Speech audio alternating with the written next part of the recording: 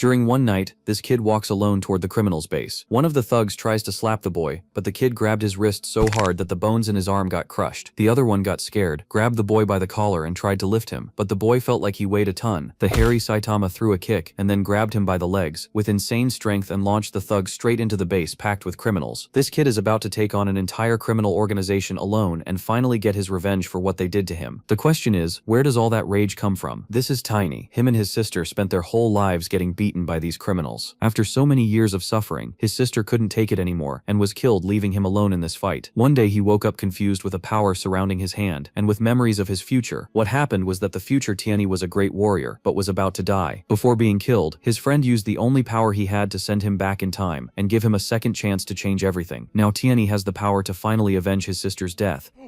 Everyone thought this kid was suicidal until he rushed one of them, grabbed him by the leg and used the guy as a racket, knocking out everyone around him. With a single attack, the boy took down over 10 criminals. The two biggest assassins watched from the sidelines what Tiani just did. The kid provokes them, calling them out for a fight with a creepy smile on his face. The two jump in trying to hit him, but he dodges so fast it left both of them totally lost. Tiani comes back, punching one and kicking the other without dropping that smile. Right here the boy activates Goku mode. Mid-air, he grabs the assassin by the collar and slams him into the ground. Before the assassin even lands, he was already there, landing a kick so hard the criminal went through the floor, completely lost about what was happening. The leader of the criminals, Wolf, is about to feel the rage of this kid, who suffered in their hands. The criminal with a haunting look transformed into a monster and tried to scare the boy. Since that didn't really work, Wolf gets furious and tries to hit him, but Tiani dodges coldly and crushes Wolf's mouth with his power, forcing him to bite his own tongue. Wolf tried a series of attacks, but nothing lands on the boy. Tiani returns the combo, landing a kick to the chin, the chest, and the face, knocking the beast down. After leaving Wolf in horrible shape, he doesn't kill him right away. First he made the enemy beg for forgiveness for his sister and made him plead to stay alive. Looking at the ground, he spots the stone Wolf was carrying. When Tiani touches the stone, a dark magic appears and a silver wolf comes out from inside, it covered in chains. In the past, this wolf was captured by an organization and trapped inside a stone, inside one of the criminals. Now he is free but full of rage. Tiani used his mana on the wolf to calm him down, and they felt a connection. A contract was formed between them, and the boy gave the spirit the name Lunar Wolf. Tiani stood there looking at Wolf on the ground, asking for information about the organization. Wolf had already mentioned an organization with people behind the scheme of turning humans into monsters, so Tiani kindly asked for more details, and that's when things got weird. Wolf barely started talking, and mid-sentence his head simply exploded. Tiani just stood there for a moment, staring at what was left. Without much else to do, he turned to the wall and spotted a strange mark. The boy took the headless guy's hand and placed it on the magic circle. A door opens, revealing a bunch of treasures inside. Among all the treasures was the ring he was looking for, the Valentia family ring. Some time ago, Chloe von Valencia, daughter of the Sword Emperor, was well known by the people for caring about others. On her stroll, she came across Tiani looking like All Might after pulling off 100 strokes, so she took off her ring and gave it to him, but the ring was stolen shortly after. Years later, he finally managed to get it back. Tiani was heading down from upstairs when he heard heavy footsteps. The armored guy kicked the thug, calling him useless. This is Ian, commander of the castle guard. Ian looked at the boy coming down the stairs and asked if it was this kid who made all that mess. Tiani just laughed, calling him corrupt for living off criminals. Ian got irritated and went after the boy, trying to hit him, but Tiani looked at the attack with a bored face and slapped it away like he was shooing a fly. That was enough to almost break the guard's arm. The kid decides to fight back with a knee strike, but barely the guard manages to block it. Tiani backs off because he realized killing him would only cause problems, so he decides to just scare him with his spirit. Ian had never seen a spirit and was almost crapping himself from fear. He simply turned around and walked away furious, saying he was going to report everything to the authorities. The people who suffered under these criminals are finally free to get on with their lives. Emma, the woman who always helped him, can't believe what's happening. He told the thugs to grab the safe and give all the gold to the women so they could escape. He finished by telling them to go to Diana City and travel in groups because of the mercenaries. Emma was confused, not understanding how Tani got so strong and knows all of this. The old Tani is gone. Now he has the power and memories of his future and a spirit as a pet. He said goodbye to her and started his adventure alone. For the first time, the red light district is closed. The guards then look back on what happened.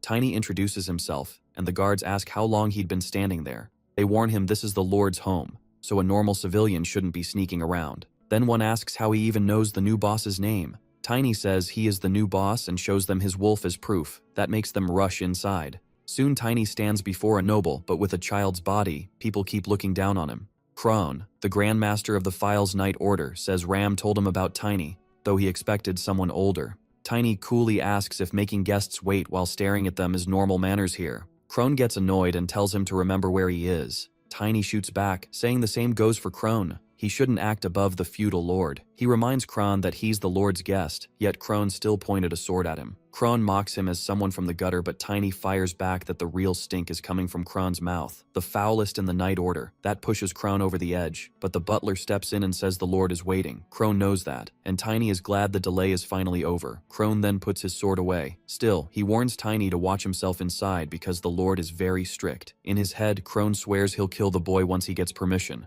Tiny is then taken in, and Kron introduces him as Tiny from the alleys. The lord tells him to enter. The moment Tiny steps in, he's shocked and wonders if that thing is really the feudal lord. Even so, he stays calm and respectfully greets the ruler of files. The lord asks where he learned such manners. Tiny says he's been practicing for this meeting. The man before him is Baron Gimenval Files. The lord says Tiny is very good at acting like a gentleman. Tiny can't get used to this and wonders if this is really the same lord he knew before. Back then, the man was hooked on drugs, so Tiny figures this may be what he looked like before that. Still, noble blood or not, the lord is a noble in both lives, and this time, the account book heading to the Duke of Valencia will bring him down. Tiny wants real revenge now, but the lord points out that Tiny wasn't nearly as polite to Kron. Tiny answers that no one treats a master and a servant the same way. He says he wants to become one of the lord's servants. Kron is stunned, but the lord takes it to mean Tiny sees Kron as a rival. The lord says that sounds ambitious. He also asks if Tiny is really human, guessing he could be a half-elf or dwarf, but Tiny says no, he's just 13, which surprises them. The lord says that part doesn't matter. What matters is that Tiny is standing before him now, but for someone asking to serve him, the lord says Tiny stole his money and asks for an explanation. Tiny says he did it for the lord's sake. The lord replies that maybe Tiny isn't as smart as he seemed if he still doesn't understand how the world works. Kron immediately offers to kill the boy if the lord wishes, but Tiny asks if the lord knows the Duke of Valencia has started cracking down on drugs and prostitution. That shocks Kron. Tiny says the lord must already know since Miss Valencia visited this land and got the information through her company. He explains that he only wanted to clean things up before it became a disaster, and he's fine if the lord checks for himself. The lord admits he heard something similar at the coming-of-age ceremony for the youngest Valencia daughter. They were planning a major move. Kron tries to dismiss it as a child's fantasy and says Valentino is packed with brothels, but the lord cuts him off and tells him not to overstep. Kron apologizes, and the lord says that if Tiny is telling the truth, then his rough methods may actually deserve praise. Tiny thanks him, but the lord says there's still one more thing to confirm. He says he knows Tiny controls a wolf spirit and asks if he stole it from the spirit wolf stone. Tiny is thrown off by the question, and then the lunar wolf appears. Its aura lets Tiny see through the lord. He notices a ring of demonic energy around the man. Tiny immediately realizes the lord is a black mage. He knows demons never give power for free. A second circle black mage must have killed or sacrificed hundreds. Tiny then remembers one of the men after his sister's body saying something similar. The brothers he fought at Wolf's house hinted at it too. That makes it clear. The lord was the one buying bodies from the invaders, and Wolf had a black mage backing him the whole time. When Tiny stays silent too long, the lord asks why he isn't answering. Tiny says he didn't understand the question, but then the lord orders Kron to attack. Tiny realizes he's in trouble. At his current strength, he can't beat both of them, so he tells the lunar wolf to strike. Seeing it, the lord says it really is the forest's master, and he refuses to accept such a spirit belonging to Tiny. Since it's come to this, the lord says they'll just need a new test subject. Tiny realizes the lord wants to use him instead of Wolf. The lord asks how strong the boy is, and Kron says Tiny is close to level 2. Meaning he's already around night level. Kron says that unless Tiny came from some famous family that trained him, there's no way he learned this alone, especially with no leaking mana and such steady circulation. Tiny says it came from a secret family inheritance. The lord then asks him to answer properly. Tiny knows they won't believe he figured it out alone, so he says distant relatives taught him before he came to Files. He calls it a breathing method he learned as a child. As he got stronger, he realized it was something special. Privately, Tiny wishes the lord luck figuring out whether that story is true. He knows the lord took in refugees from everywhere to boost the invaders' profits, so tracing his past will be nearly impossible. Tiny adds that the fact he survived long enough to stand here proves his words. The lord says he'll accept that, and Tiny thinks that was easier than expected. But then the lord says he'll be the one to judge everything. He tells Tiny to stay nearby for a few days. After Wolf's death, problems have come up, and someone will need to take the blame. Tiny figures he's talking about the group Wolf mentioned. He also realizes that if the feudal lord is this careful, then he may be an even more dangerous black mage than expected. The lord cuts off his thoughts, demands an answer, and says he wants Tiny to become his sword. Tiny agrees if it's the lord's command, acting like an honored guest. The lord confirms it, and warns him to be very careful in his presence. Tiny, meanwhile, thinks he still has one card left. It should take about 3 days for the Duke's men to confirm whether the account book is real, 3 more to gather a punitive force, and around 10 days for that army to reach Files, maybe a little over 15 total. But if the Lord's guest arrives before then, everything changes. So Tiny asks when that guest is coming. The Lord says in a week and warns him not to disappoint. That answer deeply worries Tiny. Now he knows he has only 1 week. He sees 2 choices. First, he can run. The people of Invader should already be far away, and escaping the Lord's men wouldn't be hard. But if he does, he's sure the Lord will put him on the wanted list, making everything worse. That would be especially bad when he tries to meet the Sword Emperor. Since he already received something from him, Tiny can't risk causing trouble. Still, the thought of running annoys him.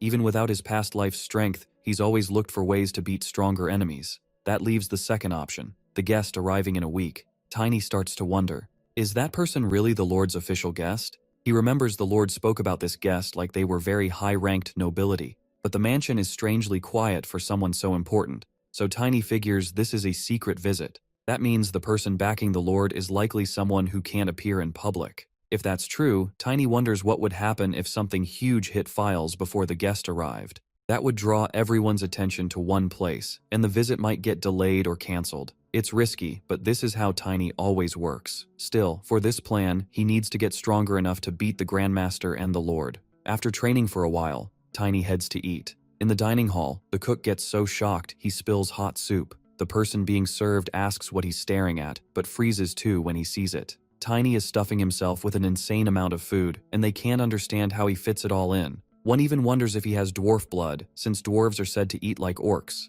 Tiny, though, feels his mana body keeps improving whenever he eats, so the more he eats, the stronger he gets. That also means he doesn't need herbs or special medicine. While he's eating like that, a knight walks up and asks if a dog taught him manners. Tiny calmly says yes. The knight gets annoyed and orders him to show respect to adults. Tiny fires back. Why respect a grown man picking a fight with a kid? That only makes the knight angrier. Tiny keeps going, asking if the man wants a laugh or a fight, and tells him to choose. That pushes the knight over the edge. He snaps and says he'll beat Tiny himself. Another knight sees him losing control and tries to calm him down, saying Tiny is just a child. But then the Grandmaster steps in and tells him to stay out of it. He makes it clear no one should interfere. Tiny already understands what's going on, so he keeps provoking the knight and says he can come at him full force. He says he thought the man wanted to see how strong he really is. The knight warns him not to regret it. Tiny just thinks the Grandmaster should stand there and watch. He also knows the Lord set this whole thing up. Everyone gathers outside the dining hall to watch, and the Grandmaster looks the most excited.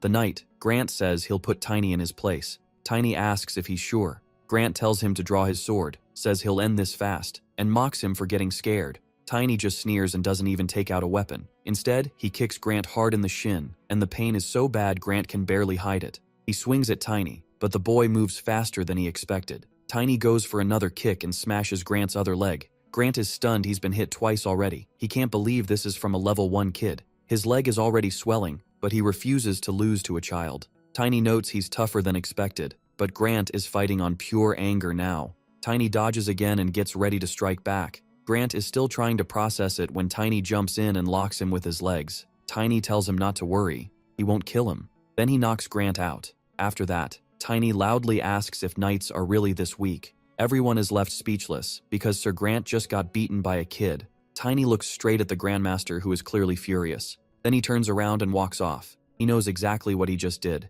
He beat a knight in public without using the lunar wolf. Very few people can pull that off, and now the Lord should think twice before trying to remove him. In Tiny's mind, his chances just went up. A moment later, he stumbles. He wonders if he pushed himself too hard, but he had no choice. He needed mana for that fight. In his past life, that would have caused real trouble, because even if his body healed fast, his mana came back slowly. This time, though, his body and mana are in sync, so that weakness is gone. Now he can train as hard as he wants, and even surpass his old self. The next day, news from the duchy proves true, and the Lord admits he misjudged Tiny. Tiny thanks him. The Lord tells him to enjoy the veal steak and everything else on the table. Tiny says it's a lot for breakfast, but the Lord asks if all his strength comes from eating so much. Tiny downplays yesterday's fight as luck, yet the Lord says he shouldn't be modest. His future is bright, and it's a shame no great master is there to teach him. The Lord adds that many legendary knights grew strong without masters. Tiny answers that what really helped them grow was serving a great lord.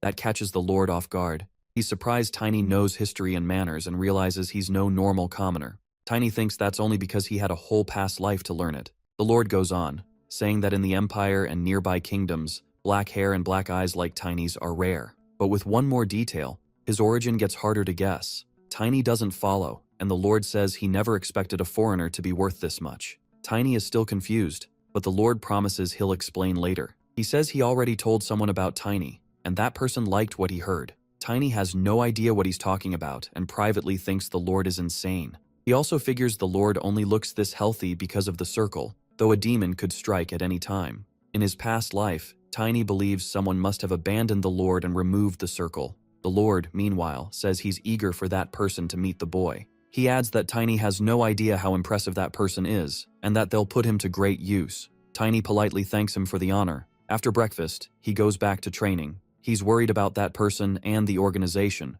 but this isn't the time to dwell on it. He has to prepare. He knows the Lord is in the second circle, and Matukakran's second stage is a little stronger, but still close. Since mage levels and mana user levels are similar, and Tiny passed that stage long ago in his past life, he figures 6 days should be enough to reach it again. 3 days later, he notices his body is still small but already very strong. His power and weight may be packed tight, but his flexibility is better, and his movement is even smoother than before. Tiny realizes he's rebuilt his base from scratch. Back then, he only wanted to be huge and powerful, so his body changed that way without him noticing, and that broke the balance between his body and mana. Now, as a child again, he understands he doesn't need a giant body to be strong. While training, he notices some guards nearby. They recognize him as the boy who beat Lord Grant and quickly decide to come back later. Tiny is glad they're leaving him alone so he can keep training. After 3 days of heavy eating and non-stop practice with the dummies, people finally lose interest. Little by little, they start avoiding him. Then the captain shows up.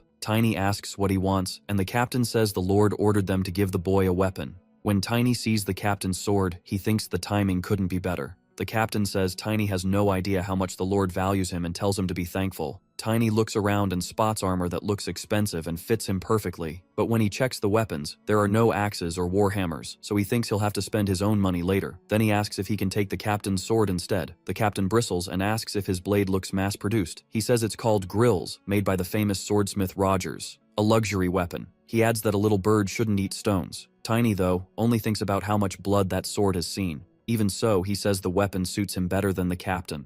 For the Lord's sake, he says, a sword like that should be used by someone with real talent. The captain barely holds back his anger and calls him insolent. He asks if Tiny wants to die, but Tiny answers by asking if he wants to test that right now. Then he lifts the sword like it's nothing and says if he loses, he can hand over his head himself. That is enough to make the captain attack with everything he has. Outside the armory, the guards hear the noise, then hear Tiny apologizing and saying he'll be more careful. A moment later, he steps out hurt, but carrying the sword he wanted. The guards start whispering, wondering if Captain Crone really beat up a kid. Tiny may be strong for his age, but this could still become a big issue. They also question the rumors that Crone hates Tiny, especially with talk that the boy might replace him someday. Even so, they agree a captain hitting a child is wrong. Still, they decide it's not their problem and move on. As Tiny walks the halls, a few maids notice his injuries and ask what happened. Tiny tells them Captain Crone said they were going to get him a weapon, so he went along. Then things turned out like this. The maids tell him to rest and call for them if he needs anything. Back in the Lord's room, he asks about the sacrifice. The servant says it's secure. The Lord then asks if more bodies showed up today. When the servant says yes, he figures Tiny is throwing the invaders into chaos. He sends the servant away and decides the boy has to be stopped. Soon, his lineage should be confirmed, and then they can move forward. There is one problem though. If Tiny really belongs to that family, then the owner of that wolf will pay a terrible price. Still, the Lord hopes that's not true because the boy is smart, polite, and clearly from a high-ranking house. On top of that, no child his age should be able to beat a knight. The Lord assumes he must have learned that family's vision, and with Tiny's black hair and black eyes, that seems like proof enough. He looks forward to meeting him, but as he lies down, an alarm spell goes off. Annoyed, he assumes some servant dared to disturb him and mutters that he'll use them as a sacrifice. He starts to get up from his bed, but then someone comes closer with a sword. Before he can defend himself, he's cut down. The Lord screams and coughs up blood, while Tiny calls it divine punishment. Even wounded, the Lord asks why. Tiny ignores him and drives the blade into his heart until he bleeds out. Then Tiny leaves the room, leaving the sword stuck in the body. At dawn, a maid finds the corpse and screams. Other servants rush in, and some realize the Lord was a black mage. One knight says the priest already confirmed he sensed demonic energy and would report it to the parish. His name is Glenn, a knight of Phileas, and he says the Empire will send an investigation team soon. Another guard wonders why the body still looks like this. They say black mages usually rot right after death, and this one has been dead for hours. The servants are horrified and wonder why the Lord chose that path. Glenn believes the Lord cast aside his noble blood and was executed once it was found out, but one thing still bothers him. When he checks the weapon, he realizes it's Captain Crone's sword. The others can't believe the captain would do it, but one points out that Tiny had a chance to meet the Lord alone, and that people had been talking about a new captain, so maybe Crone snapped after hearing that. Another guard argues no one would kill the Lord over that unless he was crazy. Still, they all wonder why the captain hasn't shown up. Glenn says he has a bad feeling and starts investigating. After questioning guards and servants, he learns that the captain beat Tiny the day before. At last, they put all the statements together, and Glenn orders them to bring in the boy. Tiny says Crone told him the Lord wanted to give him a weapon, so they went to the armory. But instead, the captain just beat him, and he never got any weapon. Glenn gets annoyed. The armory was already checked. There were signs of a struggle, but no captain. No one has seen Crone since meeting Tiny. It's like he vanished. So Glenn asks again if Tiny really never saw him after that. Glenn presses him, but Tiny says no. When Glenn asks if that doesn't seem strange, Tiny says he's worried no one is taking him seriously. He doesn't like hearing it either, but he's telling the truth.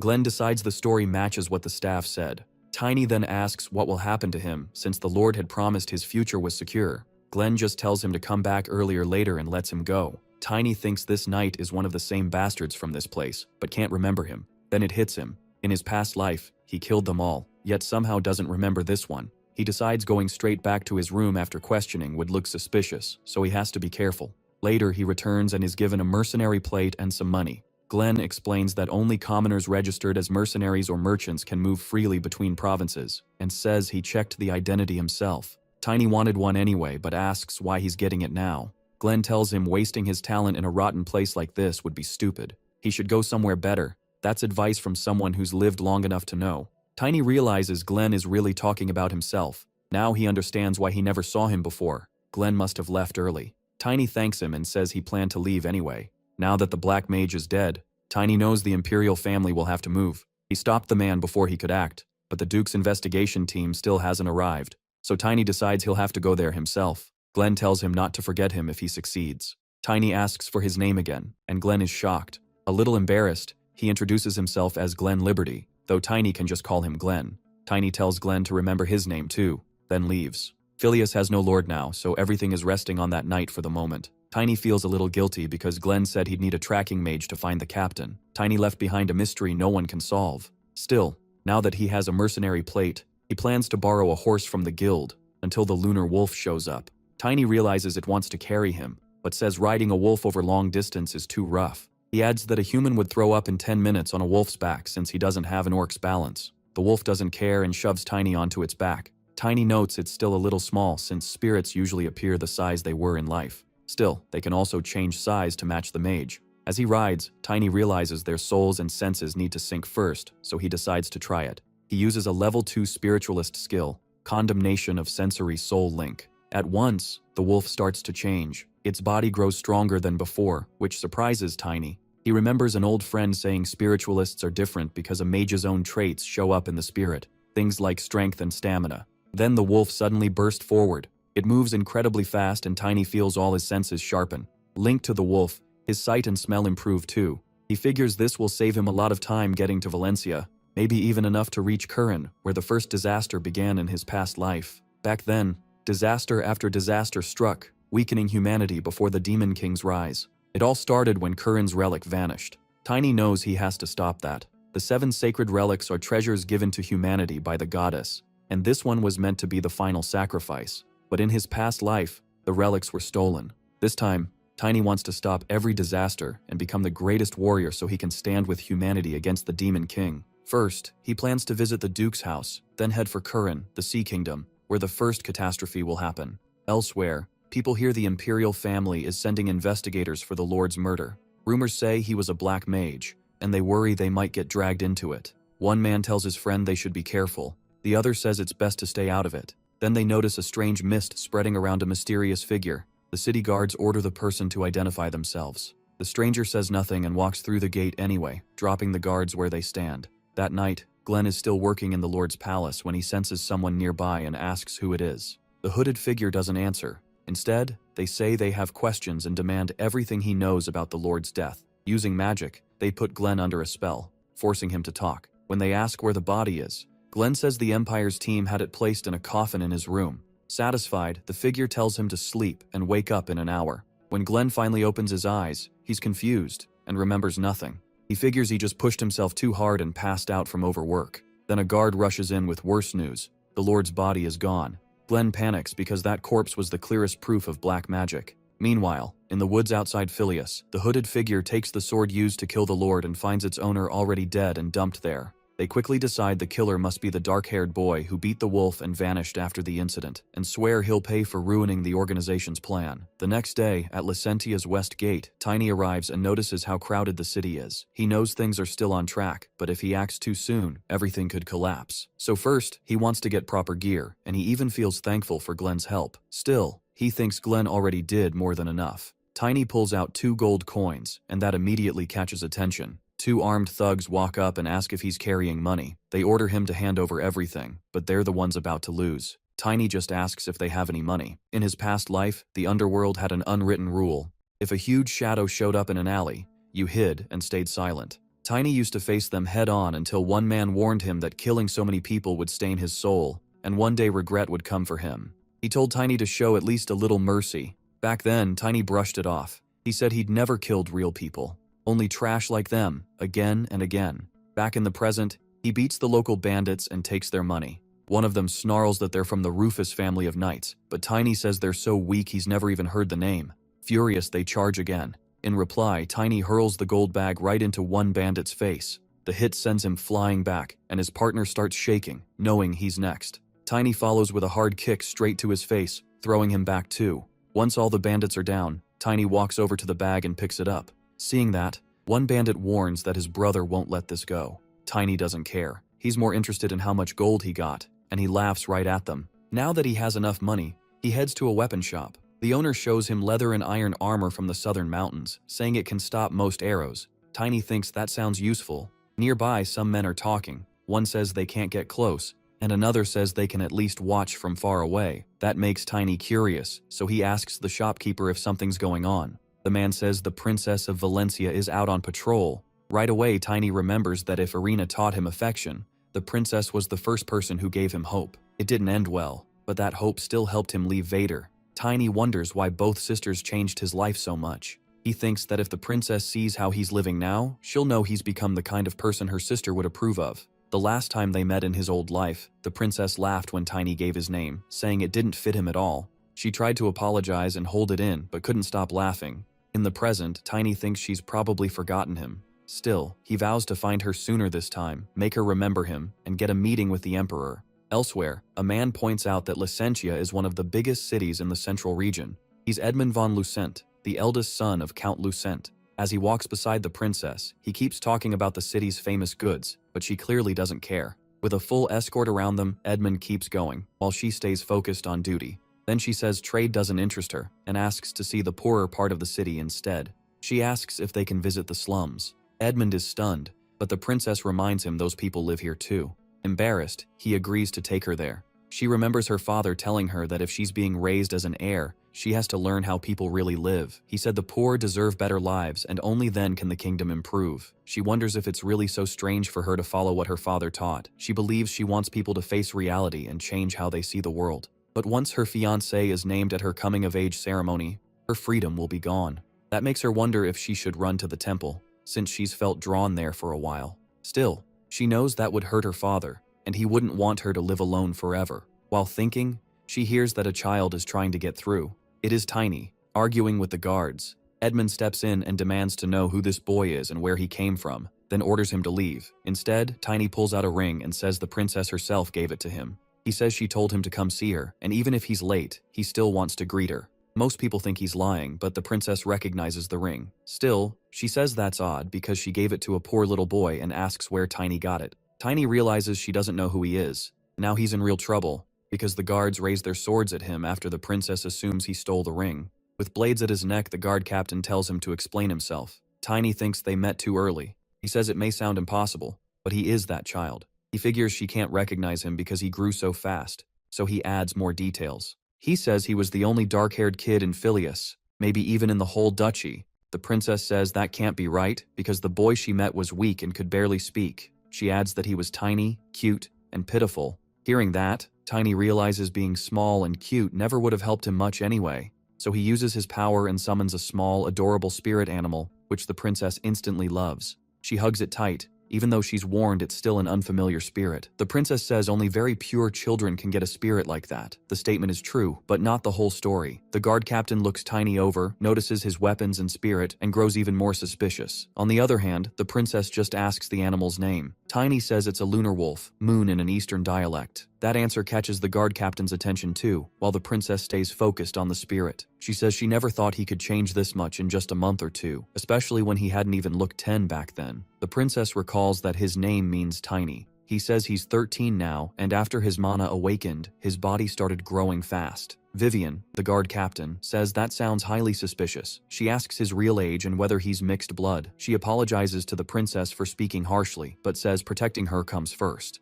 Edmund agrees it's suspicious, and suggests isolating Tiny first, then questioning him. Tiny says he doesn't expect trust, but reminds them the princess once said she'd help him when she gave him that ring. Edmund gets annoyed at being ignored, but the princess agrees that Tiny does need help. Then Tiny asks if he can meet Lord Asgard von Valencia. Already irritated, Vivian asks how a boy like him could dare ask that. Tiny calmly says a mere boy can't possibly threaten the Lord of Valencia. There are only 7 superhumans on the continent, and one is the Sword Emperor, a man who commands destruction itself. Someone like that wouldn't be harmed by a child. The princess says her father would be embarrassed by that title, and notes he was only recently named one of the continent's 7 greatest knights. Tiny realizes that title hasn't happened yet. Vivian says it fits his excellency perfectly, and she's glad his fame has spread so far. Then Tiny says he wants to tell the Duke directly about what happened in Phileas because he was involved in the incident himself. Later, the princess asks Vivian if Tiny's story was true, and Vivian says yes. The princess then asks if Vivian is hiding anything else beyond what Tiny mentioned.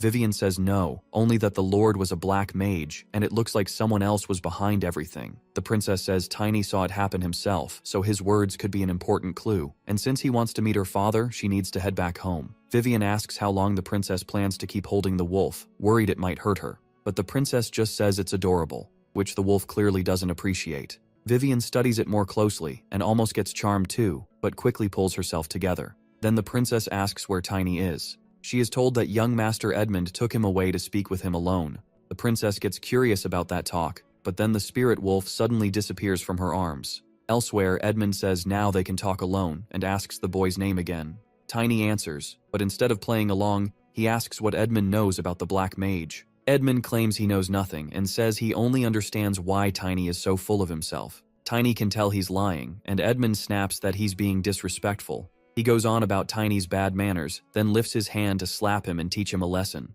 Tiny catches his wrist and stops him cold. Edmund struggles, shocked that he can't pull free. He threatens to report Tiny to the princess for being rude, and for daring to use force against a noble. Tiny mocks that twisted idea of status and says he'll deal with this his own way. Still, he wants to see what Edmund planned after calling him out here. Annoyed, Edmund tells him to follow. Meanwhile, Vivian gets on her horse after the princess orders her to find Tiny right away. At first, she thought the princess might be overreacting, since a spirit usually disappears when it's too far from its master. But she knows Edmund took Tiny toward the edge of the castle grounds, so she rides out as fast as she can, hoping she isn't too late. Edmund leads Tiny to a large mansion. Tiny doesn't care about the place at all. Once inside, a man asks Edmund why he's there. He says the deadline hasn't come yet and wonders why Edmund showed up for the product. This is the Rufus family, high in rank and rotten to the core. Tiny already hates them because he dealt with them before. Edmund says he isn't here for the product. He wants them to teach this insolent commoner a lesson. One of the Rufus men hesitates, but Edmund slaps him and demands obedience.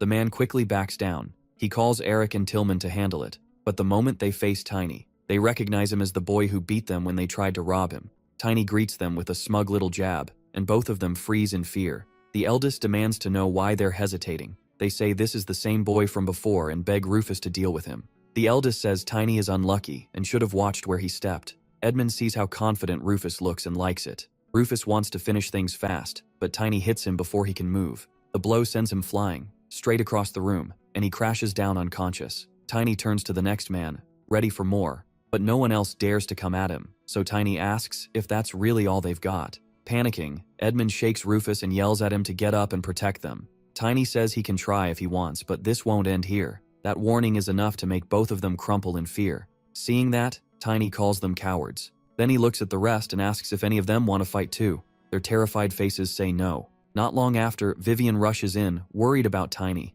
Instead, she finds the whole place already handled. Tiny beat every thug, and Edmund is sprawled on the floor in a pathetic pose. Tiny isn't in danger at all. Calmly, he asks why she's there, and Vivian says the princess sent her because she was worried. Then Tiny gives her a ledger of bribes and says these men were tied to human trafficking. With proof like that, he says Edmund won't fool anyone now. Vivian can't help wondering what kind of life this boy has lived. The next day, after all this, Edmund is thrown out of the duchy. The princess says he'd been working with trafficking groups for a long time, and it badly hurt the duke's name. Vivian apologizes, but the princess asks if she really did anything wrong. Tiny answers for her, saying she didn't. That makes the princess relax. She says she knew that already. Reward and punishment should be fair, no matter a person's rank. That's what her father always taught her. Vivian asks why the princess is staring at her like that. The princess says Vivian should have broken one of Edmund's arms before he passed out. He got off too easy. Hearing that, Tiny realizes the two are very close. The Sword Emperor's youngest daughter and a genius knight. Sometimes they act like sisters, other times like mother and daughter. Ever since Chloe's situation changed, they've stayed together, and Tiny finds it funny that someone younger than Chloe acts older than her. Then the princess asks what he thinks. Tiny says Edmund valued his noble pride more than anything, and no one will forget what he did. Vivian blurts out that he doesn't sound like a child at all, but the princess is busy playing with the lunar wolf. She says the name is too long and decides to just call him Lunar. Tiny asks if she doesn't blame or doubt him. Chloe says she's already heard of the dark-haired boy from Phileas, the one who destroyed an underground ring and saved its victims. Since he just did it again, she thinks it's amazing. Tiny is relieved she believes him, but she warns him not to do this again, and says he has to tell people before acting. 3 days later, while they're still traveling, the carriage suddenly stops. A guard reports that an elf asked them to make camp. The princess steps out with the others. The elf introduces herself as Irina, an envoy of the World Tree, and politely asks to join them for a while. The princess gladly agrees. Tiny, however, recognizes her as a fifth circle sorceress. Elves come from the far western kingdom of Elvenheim, so seeing one in the Aslan Empire is rare. Still, most people in the empire welcome them. Elves, with their elemental gifts, are known as gentle and peace-loving, which makes this fifth circle dark mage even more unsettling. The princess asks if Irina is passing through Valencia on her way to Veravist in the north. Irina says she worried that might trouble the empire since it has clashed with Weravist before, but the princess says it's no issue. Irina explains she's traveling the world to hear new stories. Chloe says she's heard of that training and asks if Irina is preparing to become one of the elite elf knights. Irina says yes, then asks if the spirit wolf in Chloe's arms belongs to her. Chloe says no, the owner is Tiny. Irina notes that very few humans have elemental power. Tiny pretends to be impressed, though inside he realizes she's someone important. He says he's amazed because it's his first time seeing an elf up close, but it's all an act. He knows he can't fight her head-on yet. Vivian and the princess buy it, even if Tiny thinks the act doesn't fit him. Still, he has to keep it up. Luckily, Irina doesn't know what the lunar wolf can really do. Only its owner knows all its powers. Tiny also wonders how she's hiding magic that strong. Then, Irina suggests giving them a little magic demonstration. Tiny didn't expect that. It reminds him of something Argon once told him. Never confuse one kind of elven power for another. He studies the group and counts 12 level 3 fighters and 1 level 4 warrior. A mage's circles and a mana user's levels are basically equal. To beat someone one rank above you, you'd need at least 5 people one rank below. So for Tiny at level 2 to beat a 5th circle mage, he'd need around 100 versions of himself. One hit from her could end him. That means a surprise attack is his only chance. His hidden trump card is the lunar wolf. Right then, the wolf jumps from Chloe's lap to Vivian's arms. Irina smiles, says he's adorable, and asks to hold him too. She asks Tiny directly, and he agrees, handing the wolf over without refusing. Then everything changes in an instant. The wolf shifts into its strongest form, and Tiny attacks at the same time. Irina clearly didn't expect it. Vivian also strikes with her sword, forcing Irina to use magic, and exposing her as a dark mage. Once Irina is revealed, the princess realizes how important Tiny's presence was. Because he can sync with the wolf, he had already warned her that Irina was a dark mage. He also told her Vivian could help. Chloe was shaken, but she kept her cool. Tiny knew this could turn into an international problem, yet he hoped she'd understand. He explained that back in Felice, if they hadn't attacked first, they would all have been in danger, and he was ready to risk his life to stop it. After telling the princess the plan, the wolf jumped into Vivian's arms. That let Tiny warn Vivian too, and the two lined up their strikes, catching the elf by surprise. But she recovered fast, jumped into the air, and raised a magic barrier. Vivian ordered all the soldiers to attack at once, and they followed right away. Tiny joined the assault too, but the elf was as strong as he feared, and his blow couldn't break her shield. One of the guards attacked next, only making her madder. Irina blasted everyone back, then demanded to know how they exposed her. Tiny said it was obvious. He could smell the rot of dark magic on her. Tiny's bold answer brought out Irina's pure hatred. Her rage made her power rise even more, which shocked Tiny. Irina set off an explosion, filling the area with magical smoke. Everyone was about to get caught in it, Tiny included, even though he was right near her. But he threw up a magic barrier just in time. Even then, the blast hit so hard it sent him flying. When he got back up, he realized this was the first time in this life he'd used that skill, and he had barely survived. At the same time, Vivian noticed the elf's barrier had weakened and told everyone to press the attack. Irina kept lashing out, screaming for everyone to stay out of her way. Tiny used that opening to jump onto the lunar wolf and rush straight at her. Still, he failed to break the shield again, but he did pull Irina's focus. While she watched him, she missed the others closing in. Even so, she dodged their strike at the last second. She snarled that one death would mean nothing now, and since it had come to this, she would kill them all. Her threats didn't scare anyone, and they attacked again right away. That only enraged Irina more. Tiny came down from above and struck. The hit landed, but only on her barrier. Still, the force slammed her into the ground. Cracks spread across the shield, and Irina clearly hated that. But Tiny told her he had plenty more. Then the elf swore she'd drag all of them down with her. She cast a wide spell that hit everyone nearby. Chloe froze when the danger rushed at her, but Vivian stepped in and kept the princess from being struck. She then told her men to endure just a little longer. Then she looked up and saw something shocking. Tiny was coming down like a falling star. He thought this was perfect. The flames were completely shut out. With his sharper sight, he could tell the iron armor was far better than in his past life. Now he had to go all out and finish her. He smashed into the elf's shield again, and the impact triggered another magic blast. The shockwave threw Vivian away, and Tiny too. Though the wolf saved him, he was still hurt, but it could have been worse. And it worked. Tiny finally shattered the elf's barrier. He climbed back onto the wolf, rushed in again, and shouted for the others to attack too. Vivian got up and moved with the plan. Furious, Irina demanded how they dared, called them filthy humans, and blasted them back with magic. Vivian could tell the elf still had a lot of power left, but Tiny kept coming anyway. He pushed forward without slowing down, and once he was close enough, he struck again. Vivian told the guards they had to end this fast. Seeing the fight turn against her, the elf pulled back and Tiny thought she was running. He immediately yelled for everyone to stop her, but Irina wasn't retreating. She climbed higher to unleash her strongest attack yet. Tiny realized she was the last follower of the demon, but even so, burning up her own body for more power seemed insane. Even so, Irina used a fiery offering to burn everything below. Black flames swallowed the area and struck several royal guards. Tiny escaped with the wolf, but he could see the fighters were at their limit. They needed greater power to end this. So he said they had bought enough time, and now it was Chloe's turn. The princess began to release her power. Shine, a divine force drawn through penance and blessing. Those who become priests through penance, baptism, and training in holy power can gain strength against demons, but sometimes people are born with it, like a saint or a warrior sent by God in hard times, or the rare kind called a cleric, someone outside the priesthood. Chloe was one of them, and when she used that power against black magic, even her guards were stunned. Tiny knew she had hidden this gift because she feared being taken away by the priests. She was the strongest cleric he had ever seen. He had thought Chloe was still weak, but this was more than enough. Even Irina didn't see this coming. She had no defense ready for it, and Chloe's light magic soon blew her apart. The princess had poured everything she had into that strike. On the ground, Irina could only stare in disbelief. What offended her most was needing help from people she saw as beneath her. Tired of hearing her, Tiny smacked her on the head and said everyone was still shaken, so he'd finish it. Chloe stopped him. Irina couldn't die yet. Tiny asked why. Chloe said they had to question her. Even as a cleric, she hadn't sensed the elf's dark magic, and she needed to know why. She wanted to heal Irina first, and Tiny told her to go ahead if she wanted to test it. Looking at the elf's body, he thought it was a fitting end for a black mage. Meanwhile, the guards were amazed that the princess was a cleric. Chloe said her secret was out now, and it felt like she had lost a lot. Then she asked if Tiny already knew, since he was the only one not surprised. He said yes, and Chloe asked how, since even her family kept it secret.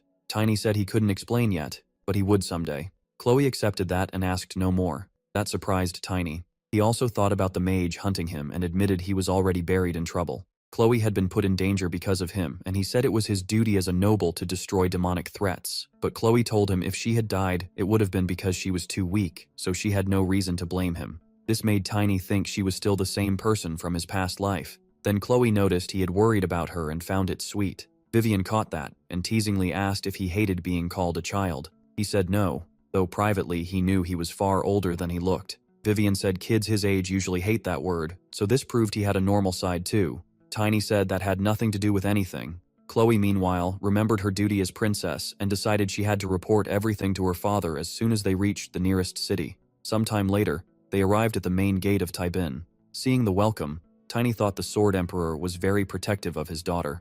Maybe too protective. Chloe seemed to think the same and blushed in embarrassment. The people nearby were stunned too, as a whole fleet of blue-winged knights arrived to greet the princess. Tiny thought the Valencia elite was a bit excessive. Every one of those knights was at least a specialist, and they were part of the Empire's strongest force. Then Garen Clemen, vice captain of the Blue-Winged Knights and leader of 103 men, stepped forward and greeted the princess. The princess praised the knights for their work and told them to rise.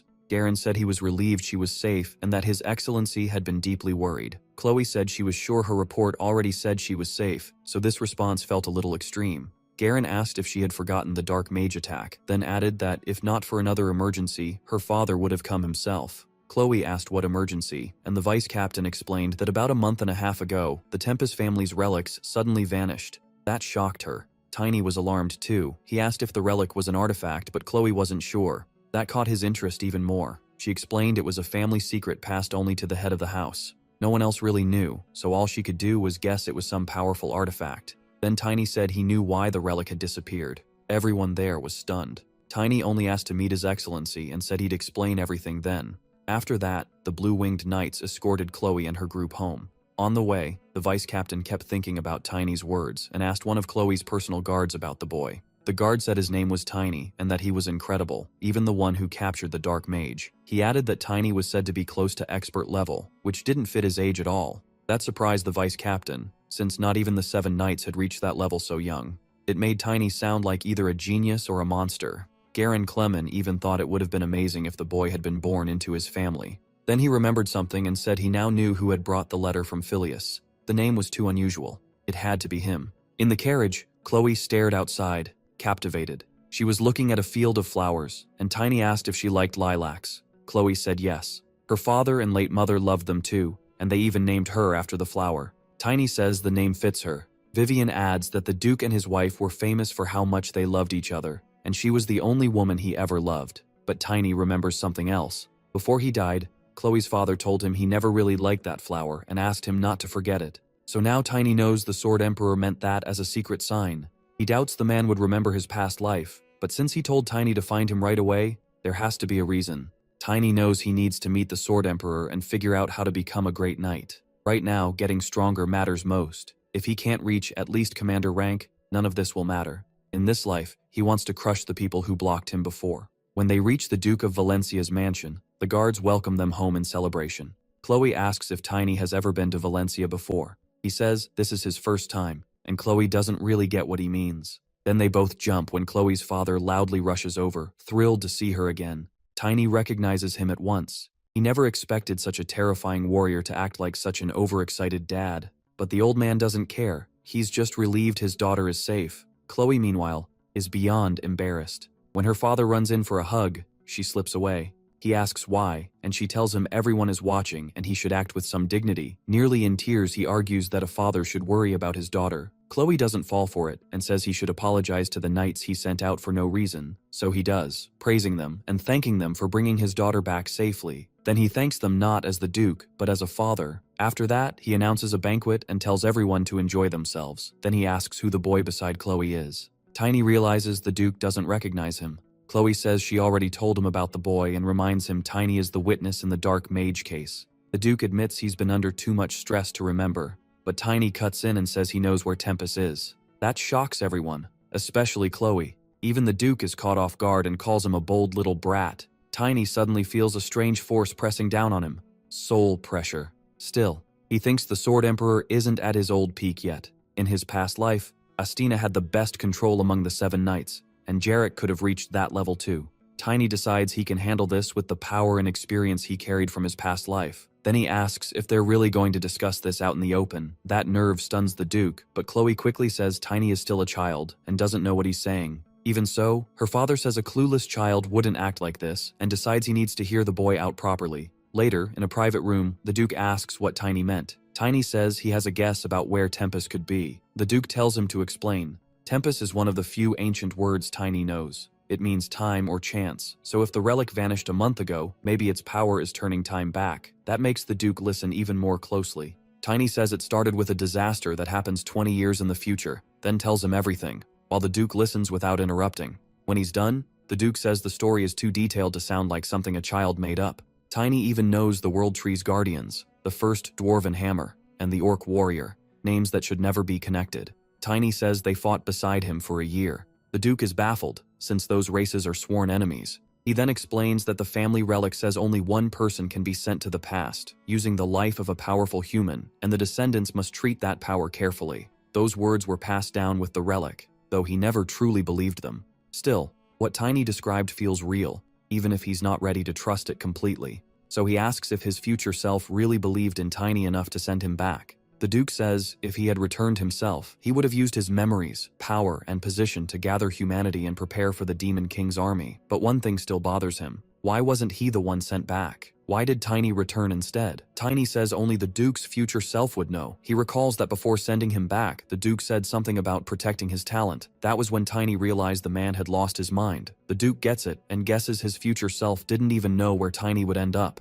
Tiny is shocked that he was sent back by someone who couldn't control the destination. The Duke says he never used the relic before, so he wouldn't know. All he can pass on are the words, "Return to where your soul suffered most." Looking at Tiny now, he thinks the boy came back to the moment he found his resolve, which means his future self likely expected this too. Now Tiny finally understands why he returned to the day his sister died. Then the Duke asks if he thinks his future self made a mistake. Tiny says no. He doesn't blame the Sword Emperor, and he's just grateful he got to see his sister again. The Duke says there's one last thing to confirm. If his future self told Tiny to find him, there should be proof. Tiny remembers the message. Chloe's baptismal name is Lilac, because it was her mother's favorite flower, but the Duke says everyone knows that. Then Tiny reveals the hidden part, that the Duke actually dislikes lilacs. That's the real proof. The Duke bursts out laughing. He says that sounds exactly like him, using something he'd never admit to anyone as the sign. Now he knows the story is true, and he doesn't know whether to laugh or cry.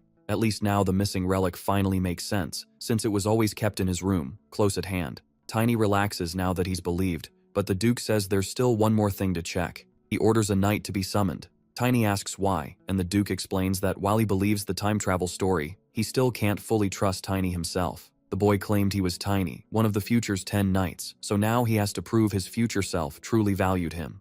Later, outside the mansion, Tiny thinks this is unfair. The future Duke told him to come, and the present one answers by testing him. So Tiny decides to poke at him, and asks if he has ever wanted to know his own future. The Duke says of course he has. Tiny asks if he wants to hear about the duchy's future, but the Duke says no. He doesn't want knowledge that only brings fear of disaster. He tells Tiny never to speak carelessly about it, to him or anyone else. People grow through mistakes and failure. He says he's raised his children to face hardship without breaking, and he won't let Tiny steal their chance to grow.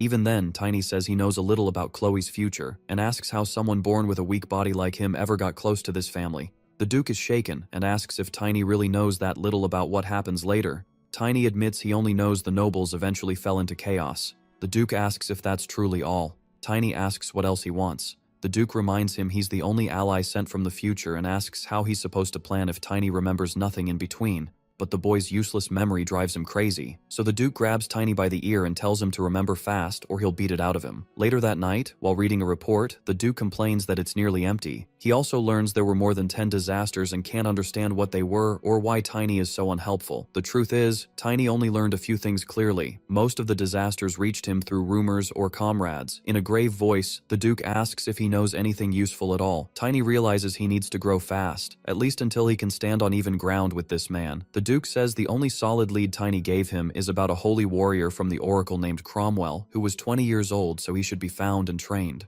But Tiny points out one problem. Cromwell was 20 in the future. Right now, he hasn't even been born. The Duke nearly loses it, asking why Tiny keeps doing this to him, and whether this is his future self's fault, or if he should just kill the boy for being no help at all. Then a servant arrives and reports that Royd has been summoned, but the Duke changes the order. Bring Drexler instead, and tell him someone needs punishment. Soon, Drexler Enon appears. He is the vice captain of the Blue-Winged Knights, a level 5 superior. He's thrilled to be called by the Duke, who greets him and says he wants the boy tested to see if he deserves his trust. Drexler is caught off guard. He didn't expect to fight a kid and starts wondering why the Duke called a vice captain for something this small, or if he got demoted. He even pictures the mansion falling apart without him as vice captain.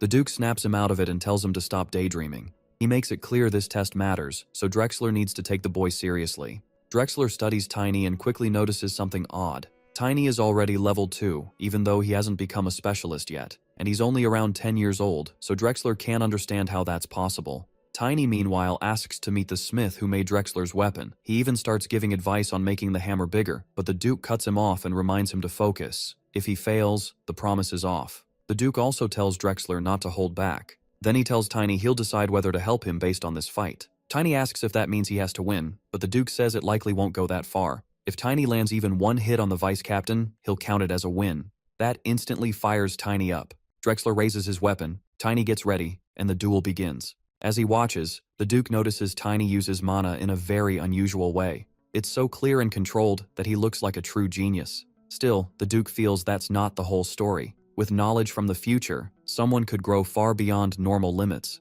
Even so, Tiny is the one who came back, so the Duke believes there must be another reason he mattered so much in the future. Then he orders them to fight seriously. Tiny calls out his spirit wolf and warns that if Drexler won't come first, he will. He jumps onto the wolf, then charges straight in. Drexler is impressed that the kid has a spirit, but says it changes nothing. He attacks without fear, yet Tiny slips past the strike, which Drexler clearly didn't expect. Tiny uses that opening and swings at him. He lands a hit on Drexler's armor, but it doesn't leave even a mark, making Tiny wonder if Drexler is built for both offense and defense. Drexler says he's enjoying this and decides to go easy so the kid doesn't die. He swings his hammer, but it smashes into the ground. Tiny narrows his focus and decides to win with speed. Drexler doesn't just wait around. He thinks the boy is gutsy, and with a heavy strike, he brings down the pillars Tiny was using to move above him. Tiny then realizes that's not all. Drexler had already moved in and barely missed him, while Tiny escaped with a last-second jump. He's shocked to see Drexler swing a hammer bigger than a sword with one hand, as if shields were meant to be paired with it.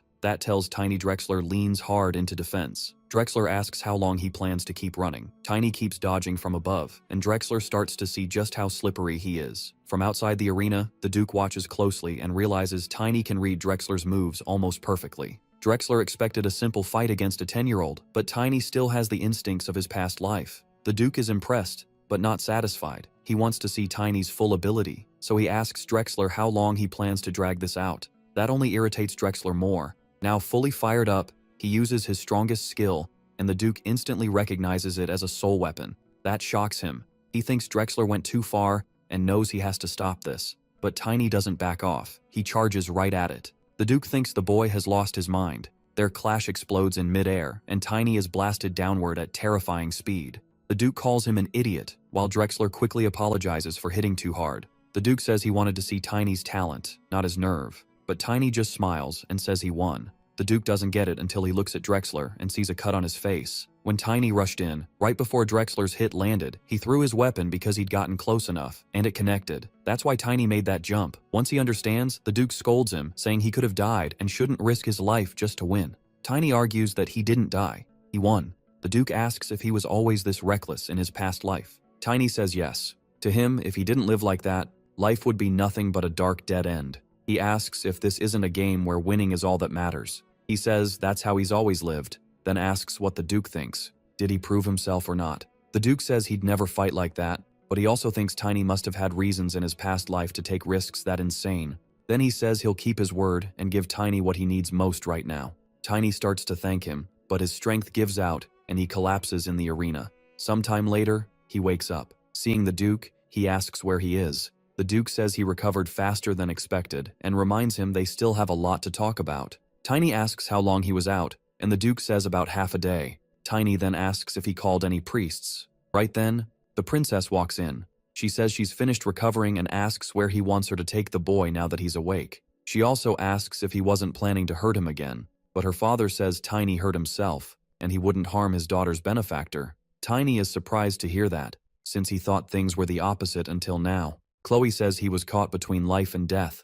Tiny just smiles and admits the Duke was right. He got too greedy. He apologizes for causing trouble. Chloe tells him he should act more like a kid. Then the Duke leans in close and says even as a child, Tiny seems to know beauty when he sees it. He warns him not to touch his daughter. Tiny brushes it off, saying he's only embarrassed to be called her benefactor. He explains none of this happened before, and becoming her benefactor right after catching a dark mage wasn't something he expected. The Duke realizes this means it didn't happen in Tiny's past life. Chloe asks what they're talking about, but her father dodges the question, saying he'd tell her if it mattered. He tells her to focus on her coming-of-age ceremony since the preparations are nearly done and she's sure to enjoy it. Still upset, Chloe walks off looking sad. Tiny notices, but lets her go. Once they're alone, the Duke gives him one important warning. His return to this time must stay secret between them. Tiny says he never planned to tell anyone. The Duke says no one else can hear about it, especially not the priests, because the flow of space and time is part of destiny set by the Creator. Not even the goddess can touch that power. For a human to defy it is close to blasphemy. That's why Tiny's family kept Tempest hidden. Tiny asks if the goddess and the Creator aren't the same. The Duke says he wouldn't know because that truth was erased from temple scripture. But the oldest families still passed down what the real scripture said. For now, the Duke wants things left alone. He adds that the 10 knights Tiny mentioned are probably the only others who know this. Tiny agrees and says he has no plan to leave those 10 alone. He says he'll become even stronger this time, and he already knows the future's strategies. The Duke likes that, and asks what powers Tiny used before. But before answering, Tiny asks if the Duke is going to turn him in. That catches the Duke off guard. Tiny says he should remember what he promised to give him, then calls him old and senile. The Duke gets furious and smacks him on the head. Tiny asks what that was for. The Duke brings him back to the arena, saying it's time to start teaching him. Tiny asks if he knows Tiny's real age, and the Duke says that only makes things worse. Still, he promised to give Tiny what he wants, and he also wants to tell him about visions tied to the Duke of Valencia. Then he asks if Tiny has ever heard of a force called gravity. After a while, Tiny starts getting sleepy and nods off during the lesson. The Duke wakes him with another smack, saying they haven't even really started. Tiny tells him to quit hitting him. The Duke tells him to pay attention and explains that his family's vision has 4 core parts. Mana techniques, a sword style that mixes attack and defense, a 3-step method for gaining attributes, and a 7-stage method for aura traits. Tiny then asks if it even makes sense for a Valencia to be this overpowered. The Duke proudly agrees. Since Tiny said he uses an offensive weapon, the Duke says he doesn't need sword training for attack. Tiny insists his great hammer beats any sword, but what he really wants is the absurd defense he saw the Emperor use. He calls that the perfect thing to learn. The Duke explains that within Valencia's vision, the real difference lies in how aura traits are gained.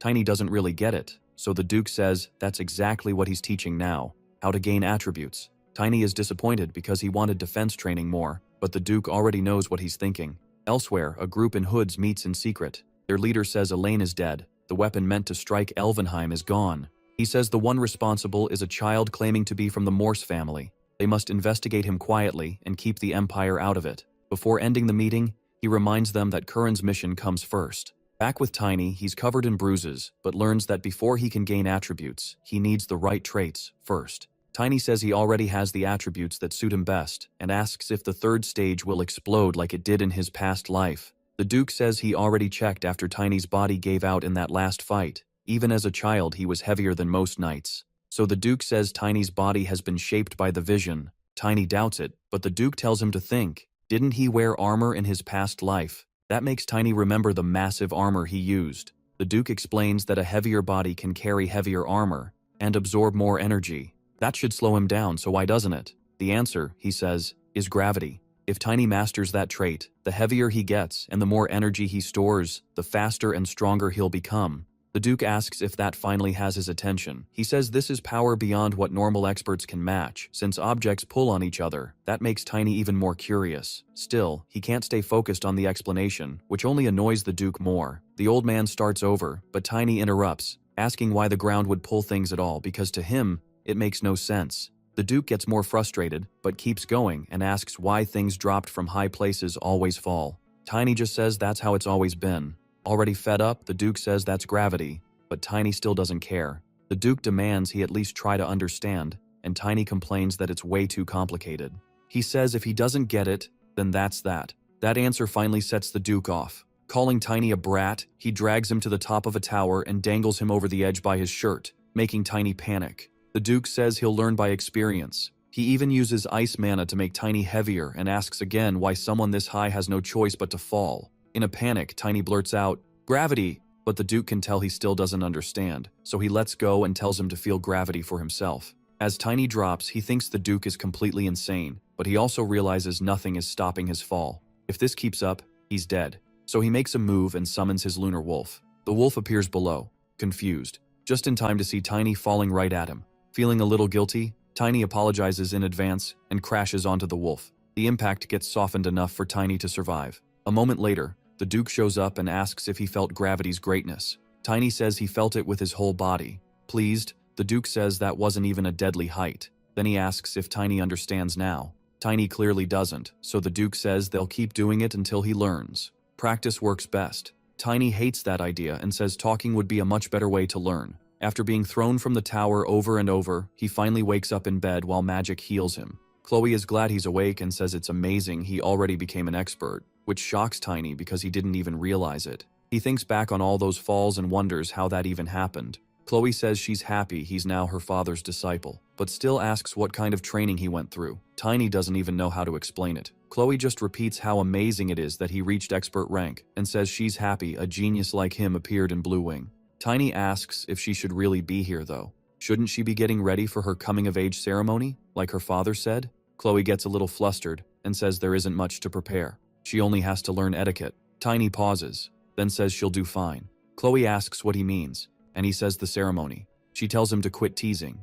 She says she'll obviously do well. That day is all about her. Then she asks if she really looks nervous. Tiny says anyone close to her can tell. Chloe says it's okay because Tiny is family now. That catches him off guard, but she explains he's her father's disciple, so they're family, and he can call her sister if he wants. Tiny definitely didn't see that coming. Chloe asks what kind of reaction that is, saying it's a huge honor since she's the Duke's daughter. Then, since they're family, she asks him to keep a secret. Tiny says sure, and Chloe tells him Lord Drexler has been looking for him, something Tiny had no idea about. After that, he heads back to the arena. This time, plenty of people are watching. Drexler says he heard Tiny became a specialist. Tiny says that's true, but asks why he was called here. With all the eyes on him, this clearly isn't casual. Drexler tells him not to worry and asks what he thinks about a rematch. When Tiny notices Drexler has no weapon, he wonders if it's because of what happened last time. Drexler says knights aren't supposed to lose their temper against kids. Then he says they're fighting to help Tiny adjust to his new level. Tiny says in that case, he gladly accepts and attacks right away, slamming Drexler's shield. Even through the shield, Drexler feels the hit and wonders if this is really the same boy from a week ago. Tiny moves in to attack again, then suddenly creates some space and charges back in. Unlike Drexler, he's armed this time. With energy flowing through his weapon, Tiny swings. Drexler answers with a charged punch, knowing even a light hit could do real damage. Their attacks collide, explode, and blast both of them apart. Drexler wonders why Tiny's blows feel so much heavier, but quickly regains control and endures a string of follow-up attacks. As he watches, he notices Tiny is even faster than before. Tiny keeps pressing with his club, pouring energy into every strike. Even the spectators can tell how heavy it is, and somehow Tiny still swings it with incredible speed. Drexler finally gives up fighting barehanded and tells Tiny not to hold back. Tiny says that's exactly what he'll do. Drexler rushes in, but Tiny already knows how those attacks work from taking them himself. His weapon feels light while moving, but turns crushingly heavy the moment it lands. Drexler feels that pressure and knocks Tiny back. Tiny realizes that after changing the feel of mana in his body, all that's left is using it properly in battle. Drexler sees what's coming next, but Tiny unleashes his first combat method, Lightning Hammer. When it slams into Drexler's shield, a huge blast erupts. Watching from outside, some start wondering if this is what specialist-level power looks like. After that, Drexler says the match is over. Tiny thanks him for the help, and Drexler says he was still holding back. Tiny answers that he wasn't fighting seriously either. That shocks the vice captain, and when Tiny reminds him he's an elementalist and summons his wolf, Drexler realizes he never even used it. Drexler then says Tiny passed the test and welcomes him into Blue Wing, but Tiny says he doesn't want to join the Knights and asks if the Duke never explained things. Drexler wasn't expecting that and is stunned that Tiny doesn't want to become a Knight. Later, in the Duke's office, the Duke admits he forgot to tell Blue Wing. He says it's better if Tiny doesn't belong to any family. Even so, he praises Tiny for doing better than expected though. Tiny, knowing what that training cost him, isn't happy about it. The Duke says they're almost ready for the first catastrophe, and Tiny asks what's still missing. The Duke says Tiny still needs a Warhammer artifact. It's a weapon filled with almost permanent magic power, and even a basic one would cost at least a knight's salary for years. Tiny asks if making one will take too long. The Duke says one has already been worked on for months. It was kept secret because it was supposed to be a reward for Drexler's loyalty. After that, Tiny goes to Valencia's top forge, Rendel's hammer, and asks for a modification. But Rendel, the dwarf smith, thinks it's ridiculous for a child to ask that. He says he'd rather cancel the deal and pay the penalty than let his work be treated like a toy. Tiny knows dwarf craftsmen care more about giving a weapon to the right owner than making money, so he needs to prove himself. He asks if Rendel thinks he's better than an average knight. The dwarf studies him closely and realizes Tiny is an expert, even though he's absurdly young. Rendel then asks if this is some kind of joke, but Rendel has a rare dwarven gift in his right eye. He can sense truth and lies through a person's emotions. After confirming Tiny is sincere, he agrees to the request and tells him to wait. When he comes back with the hammer, Tiny asks if it's finished. Rendel says not yet. It still needs impact boost, self-repair, and protection magic. Tiny asks if it can also get attack magic. Rendel thought he only wanted defense, but Tiny says no. A warhammer is already uncommon, so it'd be dumb to pass up a third circle spell. Rendel admits there is one more hammer. He says it's made from compressed black steel and covered in weight-boosting runes, but it became too heavy, so he gave up on it. Tiny loves the idea and asks what else it can do. As Rendel explains the specs, Tiny gets more excited and keeps pushing to see it, so the dwarf finally brings him over. The moment Tiny sees the hammer, his eyes shine. Rendel quickly warns him, it weighs over 100 kilos. Before he can finish, Tiny is already holding it. Even though it's heavy, Tiny can swing it. He even slams it into the floor, shocking Rendel. It nearly wrecks the place. At that point, the dwarf can tell the boy is completely hooked. Tiny says it's a little small, but it reminds him of Nocturne, the weapon he used in his past life. Then he asks if Rendel can also adjust the dagger so he can keep using it as he grows. Rendel says of course. Tiny tells him to bill the Duke double, then asks the hammer's name. Rendel answers, Stamp. When the Duke sees the hammer, he's stunned that a weapon like this even exists.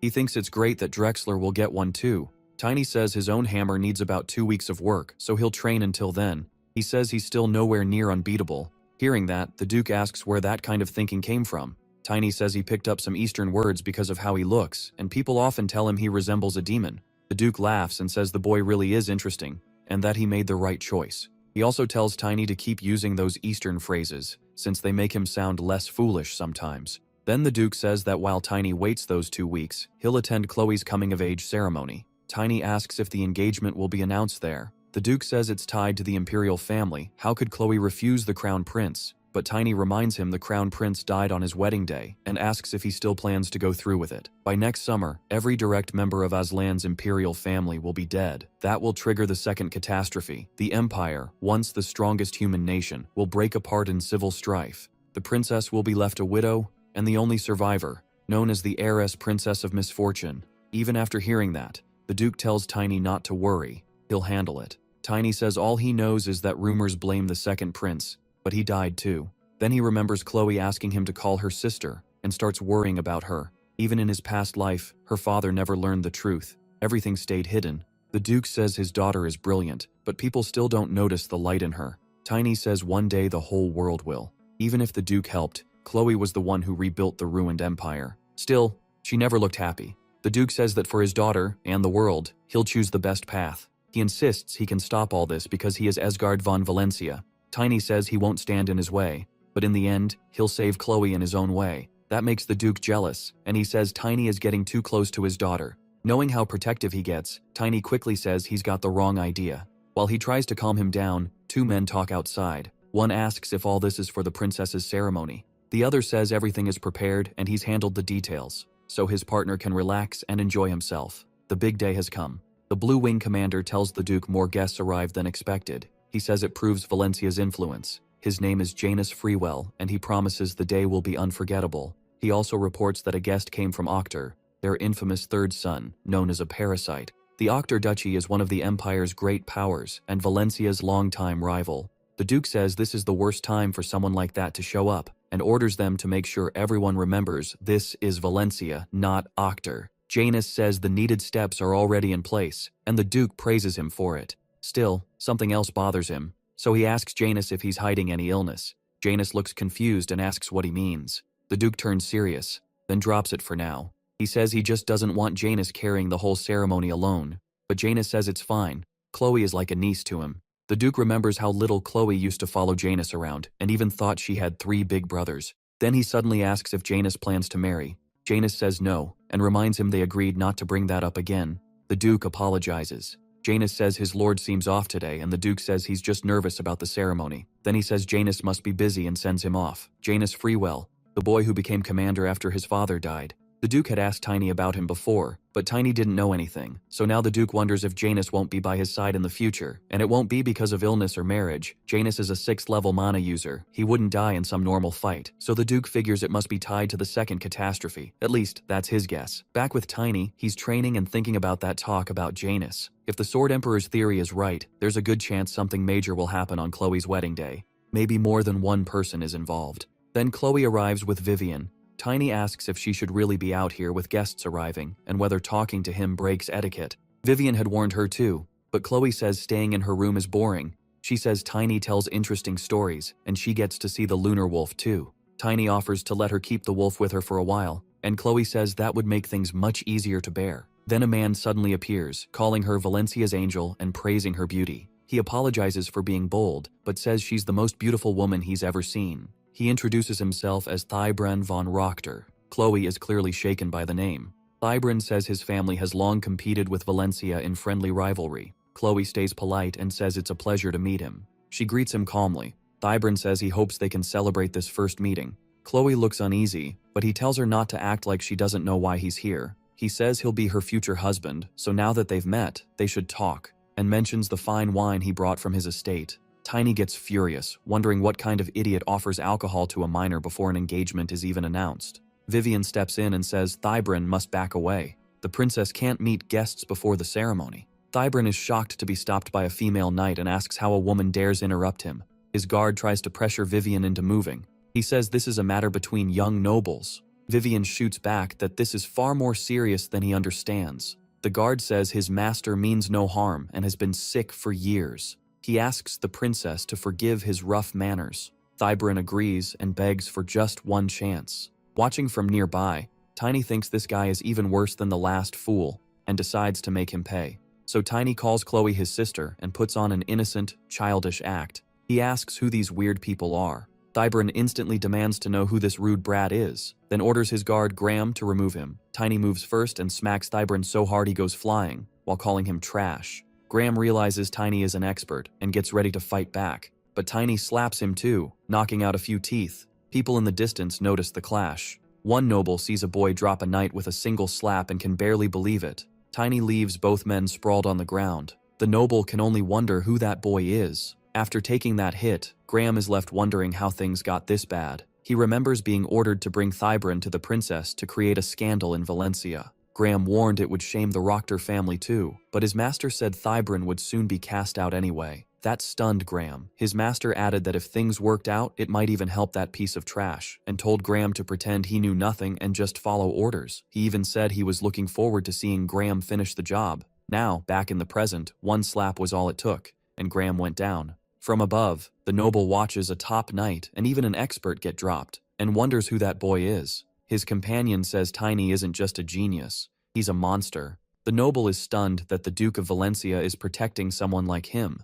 He says he wants to meet the boy someday. Then he asks if Duke Alon von Rochter is really doing all this to get closer to the imperial family. His companion says Rochter clearly wants back in their good graces and is likely trying to break ties between the two families. The noble quickly understands. Rochter is trying to stain Valencia's name. He points out it's been years since the Duke of Valencia became an Auror, and his companion says Alon just doesn't want to fall behind.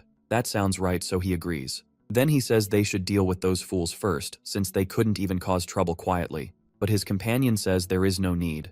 Valencia's children care a lot about their youngest, and they're already on the way back. Later, the Duke tells Tiny that Thybren has already been kicked out of the Rochter family, so Tiny won't need an excuse for hitting a noble. Tiny says that's a relief, but the Duke disagrees. He calls it a mess and tells Tiny to control himself. Does he want to end up in prison before the Demon King's army even arrives? Tiny tries to defend himself, saying the two acted horribly, but the Duke says he knows. In fact, he'd love to beat Thebron himself. Furious, he asks how that idiot dared enter Valencia and go after his daughter. He says Thebron got what he deserved. And Tiny wonders if this is really the same man who just told him to stay calm. Then he notices two men rushing over outside.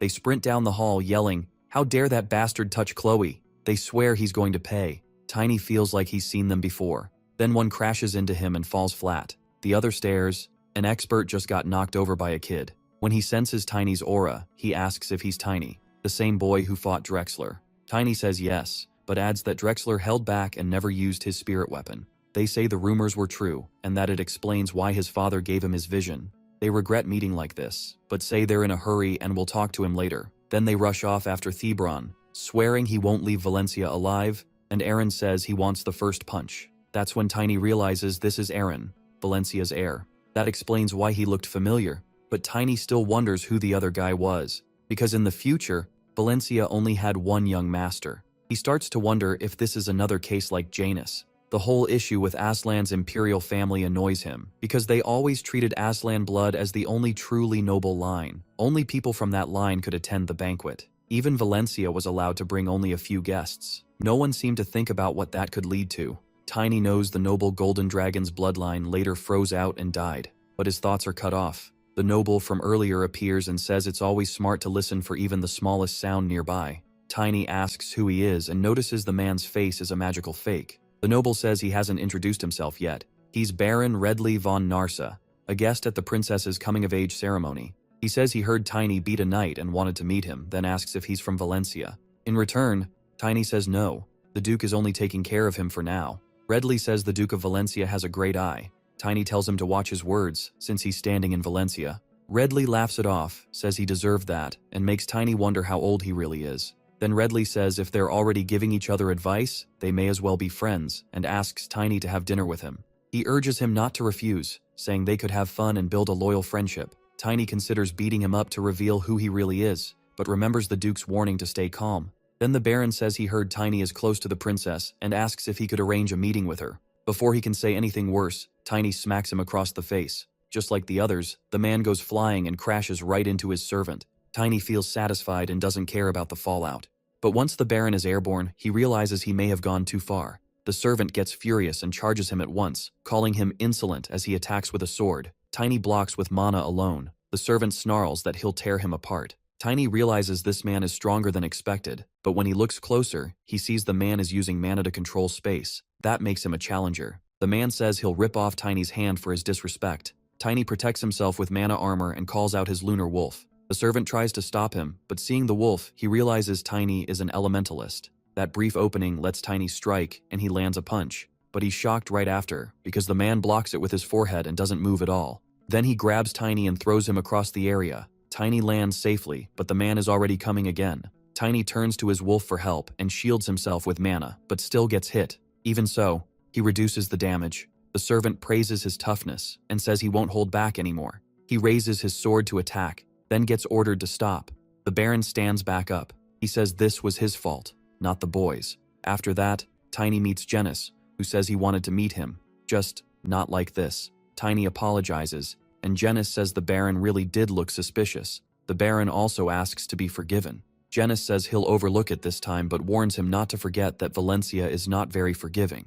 He also tells Tiny the man using the magic disguise had permission, which leaves Tiny feeling pressured. Janus says he expects a lot from Tiny and believes he could become someone impressive if he learns to be more careful. Then Janus says he's busy, but Tiny stops him to ask one thing. He asks about the Baron, and Janus says it's still confidential. Tiny asks if he's tied to the Imperial family. That makes Janus look like he may have said too much. Tiny decides that fits, since Challenger-class knights are rare. Janus warns him never to repeat it, while Tiny figures the Baron must be some kind of Imperial inspector, especially with Chloe's arranged marriage coming up. After all, Chloe's coming-of-age ceremony is finally here, and they'll probably announce her engagement to the Crown Prince. A week after the ceremony, Janus thinks about Chloe not as a princess, but as his little sister. He vows to make this the most beautiful day of her life. But Tiny quickly starts getting on his nerves, because he's too busy enjoying the food to pay attention to anything else. Tiny even tries talking to Janus, but Janus stays focused on his work. He tells Tiny to slow down. There's plenty to eat.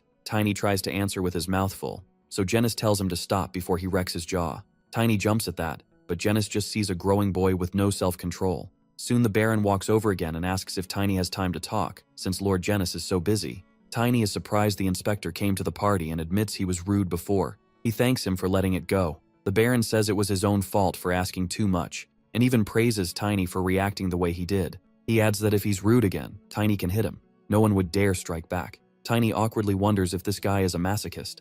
Then the Master of Ceremonies announces the star of the event, Princess Chloe von Valencia. She enters with her family, her father beside her, and her siblings close behind. Her smile brightens the whole room. The Baron is completely taken in, murmuring that she's beautiful. Tiny doesn't like hearing that at all. As Chloe walks forward, the guests call her the Angel of Valencia. Her beauty draws everyone in, but Chloe herself looks uneasy. She wonders if everything will change after today. From the crowd, Tiny watches her with concern, remembering that she once said she sees him as a brother. So he summons his lunar wolf, hoping to give her one happy moment before her new life begins. The wolf goes to Chloe and lifts her mood. The Duke and the others are startled, but Chloe simply enjoys it and gently keeps the wolf calm in her lap. Her father relaxes when he sees it's no threat. Then suddenly the wolf starts to change. Its small body shifts into its full, adult form. Even then, it stays by Chloe's side. Seeing a spirit beside the princess, some guests think she looks like a goddess. Even the Baron is impressed by the wolf's true form and thanks Tiny for the perfect distraction. Tiny has no idea why this man is thanking him and finds him even stranger now. Back at the ceremony, the Duke thanks Chloe again for growing up healthy. He says that if her mother were here today, she would be proud and happy. His words move many of the guests. Still, not everyone knows his story, and one guest looks confused. Even so, the ceremony goes on. The Duke places a necklace on Chloe, and the guests are left in awe. The Master of Ceremonies announces the main event. The princess's fiancé will now be revealed. The Duke then declares that his daughter's fiancé is, and points toward the hall, but there's no one actually standing there. Instead, a magic projection appears to show the fiancé to everyone. He introduces himself as Bradley Van Ozeren and says he's honored to be chosen as the Angel of Valencia's partner, but he apologizes for not being able to attend in person. Vivian, who is there, is shocked because this young man is the crown prince. Tiny, meanwhile, remembers that in his past life, Bradley died for nothing. Then the Baron says it's time for him to go, but Tiny grabs him and asks where he thinks he's going. He says it's too early to leave. The Baron tells him he understands his worry for the princess, but says Tiny doesn't need to worry about him. Then he tells Tiny to read the name Narsa backward. Tiny instantly realizes it's Azran. Bradley then reveals who he really is and says goodbye to the boy. Now Tiny finally understands who the Baron was all along. Worse, he realizes he once punched the heir to the throne. So naturally, he thinks he's completely doomed and even jokes that maybe he should just let the prince die at next year's wedding. Janice walks over and asks what Tiny is thinking. Tiny brushes it off, saying he's just hot, but Janice calms him down. He says His Highness already forgave him, and even if he didn't, Tiny will still be safe as long as he stays in Valencia. The Crown Prince chose this engagement himself to oppose His Majesty, the Emperor, who wanted the Rochter family instead. Tiny realizes the prince is backing Valencia. Then Janice shares one more message from his master. Everything is prepared, and Tiny should meet the Duke after the ceremony. So after it ends, Tiny heads to the Duke's office. The old man thanks him, saying the spirit wolf helped Chloe relax. Tiny says it was nothing, and asks if everything is set. The Duke says yes, though it's still hard to believe. Humanitas, Curran's sacred relic, has vanished, and Orthos was destroyed in the great demon Kraken's attack. He asks how it could have been Kraken of all demons. Tiny says he needs to find out. The Duke tells him their deal is done and says he can pick up his weapon from the blacksmith. The next day, the blacksmith explains he increased the weight and impact, added self-repair, and tuned the mana flow for Tiny. Then he admits those specs are pretty strange and asks what Tiny plans to use it for. Tiny just takes the hammer and asks to test it. The dwarf tells him to hit something with it, and Tiny gets excited. He says the weight feels just right. The story then jumps to a fight where he drops an enemy with one blow. Tiny says the hammer came out even better than expected and thinks he should thank Master Rendell for the great work. After that, the lunar wolf senses something and dashes into the forest. Tiny asks if it wants a moonlit race. He notes the wolf is in top shape. That works perfectly for him. They can reach Anaxin port in a week. Far away, one cultist reports that the Morse boy has left the duchy on a superior spirit beast and is moving 4 times faster than expected. Another asks his route. When they hear the nearest port is in Anaxin, they're stunned. Their leader, annoyed, says he'll handle this himself and orders them to call the trainer. On the road, Tiny runs into an ambush and asks who these idiots are. The men take offense immediately and ask if the boy still doesn't understand his situation. They know he's expert level, but say he's only an elementalist facing 5 of their best men. According to them, the kid needs a hard lesson and the Black Knights are going to teach it. Right then, an archer fires at Tiny. Tiny just laughs at them. He knocks the arrow aside with one hand, leaving them stunned. They thought that was impossible, but one of them yells not to panic, calling it a cheap trick and reminding them they still outnumber him. Tiny says a beating is the best cure for stupidity, and with his hammer he smashes one of them. The rest are horrified and wonder if this is what an expert can really do.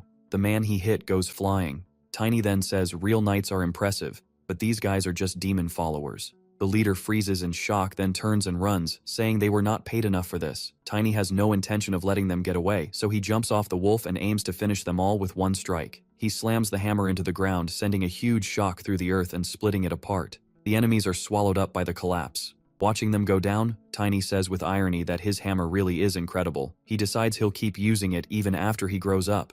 Still, he can't figure out how those idiots knew where he was going and thinks he should have kept one alive to question. Then a tree crashes down beside him, barely missing him. His wolf manages to dodge it too. Tiny then spots something enormous coming and realizes it's a 2-headed troll, furious that someone entered its territory. It charges after him, and as he gets ready to run, Tiny wonders why a high-class monster would be here. Monster classes are based on their masters, so a class 5 monster means a 5th circle mage or someone with top-tier mana is controlling it. That makes Tiny even more confused about why this troll is here, and then he tries escaping on his wolf. As he runs, he realizes someone is controlling the troll. The mage calls him trash and orders the beast to crush him like a bug. Tiny now understands. A mage brought this monster here. So he tells his wolf to go after the mage and leave the troll to him. But the mage blocks that plan by using the troll as a shield. The giant keeps attacking and even tears through the trees, making things worse. Tiny realizes it's the berserk type. Before he can react, it gets behind him and tries to catch him off guard. Tiny barely slips away. He knows class 5 trolls have boosted strength and regeneration,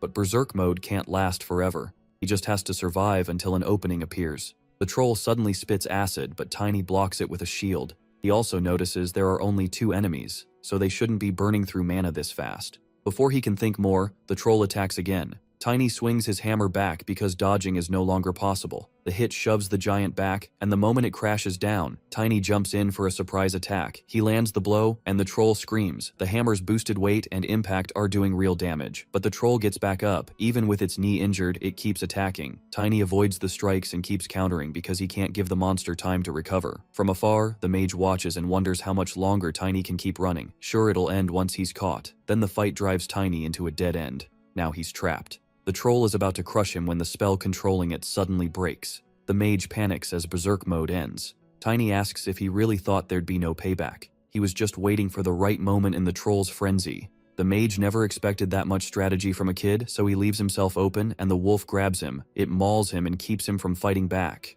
Tiny praises the wolf and tells it to hold the mage tight while he charges the troll. He swings with everything he has, and a huge blast erupts. When it clears, Tiny is holding both of the troll's heads. He walks up to the mage and asks if he wants to join in. After a short interrogation, Tiny learns the group's headquarters is in the Alliance's lawless city and asks if the mage's boss is the mayor there. The mage says yes. Tiny says it's definitely not those two, leaving the mage confused. Tiny knows the wolf is a spirit beast and has an explosion spell. Then he says he can't just release a 5th-class beast-taming mage and asks if they're after Curran's relic. The mage denies it, which tells Tiny he guessed right. He says he only wants one last answer, the name of the person who assigned this mission. He promises to let the mage go after that. The man hesitates, but Tiny tells him to think carefully and asks if he's ever heard of someone's head suddenly exploding. The mage says maybe. Tiny asks if he really thinks that can't happen to him just because he's in Tiny's hands now. The mage completely panics. A little later, Tiny is walking through the port city of Anaxon. People nearby are wondering who set off fireworks after seeing a huge blast in the sky. Tiny remembers the Duke said their deal was over and that he'd wait at a bar in Anaxon. After a short walk, Tiny finds it. But when he steps inside, he's surprised because he didn't expect backup. The swordsman apologizes to the boy and says the place doesn't serve alcohol to kids. Tiny notices his face looks different and stares in disbelief. He wonders if it's some kind of magical disguise, but senses no mana at all. Some drunk men mock him, saying this isn't a place for children, and even make fun of his hair. They add that every other customer already left. Still, their taunting doesn't last long. The lunar wolf scares them and shuts them up before returning to Tiny. With that, Tiny says they can't ignore him now. The shopkeeper notices the black-haired spiritualist, and the owner figures the boy must be asking for the house's special service. He quickly apologizes and leads Tiny to a private room. Once they're alone, Tiny shows his badge. The man recognizes it right away as the Duke's proof. It carries the mark of Valencia's secret group, Blackwing. They aren't just elite fighters, they're also masters of intel and connections. The man introduces himself as Jay, the commander of Blackwing. Tiny realizes that makes Jay the boss himself, and he has a question. If Jay leads Blackwing, Tiny expects him to be at least a blader, yet he couldn't sense any mana at all. Jay says he never awakened mana, and sometimes the best way to hide it is to have none. Then he switches back to the Duke's face, and Tiny is seriously impressed. Jay brushes it off as a simple disguise. Tiny says he knew something was off and asks if this kind of work isn't dangerous. Jay answers that the danger is what makes it fun. That makes Tiny think Jay has weird tastes. Jay moves on and says Gail Anderson, the tsunami mage who was meant to receive a recommendation letter, has gone missing. Tiny is stunned by that. Tsunami mage is a title for a 7th circle mage. Tiny asks if that should make him even stronger near the sea. Jay says they lost contact during his voyage, and he's been overdue for 2 weeks. Tiny says it would be hard to recommend anyone with things like this going on, but Jay says he already has a plan and tells him to meet his new identity. He shows Tiny a new crest. Tiny asks if the Sword Emperor really sent him here for this. He also asks whether Jay knows the name Hustle, but Jay doesn't seem to. Tiny says Hustle is the demon follower behind this whole mess and that he learned the name right before blowing someone's head off. After thinking a bit, Jay says it sounds like a beast or orc name and decides to remember it. Then one of Jay's servants calls for him, saying he needs to come quickly because they've arrived. Tiny asks who came, but Jay only says the big players are here and rushes out. Tiny braces for something serious. Instead, the main hall is packed with a huge party. The so-called big players are just a crowd of starving customers. The waiters look miserable from the rush. Tiny can't help wondering why this hidden restaurant is doing so well. 2 days later, aboard the ship Flaxen, the boatman says they're about to leave when a hooded figure asks if this ship is headed to Curran.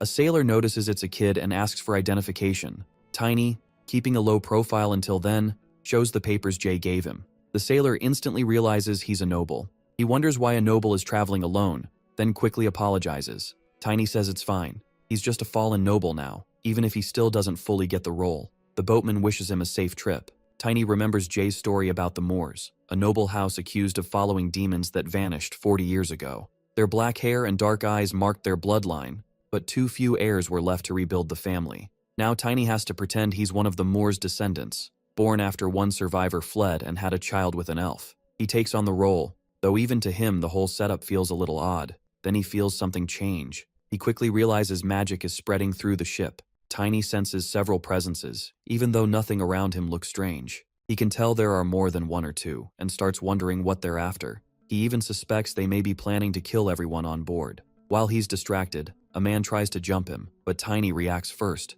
grabbing the attacker's hand and snapping it to stop the strike. The scream turns every head, and the crew panics when blood starts pouring out. One sailor shouts, asking what Tiny is doing.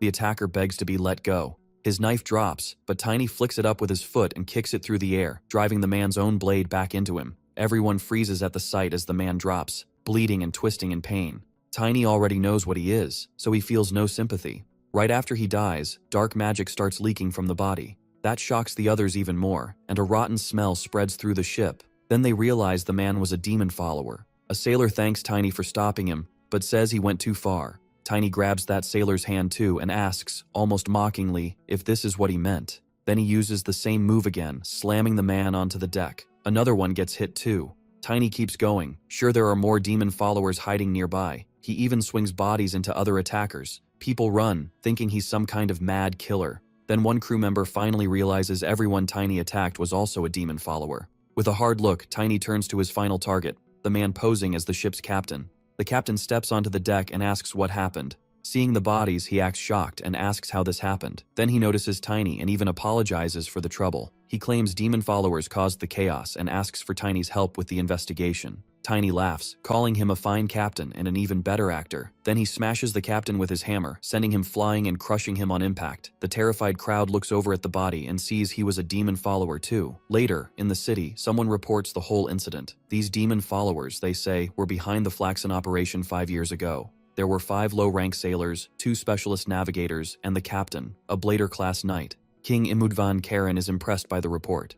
Tiny hears more speculation that hundreds or even thousands may have been sacrificed to a demon. He wonders which demon it was, since some can cross dimensions and spread their power. Those sacrifices fuel rituals, making both the demon and its followers stronger. To Tiny, anyone who gives into that is human trash. The king admits these cultists have been active for 30 years, and even he grew careless. But thanks to this spirit user with elven blood, a disaster was stopped. The king says he heard the boy's spirit can track demon followers and asks to see it. His servant warns that even if Tiny has elf blood, this is still risky. Tiny doesn't mind. He summons his spirit wolf and shows it to the king. The sight leaves the king amazed. He calls the creature incredible and magnificent. Now that he's seen it himself, he believes the story. He says he wants to speak with Tiny alone and tells his servants to leave, surprising everyone, even Tiny. A king meeting a stranger in private is rare, so Tiny grows curious about what comes next. The servants beg him to rethink it, unwilling to leave him alone with an unknown boy, but the king insists and says it won't take long. So they obey and leave. Now Tiny stands alone before the king, who says they don't have to worry about anyone listening. Then he asks if the story about elf blood is false. Already knowing the answer, he wants to hear Tiny's real reason for coming. Hearing that, Tiny wonders what gave him away. The king says age brings knowledge, and one thing he knows is that elves don't have black hair. He tells Tiny not to panic, because only his own family knows that. Embarrassed, Tiny admits the lie and says he's hunting demon followers to stop them from stealing relics and causing more damage in Kirin. The king says that does sound worthy of the empire. He adds that Kirin is a neutral land, though it still belongs to the Union of Kingdoms. Because of that, trusting an empire that opposes the Union is not easy. He asks if that's why Tiny hid who he was, even with good intentions. In the end, the king chooses to trust him, reminding Tiny why he's called a wise ruler. The king says Tiny is a spirit user with a pure soul. That makes Tiny think even wise people can be biased. Spirit users work with Mana's core and with spirits, so they're natural enemies of demon cultists. But that doesn't automatically make them good. In his past life, he knew one spirit user who was the complete opposite, and the thought bothers him. Still, he puts that aside and asks the king for a favor. He asks to be sent to the sanctuary guard so he can help stop Kirin's disaster. The king agrees and says Tiny will also get credit for defeating the demon followers on the ship. A servant brings over a sword and a crest, but the king says he hates long ceremonies and wants to skip the formal sword ritual since Tiny already proved himself. Then, in the name of Kirin's royal family, he appoints Tiny von Moors as a knight. His duty is to protect the sacred relics. Tiny realizes this is the first knighthood he's earned in this life. In his heart, he speaks to his sister Irina. This is his new start, and this time he'll do better. Before leaving, he tells the king one more thing. A man named Hustle may be behind this case. He heard the name among beasts and orcs, and asks if the king knows it. The king asks if he's certain, but his reaction alone catches Tiny off guard. Tiny says a fifth circle mage gave him that name right before blowing his own head up. The king tells him to leave so he can think. Far away, a mage summons a creature. Another man shows up and says it's perfect. It looks like a tsunami mage. The summon seems forced, and the man is Hustle. He says a child saw through the veil, so things won't go his way. Back at the king's castle, Tiny is introduced to the other knights as the one who took down the demon followers from Flaxen. Mason of the Sanctuary Guard says Tiny is half-elf, so nobody should look down on him for being young. He adds that Tiny earned his title through strength, even if he's barely old enough. The other guards are left confused, and Tiny is too. Earlier, Tiny asked the king if sending him there so easily would cause trouble in the palace. The king said not to worry. Kirin's army has protected Ortis for centuries, not the relic guards. The relic has become more of a symbol, so guarding it is treated like dull work. Tiny figures this unit is where useless people get dumped. There may not be trouble from outside, but inside the unit is another matter. So he tries talking to Mason. Mason tells him they're one unit, and rank matters there. Before he can go on, Tiny summons his lunar wolf to put pressure on everyone. He says he doesn't know much about rank, but he does know how to burn a demon follower. Then he asks if any of them can do the same. They admit they can't, so Tiny says he hopes they all get along.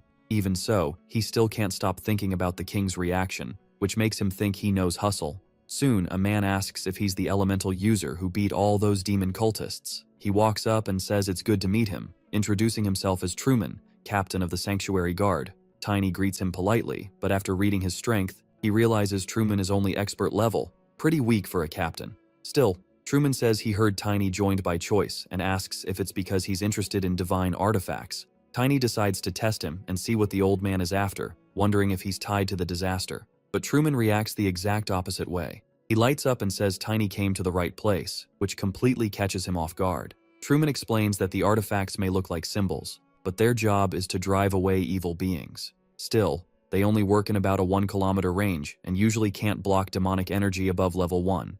Even so, the more you study them, the stranger and deeper they seem. He recommends some books and asks if Tiny has heard of the promise from mythical times, saying these divine artifacts are ancient treasures humanity has protected for ages. Tiny realizes that's why he never sensed demonic energy from Truman and nearly blamed the wrong man. Truman keeps going, saying even the worst monsters are bound by the gods' artifacts. Then he notices Tiny is about to doze off, so he says seeing the artifacts is better than reading about them. The old man gets up and tells Tiny to come with him because he'll show him one in person. They head deeper into the castle, and near the door, Truman asks if Tiny knows why the sanctuary guard is seen as outdated. Tiny guesses it's because people think the artifacts are just empty symbols. Truman says the real reason is simpler. Then he opens the door, and Tiny is stunned. They approach the divine artifact called Humanitas, and Truman explains that the artifacts don't need protection. Seeing it up close leaves Tiny deeply impressed. Truman says it floats, though nobody knows why. There's also a legend that the unworthy can't touch it, so that alone keeps it safe. He tells Tiny to try touching it, but to Truman's shock, Tiny succeeds. And more than that, Tiny realizes it's a 7th-degree artifact,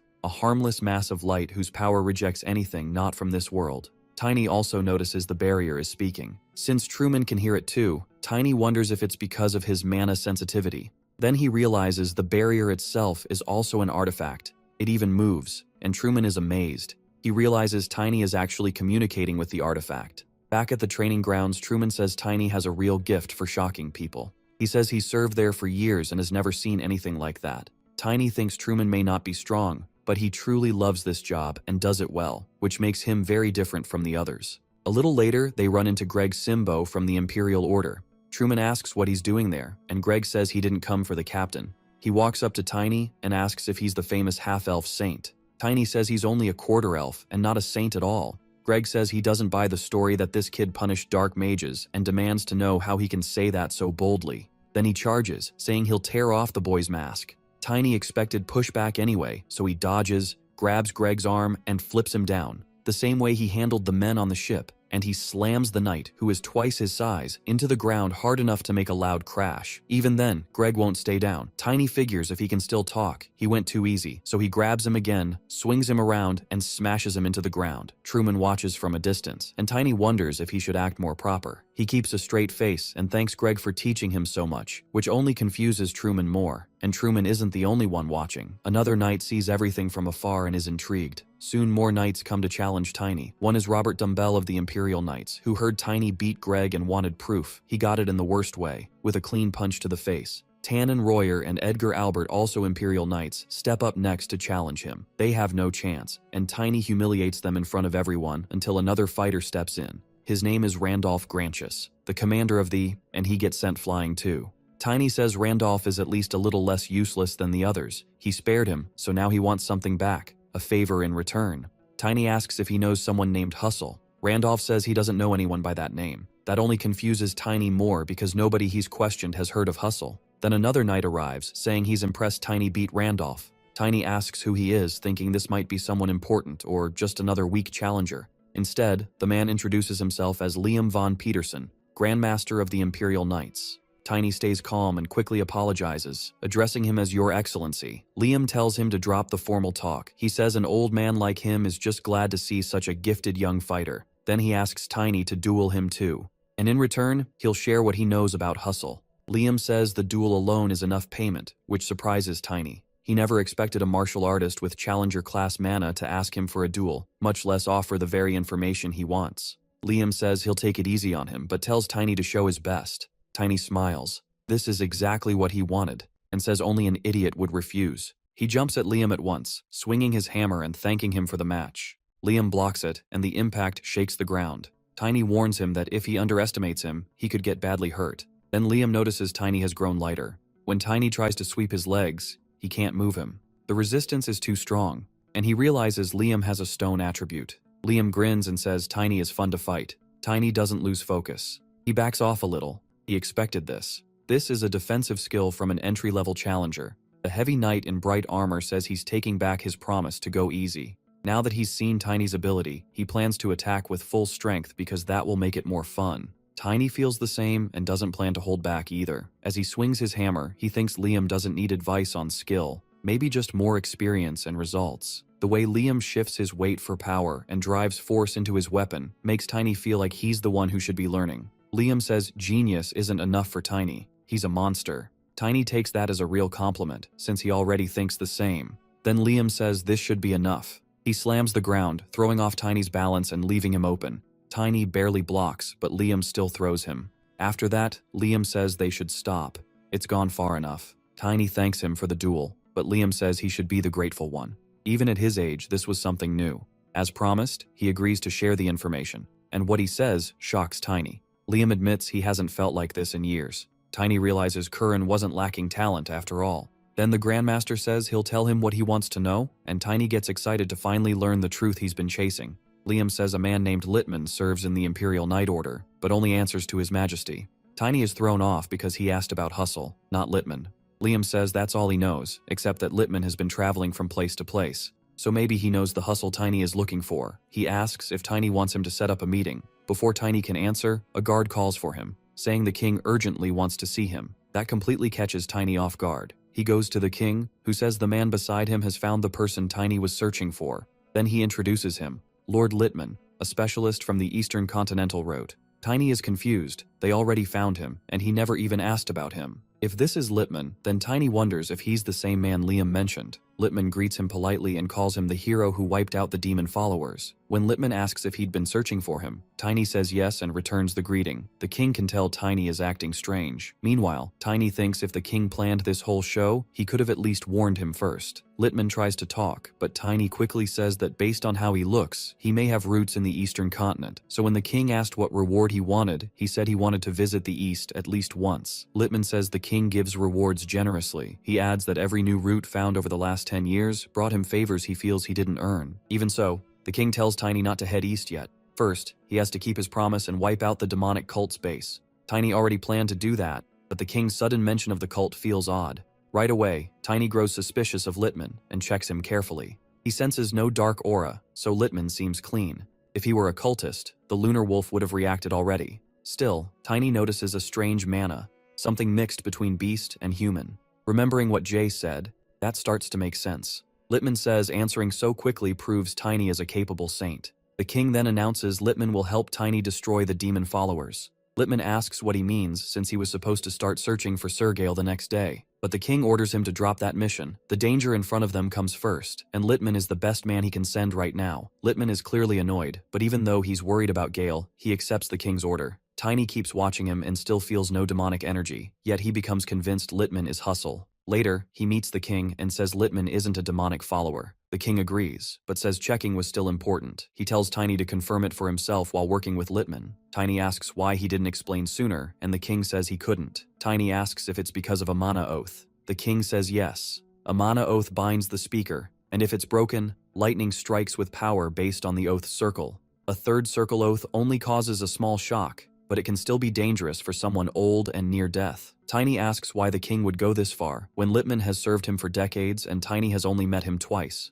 The king says people of Curran's blood begin having strange warnings when they reach his age, a dream where the sacred relic disappears and demons destroy the capital. He's been seeing that same dream over and over. Then Tiny suddenly appeared and said the relic would vanish. That made the king suspicious. He says he'd love for it all to be nothing more than an old man's foolish dream. If the worst outcome is only hurting one loyal subject, then Tiny suddenly senses something change. Hustle is gone. Wondering if he left the palace, Tiny jumps onto the lunar wolf and rushes out. Not even the wolf had sensed demonic energy, so Tiny wonders if the real Hustle is somewhere else. But if so, why run now? The answer feels obvious. He just needs proof. At the port, men are loading gear onto a ship. One tells the others to keep it quiet since they're working at night to avoid attention. Then, a hooded man shows up. He pulls back the hood and reveals himself as Littman. But the men don't call him Littman. They call him Lord Hustle, and ask why he's here early when they expected him tomorrow. Hustle says something happened. The king sent that boy after him. One sailor says Tiny hasn't been seen for a while, but Hustle says he can't read the boy. He orders them to hurry. They're leaving now. The sailors rush to finish, but then the ship suddenly explodes. It's torn apart and can't sail anymore. Tiny stands on the broken bow, asking what these demon worshippers are doing out so late. The others instantly realize it's an ambush, but before they can react, Tiny slams his hammer into the ground. Hustle sees that 4 of his men are already down. Tiny mockingly asks if anyone else wants to sleep forever. The survivors call him a monster. Hustle says Tiny may be God's follower, but he's still only expert class and must be worn out from non-stop fighting. He warns his men not to be fooled. This is probably Tiny trying to buy time and recover mana. Tiny admits that's true, then says he doesn't care. Hustle says he didn't expect Tiny to come alone and vows to kill him right there. Tiny tells him to go ahead. Then they clash. Hustle swings his sword, and Tiny meets it with his hammer. He blocks the strike, surprising Hustle. While locking the blade in place, Tiny orders the wolf to attack. The lunar wolf hits Hustle, drawing blood. Furious, Hustle snarls at them for daring to scar him. He says he'll rip the wolf apart in front of Tiny's eyes, saying forced spirit summons shock even skilled tamers. Tiny won't let that happen, but Hustle rushes the wolf first, planning to kill it before its master. The lunar wolf stands firm and takes the blows. Tiny is deeply shaken for his partner. Still, the wolf walks back toward him, hurt but ready to keep fighting. Hustle can't believe it. That attack should have crushed it, so he wonders how it resisted reverse summoning. Then he notices Tiny is saving mana by healing only the wounded spots. Calling that talent terrifying, Hustle decides Tiny has to die tonight. Hustle's men won't let him fight alone and rush Tiny together, but Tiny drops them all with one hammer swing. That lets him focus on Hustle again. As he moves in, Tiny calls him a mad beastman and tells the wolf they're low on mana, so it should save strength for movement only. Hustle realizes the king must have told Tiny about him and complains that the old man has no gratitude. Tiny bristles at that. In a flashback, after Tiny learned Hustle had left the castle, the king warned him that Hustle had a complicated past. Lobists usually inherit land animal traits, but sometimes mutants are born. Wolfmen kill those children at once because they remind them of the ancient sirens who rebelled against their god. Tiny asks why the king is telling him this now. The king says he once met such a mutant, one who survived and hid his true nature to live outside his village. Because the king needed his power, he swore a mana oath to keep that identity secret. Even revealing this much badly injures him because of that oath. Back in the fight, Hustle asks if the king told Tiny anything else. Then, he starts controlling the seawater. Tiny remembers the king's warning. If Hustle ever became his enemy, never fight him near the ocean. Tiny had forgotten that critical point.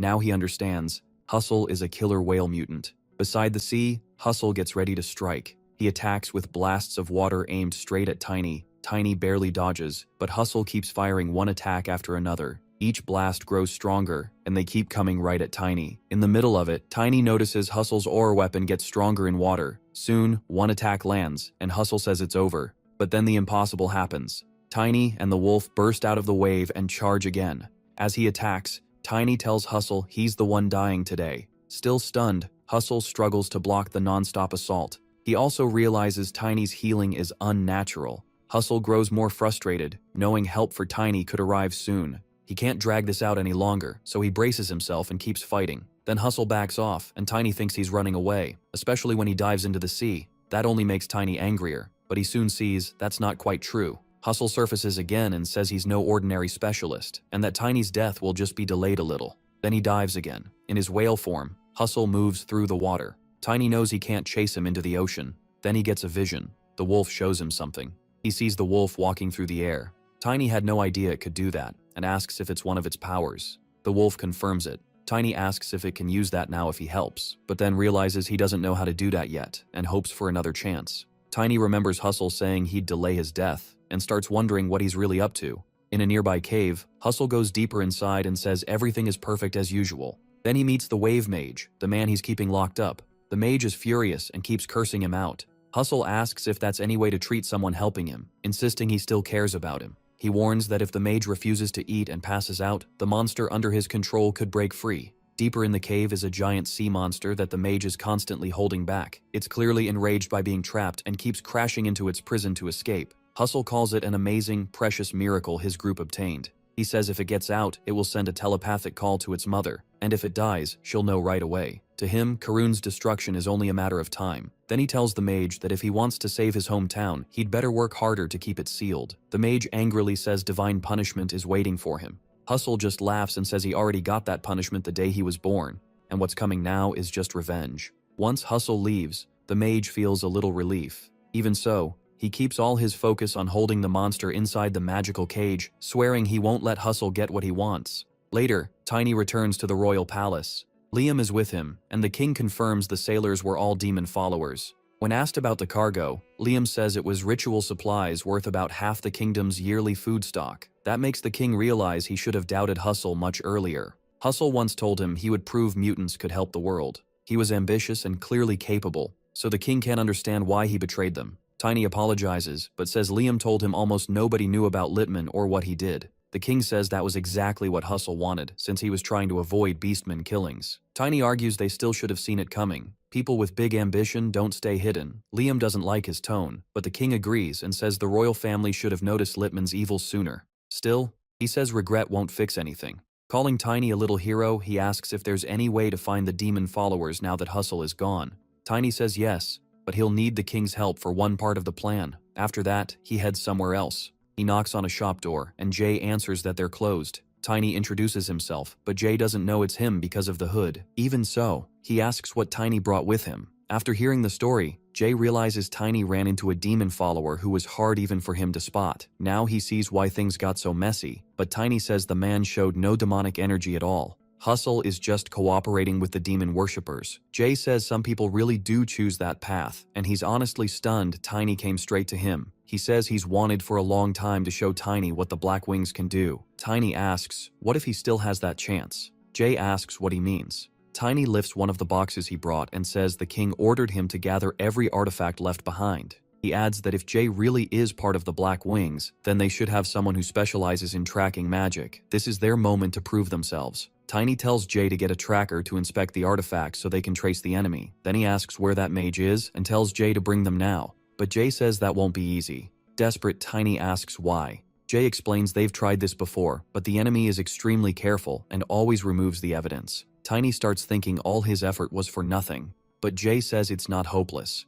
He points out that the shipment Tiny brought in is huge. No one gathers that much at once without a reason. Jay says an order that big can only mean they're getting ready for the ceremony. Tiny doesn't follow, so Jay explains that if Curran is going to burn all at once, they'll be picky about magic items, but ingredients are another story. Each ritual needs at least 3 and up to 10 ingredients, and they'll choose ones that don't attract attention. Gathering that much takes time, so if one shop in Curran sells everything they need, they'll definitely use it to save time. Tiny is impressed and says Jay's talents go way beyond business. Then a waiter comes over. Tiny asks what this is, and Jay says the timing is perfect because he wanted him to try it. It's the restaurant's most popular dish, roasted chicken with vegetables. Tiny thanks him, but tries to avoid it. Jay insists, telling him not to judge it before tasting it. Tiny carefully takes a piece. The moment he bites into the chicken, he's stunned by how good it is. He can't believe it because he never expected it to taste this good. After he finishes, Jay asks what he thinks, and Tiny asks why he isn't working as an actual chef. Jay beams with pride. 2 months later, some cultists walk down a dark alley. One asks if the place is really safe. The other says they already checked the shop owner. He did what was needed and probably only wanted money. The first asks if that means he ignored the elder's orders, but the other says the investigation is over. In a situation like this, they have to use their time well. When they enter, the shop owner greets them and asks what they need. One cultist says the store handles all kinds of goods and hands over a list, telling him to bring everything on it. The seller checks it and thinks they have no idea he's working with Tiny. Earlier, they moved all the boxes Tiny brought and arranged them to make the place look like a real general goods shop. Jay thinks their 2 months of effort are finally paying off and tells the men he'll get the items right away. He just asks them to wait a moment. The more nervous cultist asks if this is really okay, but his partner says the first elder told them to handle it this way. It saves time, and he's sure the elder will be pleased. Then both men freeze when someone else walks in and says, "This story sounds interesting." The two are shocked to see the elder and ask how he got there. Jay realizes they're connected and starts wondering what's going on. The elder says he can't just sit back anymore and watch useless people fail at important work. The two quickly turn terrified. One of them even tells the elder not to worry about the shop owner's identity because he already arrived. That still doesn't save him. His leader kills him on the spot. With his last breath, he begs the elder to forgive him. Then he dies. The survivor is ordered to clean up the body, while the elder casually apologizes to the shop owner for the mess. Still, he admits something about the timing catches his attention.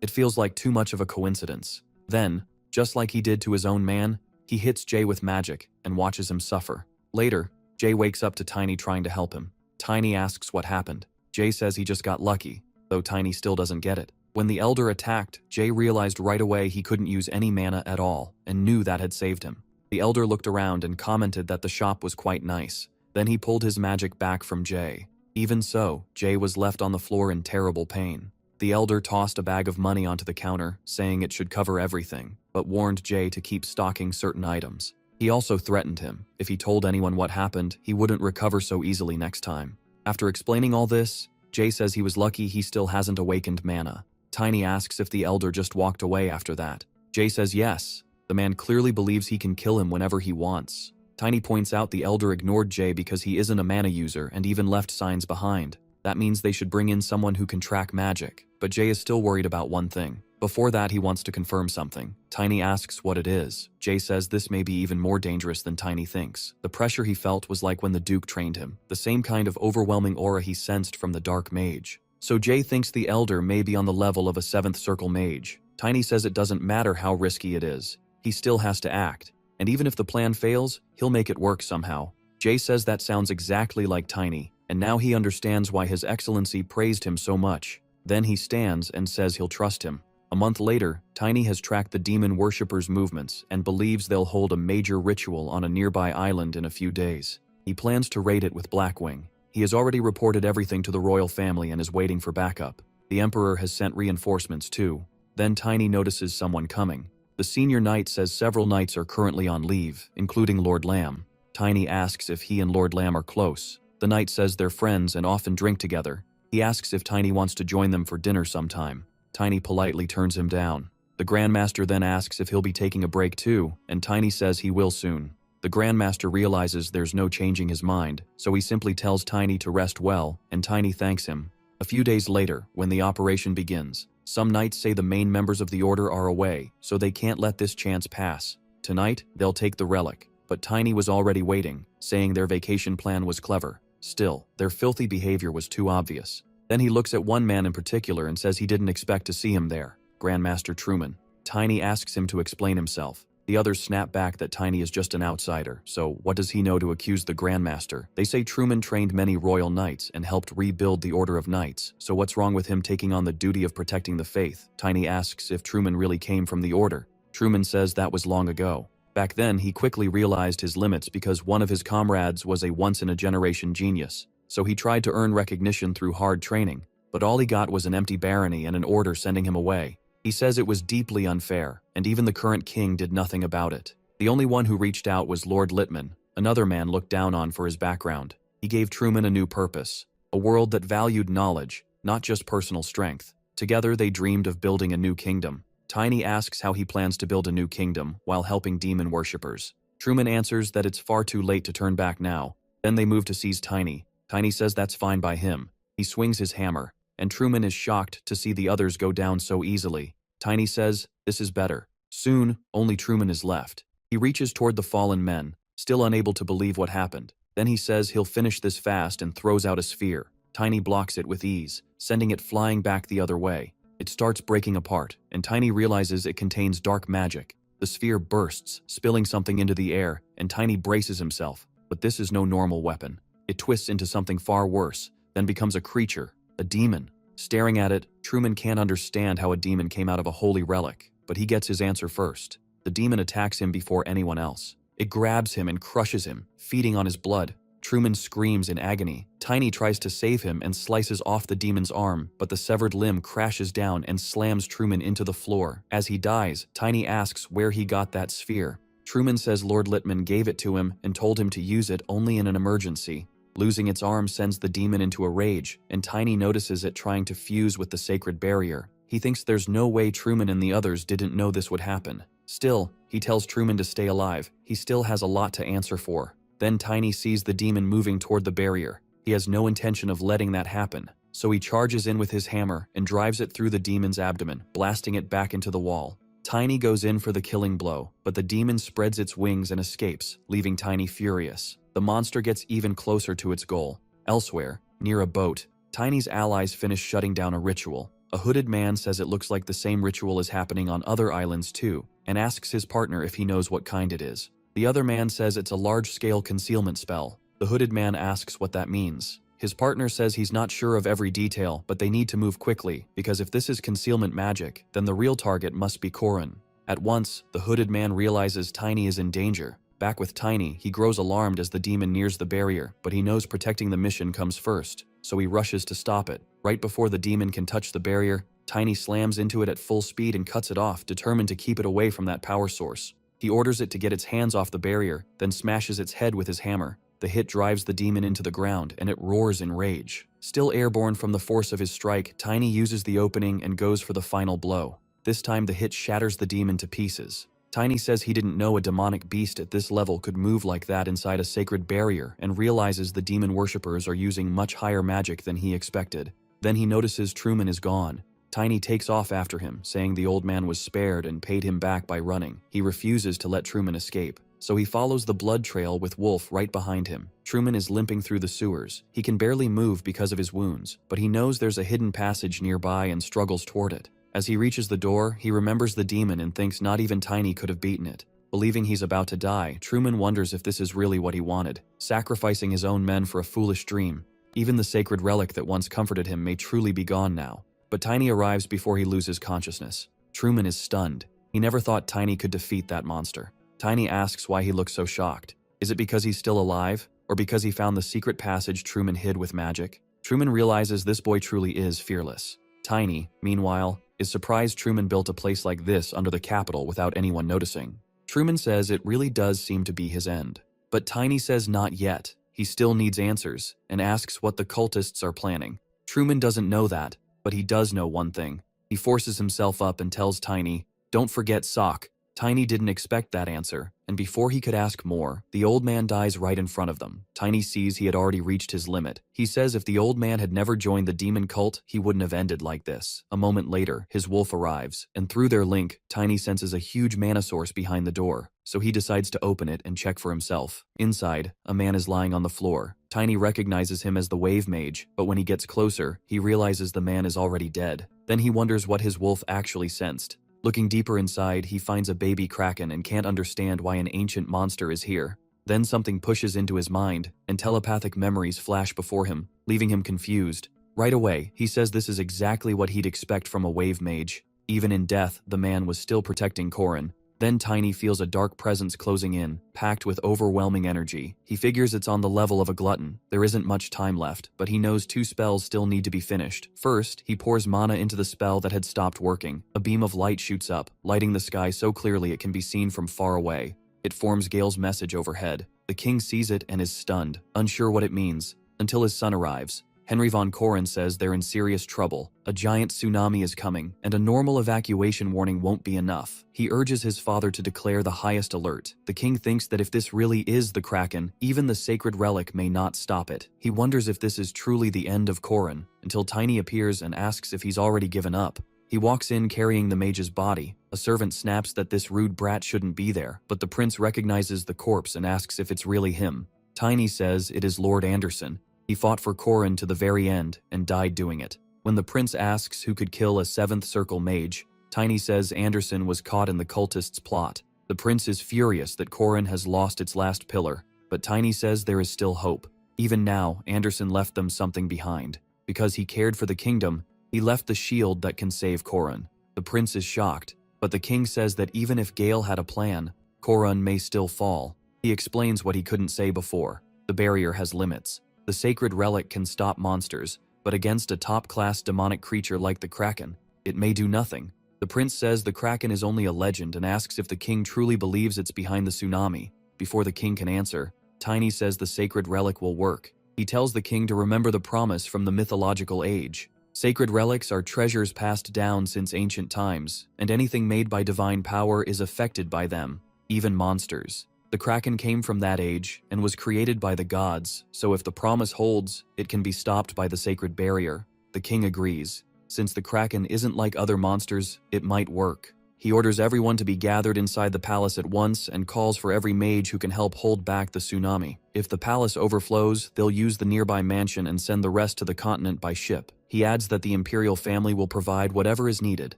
and everyone must be evacuated. But then a servant rushes in with terrible news. All the ships have been destroyed. At the port, not one vessel is left. The cultists made sure of that. One of them reports to the elder that every ship is gone. The elder says all escape routes are now cut off, then asks about the invisibility magic circle.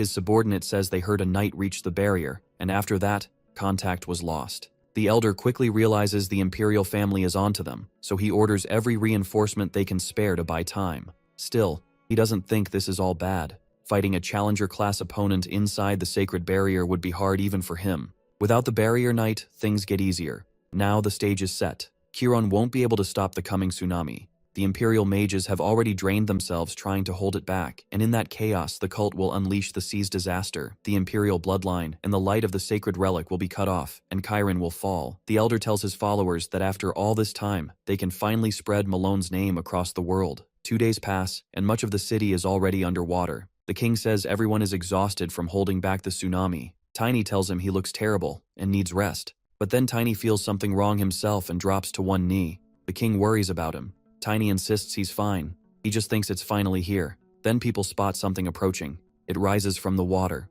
The ruler of the deep reveals its tentacles. A monster terrifying enough to decide Chiron's fate. A kraken tentacle swings toward the city, and the people break into screams and panic. Even the officials struggle to accept that they're really facing a kraken until Tiny steps up to the king and says he carries Knight Anderson's legacy. Then he climbs onto the lunar wolf and rushes out. The king tells him to be careful. Tiny leaves with the baby kraken in his arms. As he goes, the king remembers Anderson's last words. The mage had apologized for leaving first, but said he served his country to the end and left something behind, hoping it would reach the king. Tiny closes in on the enemy, and seeing it up close leaves even him impressed. But as the kraken tears through the city, he realizes it's still too far away to hit, so he asks the lunar wolf for an idea. The wolf sends him a vision, and Tiny feels a familiar power rise again. Now stronger, he's ready to fight. He enters Spirit Tamer Stage 3, deepening his bond with the wolf and boosting his strength. Tiny says the power feels unbelievable, and now he can close the distance. The moment the kraken notices him coming, it roars in rage. The sound alone hurts Tiny and the wolf. He's using the baby to draw in the mother, but from her reaction, he realizes she may think he killed it.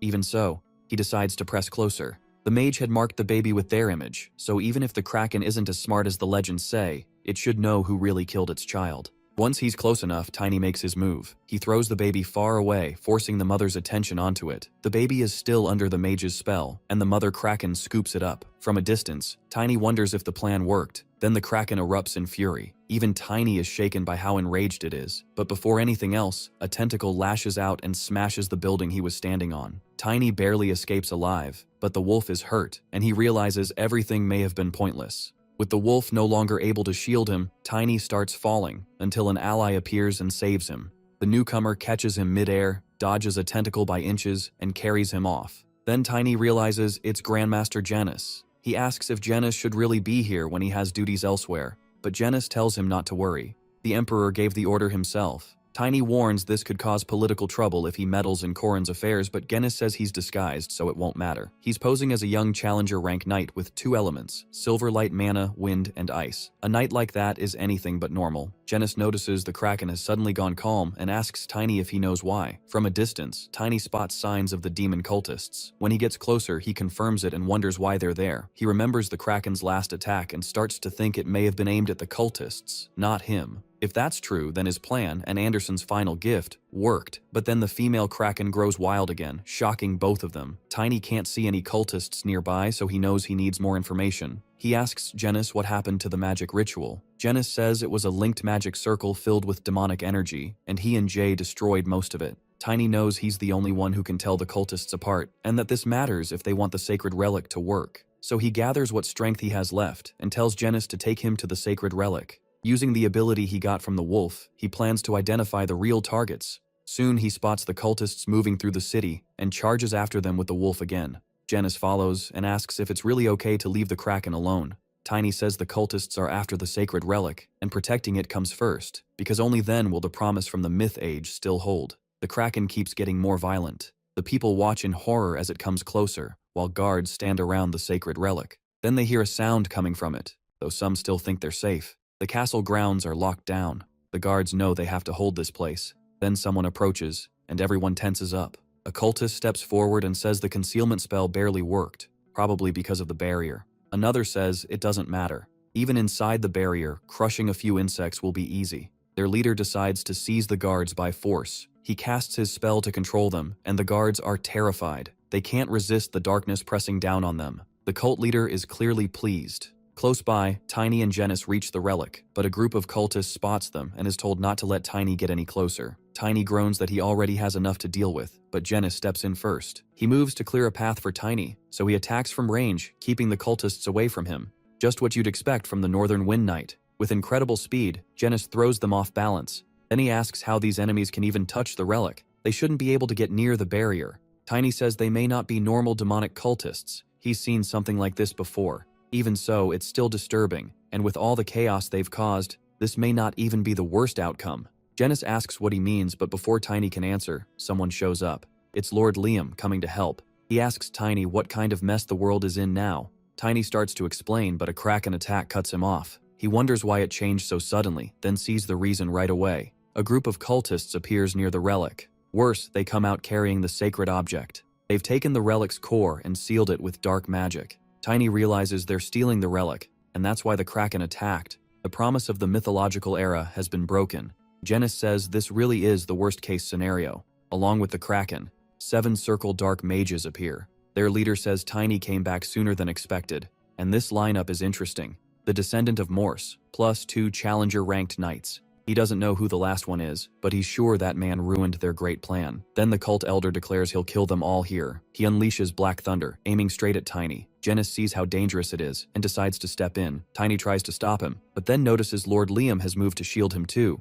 The elder mocks them for struggling for nothing. Still, they stand their ground. Tiny knows they can't hold out long. He has to get the relic back. He also notices the one carrying it is gone, then spots him fleeing through the air. Tiny takes off after him with the Lunar Wolf, shouting for him to give the relic back. The elder refuses to just watch, and tries to help his ally with magic. Seeing that, Genis worries about Tiny and rushes to help. He breaks free of the dark magic, which impresses Liam, especially since he counterattacks a 7th circle dark mage head-on. Genis draws the Sword of Valor in its first cutting form, and uses Frozen Blade Song. He feels how tough the enemy's defense is, but keeps pushing until he breaks through, because protecting Tiny matters more than anything else. That was the Emperor's direct order. If Genis couldn't trust Tiny, then he was told to trust his Emperor, so he won't disobey. He tells the Elder that he's the real opponent. Liam adds that he shouldn't forget him either. The Elder says they're throwing their lives away, but Genis only tells Tiny to focus on the real mission. Tiny obeys and keeps chasing the relic. Now facing 2 challenger-ranked knights, the Elder wants to see if they're the real deal, so he gets ready and fires Black Thunder again. Both knights brace themselves, taking the dark magic head-on. Liam breaks free first, then he rushes the enemy, his sword charged with power. He strikes the dark mage, whose attack tears through everything around them. The Elder admits Liam is skilled, but says his power won't work on him. Liam is shocked by how easily he blocked it. The Elder asks if Liam really thought he could fight him without a barrier, but while he's talking, he misses Genis coming up behind him.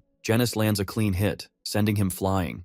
Genis says they only endured this long because of Tiny. Liam says he never expected Knight Tiny to have a friend this strong. Genis answers that it's something like that. But the Elder comes back, now aware his magic is ice and wind. He says he knows who he's facing now, and won't waste more time. He calls Genis a dog of Valentia. Genis already knew he couldn't hide his identity for long. The Elder says that since Genis came all this way, he'll kill him personally. The 2 knights get ready as the Elder charges his next attack. Then he strikes to kill, releasing a huge blast of dark energy. The knights know they can't stop it, and tense up for what's next. So they dodge instead, watching it rip through everything behind them. Genis realizes how destructive this power is and decides they must move before the Elder attacks again. But then he notices something. The Kraken is suddenly right in front of him, ready to strike. A tentacle slams down. Back with Tiny, he keeps chasing the thief with the sacred relic. Tiny finally goes in for a hit, but the enemy slips into the water. From below, he calls Tiny an idiot for picking another fight in the ocean, revealing himself as Hustle. Tiny asks if he's really that sure, then tells him this time will be different. Hustle says he's welcome to try. Tiny raises his hammer, and Hustle says the ocean will be his grave. He attacks with water typhoons, but Tiny doesn't panic. He turns the fight around, and Hustle doesn't even notice. A moment later, Tiny appears above him, leaving Hustle confused. He wonders when Tiny learned that move. Tiny says now it's his turn and charges. He slips past the incoming attacks, and instead of heading straight for Hustle, he dives toward the sea. Hustle decides that if it's come to this, he'll die in his whale form if that's what it takes to protect the relic. But Tiny appears and asks where he thinks he's going. He smashes the whale in the belly with his hammer. At once, the relic is exposed, and Tiny rushes to grab it. But the enemy, still in whale form, swears he won't let Tiny leave with it. Then he sees Tiny closing in, saying this time they'll finish it properly. Tiny uses Thunderstrike and lands a direct blow on the whale, making Hustle spit blood. The force drives him back into the sea. Whale form Hustle crashes into the ocean, and Tiny boasts that he got the relic back. But the Kraken appears again, stopping his return. Tiny realizes that now he can't restore the sacred relic before Korin is destroyed. So before that happens, he has to stop the Kraken. Tiny fears the city is about to fall, but he knows he must stop the Kraken and secure the relic. The demonic energy is so overwhelming it feels like his head will burst. So he removes the seal from the relic's core and orders the ancient beast to stop attacking. Innocent people are dying, but the creature answers that it doesn't care. It says it's only doing this to wipe evil from the world. It also says there is no relic anymore, and killing a few humans doesn't break the contract, but Tiny keeps trying to reason with it. He begs the Kraken to stop. The monster calls him the human bound by the Alliance contract. It knows Tiny wants peace, but asks if he understands the pain of losing a child. Tiny feels rage in the Mother Kraken's demonic energy, but sadness too. So he promises to find whoever killed her child and asks her to trust him. He tells her to stop attacking now. Even then, the mother says it won't be easy. With the power of the man's relic ability, Tiny insists he'll make it happen no matter what.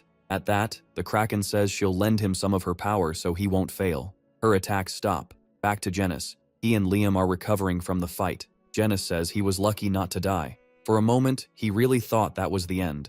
Liam says there is good news, pointing out that the Kraken's tentacle is pulling back. Under it lies the enemy who took the direct hit. The Elder says those two never quit, but neither does he, and he gets ready to keep fighting. He gathers dark magic, then triggers a huge explosion from above. Genis says the demonic energy is massive and spreading fast. From overhead, the Elder declares he'll burn everyone with absolute darkness. The Knights sense something different and pull back. Seeing that, the Elder mocks them, calling them pathetic. But he doesn't notice a tentacle coming in, and it slams into him again.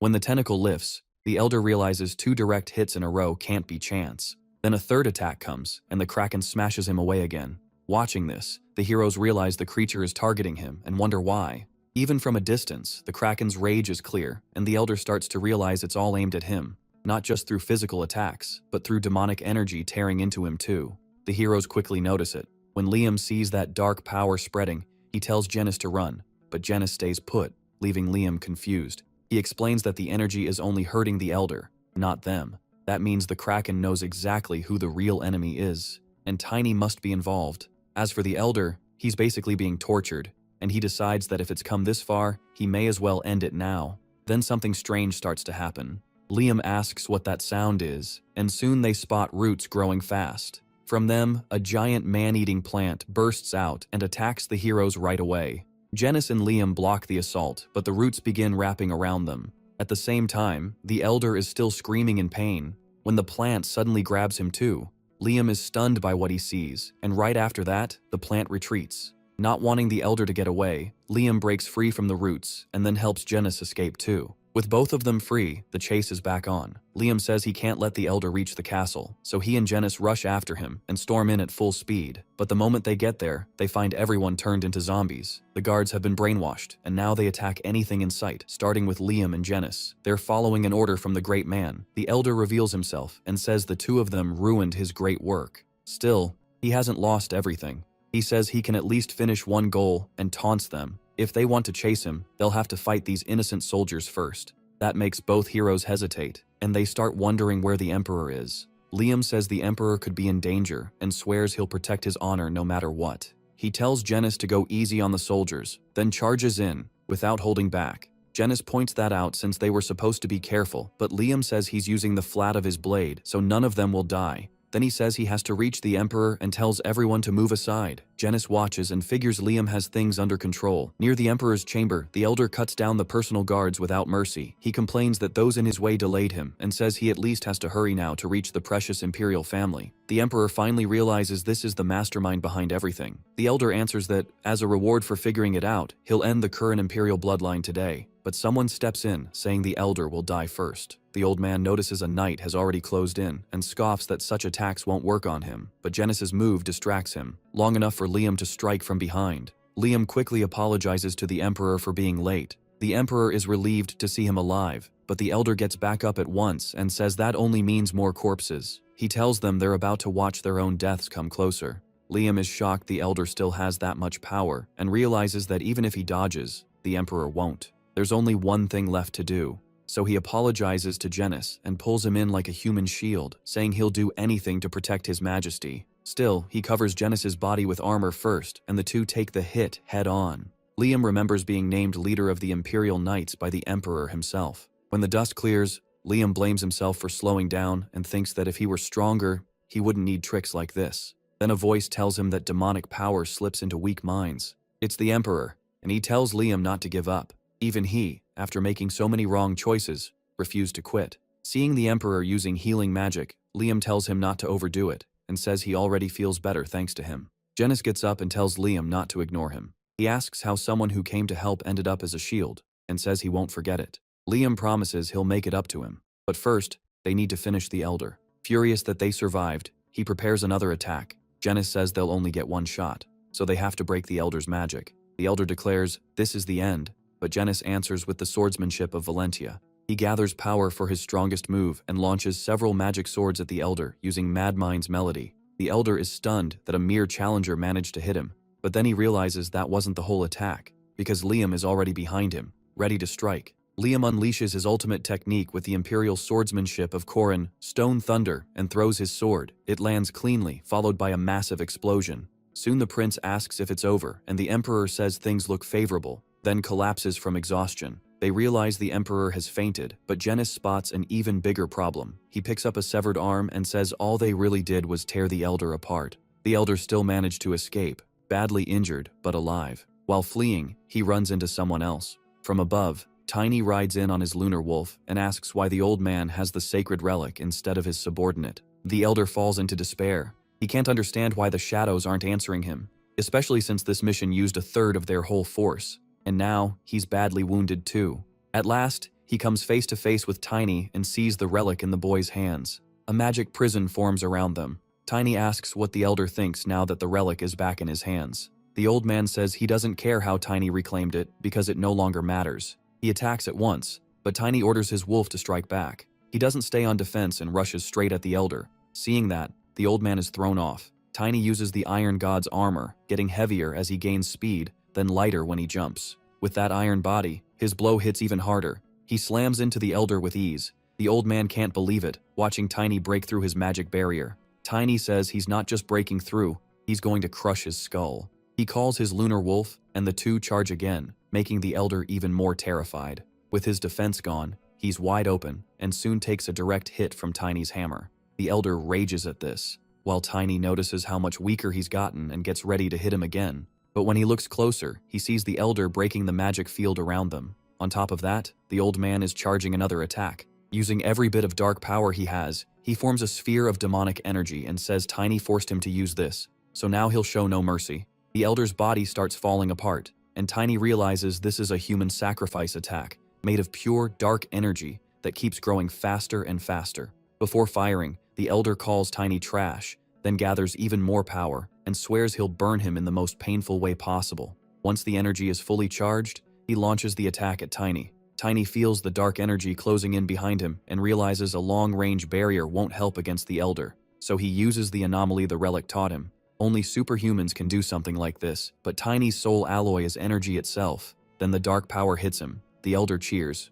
Sure, he's won, but that confidence vanishes fast. Tiny is still there, holding the relic in his hands, shocking the Elder all over again. Tiny used a compressed barrier to slip past the attack. The Elder sneers that Tiny is only a specialist and mocks him for still failing to land a real finishing blow. But Tiny doesn't waver. He sees his chance to strike back and takes it right away. With his hammer, he lands a blow that shakes the Elder's whole body. Tiny checks to see if his plan worked, but the Elder still endures and grabs his arm. He says he can't accept this and will have to study Tiny piece by piece. But he can't understand why the boy is smiling until he looks back and sees a kraken tentacle coming. He tries to flee the impact zone, but Tiny grabs his leg and stops him. The Elder snarls that Tiny will die too if this lands. Tiny says that's fine, as long as the Elder dies with him. That's when the Elder understands he's really about to die. The kraken's strike hits him head on, burying him under shattered ground. Tiny is sent falling, out of mana, and unable to call his lunar wolf. Even with iron armor, he knows this drop should kill him. He refuses to end like that. But the kraken catches his fall with its energy. Tiny finds it creepy and comforting at the same time, and wonders if the kraken's power is really demonic at all.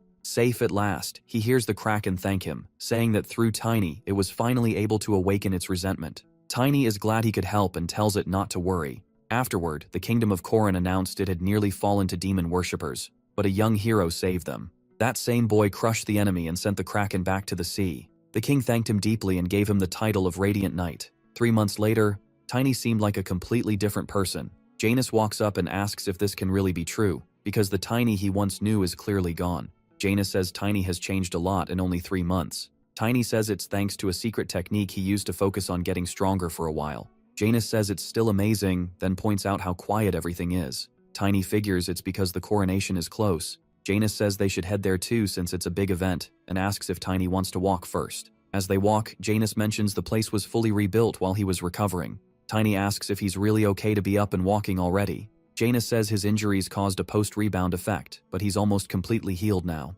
He adds that he doesn't need to stay in bed anymore, as long as Knight Liam doesn't use him as a shield again. Then he asks if Tiny is alright. After all, Tiny pulled power from the sacred object with only a specialist class body and fought someone far above his level. Janus says that kind of fight should have wrecked his body, but Tiny says he feels fine, except like his will and movements still don't match. Janus warns that it's probably a lingering effect and tells him to rest more, but Tiny says he's nearly recovered. That shocks Janus because Tiny should have been badly hurt, yet he's basically fine. Tiny admits he actually gained something from it. He learned how to use soul power. While trying to heal his drained body by filling the empty space with his soul, he accidentally awakened it. It responds to mana, but works in a totally different way. Since it replaced his lost mana and stamina, the after effects stayed small. And even without mana, he can do this now. He sets off a small burst in the sky to show it, saying he never knew this kind of power existed. He's glad he didn't give up, because this power opens a new path. Tiny thinks the legend of the Aura Master controlling the soul might really be true. Janus says he's relieved Tiny is fine, so now he wants to hear his choice. Tiny asks what choice, and Janus says it's about where they go next. The Emperor wants them sent to Elvenheim right away, but Janus wants to visit the imperial capital and attend Valencia's celebration. He tells Tiny the time has come to choose. Tiny knows the second disaster is tied to the Assyrian imperial wedding, so he suspects Elvenheim is just an excuse the Emperor made up. After hearing Janus won't survive past the wedding, Tiny figures the Emperor wants him busy with something else when the second disaster hits. Still, Elvenheim isn't a bad option. The third disaster happens there. He also has to meet Estina again in this life. At the same time, he thinks about Chloe. He sees her as family, someone who saved him, so he wants to help her however he can. In the past, even with Janus in the castle, the disaster still wasn't stopped, so Tiny doubts they can handle it without one of them there. In the end, he decides they have to go to the city. Janus is glad to hear it. Later, the King of Korin gives a speech saying the city's rebuilding is going well. He adds that, based on the Radiant Knight's advice, warnings about the sacred object and devil worshippers have been spread. The king says, this is the right time to pray for Korin's safety and prosperity. Then Prince Henry's coronation begins, with the king declaring him worthy of trust. Liam joins them at the ceremony, saying the king can finally rest easier. He apologizes again for what happened before, and Janus says he'll overlook it because he owes the imperial family. Liam tells Tiny things turned out well because of him, and says he even heard why the northern wind lion is called the seventh divinity. Tiny had never heard that before. Liam says Tiny was incredible in that fight, and everyone keeps talking about it. But Tiny feels something is strange, because in his past life he never heard of a seventh divinity. He wonders if there were many gifted people besides Janus. Then the king hands the crown to his son and tells him to care for the kingdom from now on. The prince is officially crowned and says he feels honored, but also weighed down by the duty. He adds that he wants to use this moment to reward the Radiant Knight. Tiny didn't expect anything else, since he'd already asked for permission to borrow a sacred object, so he says he's already been rewarded. But Henry says that wasn't enough. He calls for something to be brought out. A group of guards arrives carrying several ornaments. Henry says Tiny's body has been growing so fast that armor artifacts would be useless right now. But this gift is different. He presents an artifact once used by the traveling king of Karun, a necklace made of mana. Tiny is stunned to receive something so valuable. Henry says he would have preferred to give him transcendent armor, but those are all national treasures. Still, he says this necklace is excellent and holds sixth circle magic. Tiny already knew Henry was generous, but this is almost too much. A transcendent 7th circle armor has power equal to a superhuman.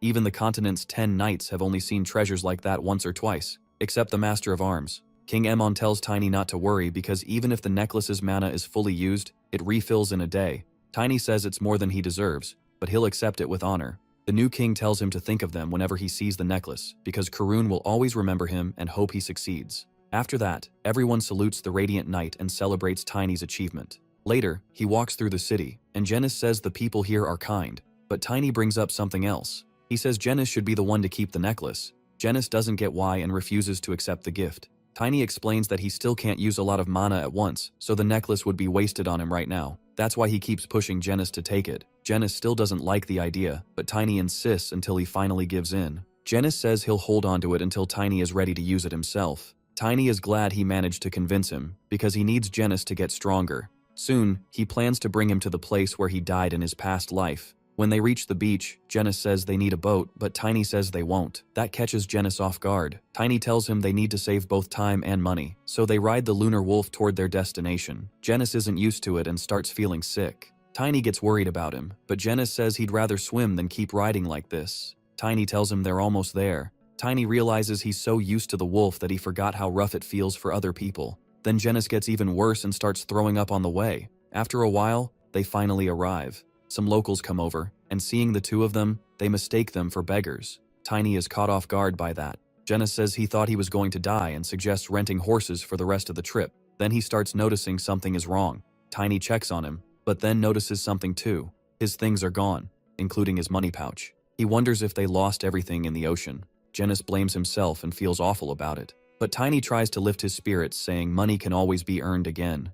Then he reminds Genis that this city always has something like spare bags of money for situations like this. Later, Tiny says this city is basically free pickings, and those jerks from earlier had money in their pockets. Genis isn't comfortable with that and reminds Tiny he's the Radiant Knight now, so he can't act like that anymore. He even asks if Tiny plans to ruin his own title. He warns that using force without checking anything first would only throw society into chaos. Tiny thinks Genis is incredibly strict, but that's actually a good thing. He's 3 times faster than a normal knight and insanely talented. As they move on, Tiny hopes coming back to this city with Genis was the right call. Meanwhile, Genis keeps trying to catch up to Tiny, but right when he thinks he's close, Tiny takes off on the wolf again, which leaves Genis annoyed. Tiny says he wants to know something before the ceremony and asks what Genis knows about the second prince. Genis says the prince has a good reputation and is close to the crown prince. Tiny didn't know that, and it reminds him of rumors from his past life, that the second prince betrayed his brother, and both of them died. Now Tiny wonders what's really going on inside the imperial family. Elsewhere, a mother holds her sleeping son and notices the crown prince is starting to wake, so she tries to keep him asleep. Then she looks confused and wonders if the plan failed. She is the second queen, Karsha. Using a crystal ball, she contacts one of the devil worshippers. He won't give details, but says she doesn't need to worry about the outcome. Karsha says she already heard about the disaster in Karun, where they failed badly. She reminds him they spent years setting this up, and even the final move took 3 months of preparation. Yet now, he says it failed. Angry, she asks why she should keep trusting people like them. The occultist replies that even if she doesn't trust them, if she really plans to back out now, that only makes the queen more furious, and he warns that his group will not take it well. He reminds her of something she once said, that she wanted every hated bloodline of Eslin erased, so he tells her to think carefully. Chances like this do not come often, and he asks what she plans to do. The queen asks if he is certain they will get what they want. The cultist says yes. Right then, the boy starts waking up. His mother panics, worried he might notice the communicator, but the connection is already gone, so she turns to her son. She tells him it is almost time for class. He asks to skip it, saying he is only half royal and does not even have golden eyes. His mother gently rests a hand on his head and tells him not to say things like that. She says all she wants is for him to keep growing just like he always has. That gives the boy the push he needed. He says that when he grows up and becomes like his brothers, he will carry her on his back and run around the imperial palace 10 times. She smiles at his confidence and says she believes in him. Meanwhile, back in the cultist's chamber, one of them says she finally understands. They could not have stopped this, even with more time for the second elder. The first elder is badly hurt and recovering, and they have suffered many other losses too. Their leader blames it all on Morse, meaning Tiny. Someone asks what he is doing now, and the leader says he seems to be heading to Assyrian. That is where the great work is taking place, though they think it may be a coincidence because of his tie to Valentia. Still, the leader cuts them off. He orders them to keep watching Tiny, but not to move against him for now. They will focus only on the great work involving the Blue Fox. Back at the royal palace of Aslan, one prince gets a report from his brother and complains that he always makes life harder. That brother is the second prince, Lotvan Aslan. Lotvan says it is time to work with the local intelligence group, reminding him he used to do the same. The prince says he did sometimes, but this does not sound like his brother. Usually he would lecture everyone about rules and start giving orders. His guard gets annoyed by the teasing, so the prince says he will stop. Then he asks how the second queen and Tenel are doing, since he has heard nothing lately. Lot says their mother has called for the knight commander again. He is still in charge of the royal knights, and that should not keep happening. They need to strengthen the knights' authority. The first prince says that must be because the imperial knights stay out of politics. Lot says that is not the only problem. Their mother still treats Tenel like a little kid, even though he is already 14, and that is why their younger brother still has not matured. The first prince says that reminds him of someone else the same age. He says a child once punched him so hard he spun through the air several times. Lot is stunned by that story. The prince adds that this same boy has become the center of many rumors lately. Lot asks how he let a brat like that get away. The prince says it was his mistake, and besides, the boy really could do it. Then he says Lot must have heard of him, the radiant knight who saved Karun. Lot asks if he means the same knight who beat the Kraken and the demon worshippers. He says the rumors call that boy a half-elf around 20, not 14. The prince says he did not know that. When he met him, he looked like a child. He adds that he wants to meet him again someday. Lot asks where he thinks the boy is now. The story then moves to the second mansion of Ecliptica Assyrian Valentia. There, the Duke meets Tiny and is shocked by how much he has grown. His first question is what Tiny has been eating. Tiny says that is a rude way to greet him, especially after so long and after he came back having done something so huge. The Duke admits Tiny did a great job. Tiny wonders what is wrong with this old man, but quickly gets to the point. He says that is not what matters most. The Duke agrees and explains that the second disaster will strike the imperial palace during the crown prince's wedding to his daughter. It could not happen unless someone inside interfered with the imperial barrier, which means there may be a traitor in the royal family. The barrier, he means, is an ancient relic linked to the outer walls of Assyrian. It filters evil energy and freezes mana, so it does far more than just protect the palace.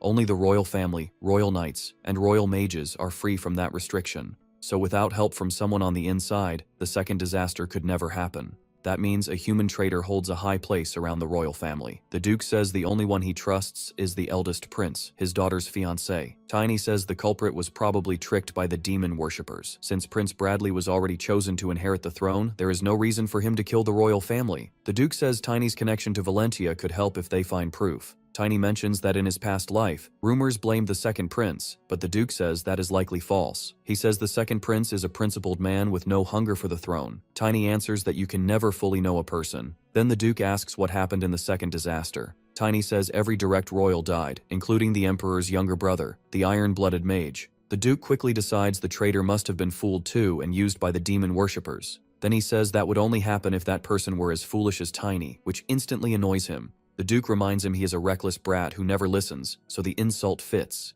He even brings up how he told Tiny to go to Elvenheim. Tiny knows that, but says he stayed because he was worried. If the Duke slipped up, half the empire could be turned upside down. The Duke admits it was safer that way, and says he will let it pass this time. Just then, someone rushes in saying there is trouble. The Duke asks why he is making such a fuss in front of a guest. The man apologizes and reports that the Master of Arms has requested an audience, and wants training. That shocks both the Duke and Tiny, because the only superhuman in the kingdom's alliance right now is the Master of Arms, Grid Van Sheldon, the man who showed the world his power in war, fighting the Sword God again and again and helping keep the alliance together. Even after the war ended, he kept challenging the Sword God. People thought the gap was settled when Grid became an Aura user 3 years ago, but 2 years ago, the Sword God reached Aura too. That shook the whole world. Now, during a training match between two superhumans, the Duke says his rival still does not know his place. Angry at being challenged, he asks if the Weapon Master really thinks this is the right time to decide who is strongest.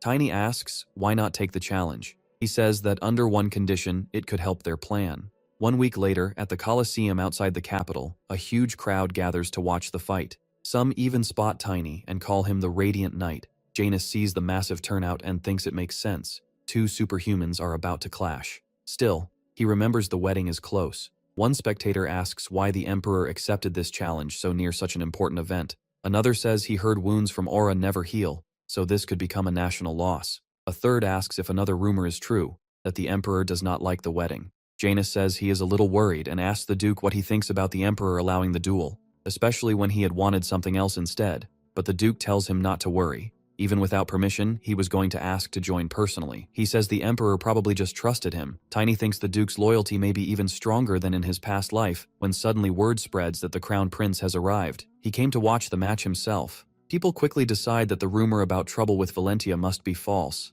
Tiny, though, is sure the Emperor really does dislike Valentia, and the Crown Prince likely knows that. Still, after seeing him come here now, Tiny decides they can trust him this time. The Prince and the Duke greet each other. Then the Prince looks at Tiny and says he almost did not recognize him after so long. Tiny asks if he came to watch the duel too. Before answering that, the Prince says his fiancée wants to see Tiny's wolf, which catches Tiny off guard. Still, Tiny knows the Prince's mana sense should let him keep the lunar wolf inside the barrier, so he summons it in cub form and hands it over, even though the wolf clearly hates this. The Prince tells Tiny not to worry, they are on the same side. Then he leaves with it. The Duke says he already warned the Crown Prince to keep his guards ready in case demon worshippers make a move. He also tells Tiny to stay sharp if anything strange happens in the palace, especially if he is there. Then the air suddenly turns cold. The Duke recognizes his opponent at once and says he hasn't changed. It is Weapon Master Grid Van Sheldon. The two lock eyes for a moment. Tiny and Janice watch from the stands. Grid says the Duke finally seems to have moved on. The Duke fires back that Grid is the only fool who causes trouble during a festival in another nation, so his words mean nothing. He should remember his place. Grid says that's exactly why he finds the Duke annoying. He adds that the Duke still talks like a stuck-up noble. The Duke replies that if Grid has time to complain about tone, he should fix his own behavior first. Harsh words are still better than having no class at all. Grid gets tired of talking and prepares to fight. The announcer explains the rules and says transcendent armor is banned for safety. Also, by the Duke's request, the loser must obey one demand from the winner. Grid says he'll finish this fast. Seeing him draw a sword, the Duke thinks it's time to end this pointless effort. Grid says becoming an aura user taught him something. Now he plans to teach a few lessons to a senior only a few years older than him. The Duke gets furious and asks what kind of lessons he means. Then he attacks at full power, his anger rising with every taunt. Grid notices but doesn't back off. He counters while mocking the Duke's sword style. Resetting his stance, Grid says he'll show him how a sword should really be used. Then he rushes in at incredible speed. Even the Duke is caught off guard. But before the strike lands, he disarms Grid and asks if cheap beginner tricks can really dodge Aura's destructive power. That gives the Duke the upper hand, and Grid knows it. He pulls back at once, or the fight could end right there. Then he leaps high into the air. The Duke says that was a decent move, so now it's his turn to show one. Grid says that it is. Using his position in the air, Grid lands a hit on the Duke. The Duke is knocked down, his attack cut short. Still, he lands safely without injury. Grid goes in again, using Frozen Flower arrow vision. A volley of arrows flies at the Duke, and he admits it was a smart try. Still, he says ice arrows won't work on him. What he misses is that Grid was never aiming at him. He was aiming at the ground, which explodes. The blast breaks the Duke's focus, and he quickly recovers from the hit. Then he starts charging his next attack. Grid tries to close in, but suddenly feels a huge wave of power from the Duke. He stops right in front of him. Even the crowd can feel that pressure. Grid starts to despair. The Duke says Grid claimed he would teach him swordsmanship, so he asks if this is what he calls a senior's swordplay. Grid realizes a sword alone won't beat him and calls the Duke his nemesis. Then he switches weapons, his face turning serious. He declares that round 2 starts now. This time he wants a real fight, one where only one of them walks away alive. With that, Grid attacks with everything he has. The Duke matches him blow for blow. He asks what happened to all that talk about nobility, because Grid is the one fighting like a madman. Grid clearly hates hearing that, and his attacks grow even fiercer. Their powers crash together and tear through the arena, sending fear through the crowd. On the east side of the barrier, the mages struggle to pour in more mana, wondering if this kind of strength is even human. The two fighters prove they are far beyond normal people. Even Janus is impressed. He says he's starting to understand his opponent's ice element. Tyning asks who he thinks will win. Janus is cheering for his highness, but admits the Duke still has a small chance of losing because Grid has lived as an aura user longer. Back in the fight, the Duke holds nothing back. Grid keeps changing weapons, using every tactic he can to win. This time, he means to end it. Tyning says the Duke would normally lose this fight. Janus asks what he means, and Tiny says that would usually be true, but not this time. Grid faces him head-on, and the Duke stands firm. Grid decides to finish it now, charging in with his weapons because he doesn't want this battle to drag on. The Duke knows how dangerous Grid is. Then he uses an energy block. Grid is stunned that the Duke stopped his attack, so he quickly switches tactics. As the Duke watches, Grid gathers energy around himself. Then he releases it in a long-range attack. The Duke defends again, but this strike is clearly stronger. The arena barrier nearly shatters from the impact, but the people maintaining it barely keep it standing and save the crowd. Janus and Tyning can only stare at the final exchange. Soon after, the announcer steps up to name the winner. Lord Asgard has won the duel. The crowd reacts in mixed ways, though most had backed the Duke. Janus is happy to see His Highness win and says the Empire only needs one sword. The one taking it badly is Grid. He demands to know what skill the Duke used and how someone so upright came up with a trick like that. The Duke only asks if he has forgotten everything about nobility. Grid gets even angrier and insists his attack should have landed. But right before the hit connected, the Duke protected himself with an energy barrier. That ruined Grid's plan. The Duke used that opening and struck back while Grid was distracted. Grid says it felt like the mana inside his body twisted. Then the Duke moved in for the last blow, and Grid knows he would be dead if the sword had not stopped. He asks if the Duke used magic. The Duke says it was force field control, a move he meant to save for later, and not a bad trick at all. Grid is furious hearing that, but before he can press further, the Duke of Valencia claims his right as the winner. Grid has no choice but to stay quiet. He thinks he can't even go see his brother, since that could harm allied nations. He reached the top years earlier and never imagined he would lose. Then he remembers the promise. He has to honor it. Still, he warns that if the Duke asks too much, he would rather die than obey. But the Duke simply tells him to remain in the Empire until the prince's wedding is over. That is his request as the winner. The crowd sees it as mercy from the Duke toward his rival. Grid, however, asks what he is really planning. The Duke tells him to ask later if he is curious. Grid doesn't like it, but he accepts. News of Valencia's victory spreads fast. Everyone now knows the Swordmaster surpassed the Weapon Master, so the Lord of Valencia becomes the Emperor of the Sword. The next day, the Emperor is in a meeting. Tiny notes that he ended up with the same title as in his past life. The Emperor still isn't used to it when the meeting is interrupted. Grid has arrived. He says he came because he was summoned and asks why the Emperor wanted him. The Emperor says he'll skip the formal noble manners. Grid replies that nobles should keep their dignity even in private. Then he notices Tiny and calls him an inferior human, saying he should show some dignity too. Tiny says people with power should stay graceful and strict with themselves, remembering that Grid's past trauma made him think that way. He adds that he heard Grid say the same thing when he was younger, and says Grid killed his cousin because he couldn't control his form. Grid explodes in anger and demands to know who Tiny is to know that. Tiny says Grid himself told him, but Grid insists they've never met, so that's impossible. The Emperor backs Tiny up and says he's telling the truth. He also reminds Grid that he asked about the trick used in their fight, and says Tiny is the one who taught him. Grid can't make sense of any of it, and asks Duke Agda what this all means. The Emperor says they can clear everything up.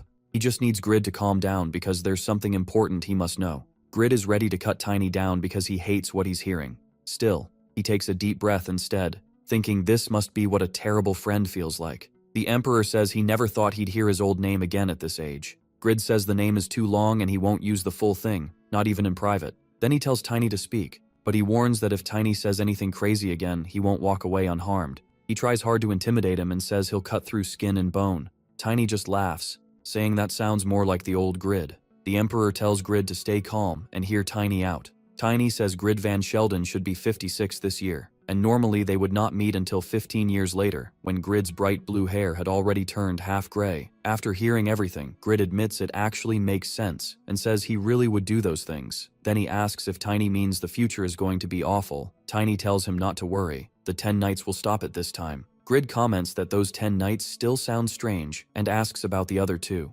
Tiny says he still doesn't know how to reach them. The Reaper is probably off training somewhere, and the Mage Knight should be at the Sage's Tower. Grid thinks those titles sound odd and says this is no time to hold anything back. He asks if the Emperor told him to stay there because of the coming disaster. The Emperor says that idea came from the protagonist's sharp mind. Tiny clearly doesn't enjoy the sarcasm. Then Grid asks about the skill used in their fight, and Tiny explains it. The Imperial Mansion had been quiet, but that peace quickly broke. Grid finds out the protagonist taught the Emperor the move used against him at the end of his previous life, so he asks how his other life ended. Tiny tells him they both died, but the Emperor's swordsmanship surpassed Grid's. That was how Asgard gained the title Sword Emperor. Grid explodes in anger, refuses to believe it, and immediately wants to schedule another duel. The protagonist tells him to settle down and listen. He says he'll teach Grid his future skill too, so their next fight will be fairer. That calms Grid a lot. He keeps listening, even hearing that he had 5 eternal armors. The Emperor figures that's the only reason Grid is staying calm.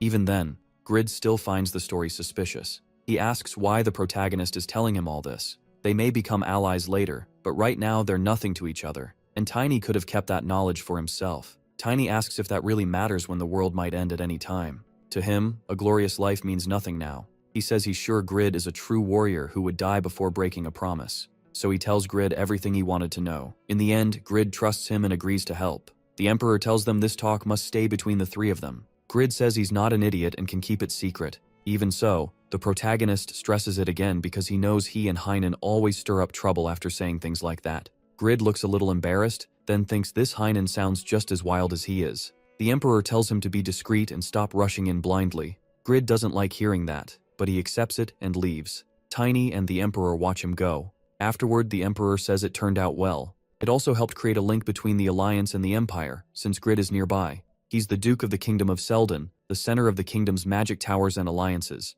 Tiny agrees and believes Grid will honor his word. But one problem still remains. He asks when the Emperor plans to speak to Genis. From his reaction, he still hasn't decided. The protagonist presses him, saying Genis should learn the truth as soon as possible. The Emperor says he'll talk to him after this, though he knows telling Genis to stay calm won't work. Tiny realizes the Emperor understands Genis better than he does, so he should get ready too. Then the Emperor says he and the prince are using every resource they have to figure out what's going on. Hearing the prince mentioned makes Tiny uneasy, and the Emperor asks why. Tiny says the Aslan royals are fools who sold out their own country. The Emperor doesn't like that and warns him to watch his words. He also says Tiny shouldn't underestimate the imperial family's intelligence network. They likely already have proof. Still, the Emperor is worried about something else. What if the disaster has nothing to do with demon worshippers? What if it's just a power struggle inside the royal family? If so, he can't step in. A servant can't interfere in a fight among royals. Tiny tries to see his side, but asks if that means they should do nothing, even if the capital blows up.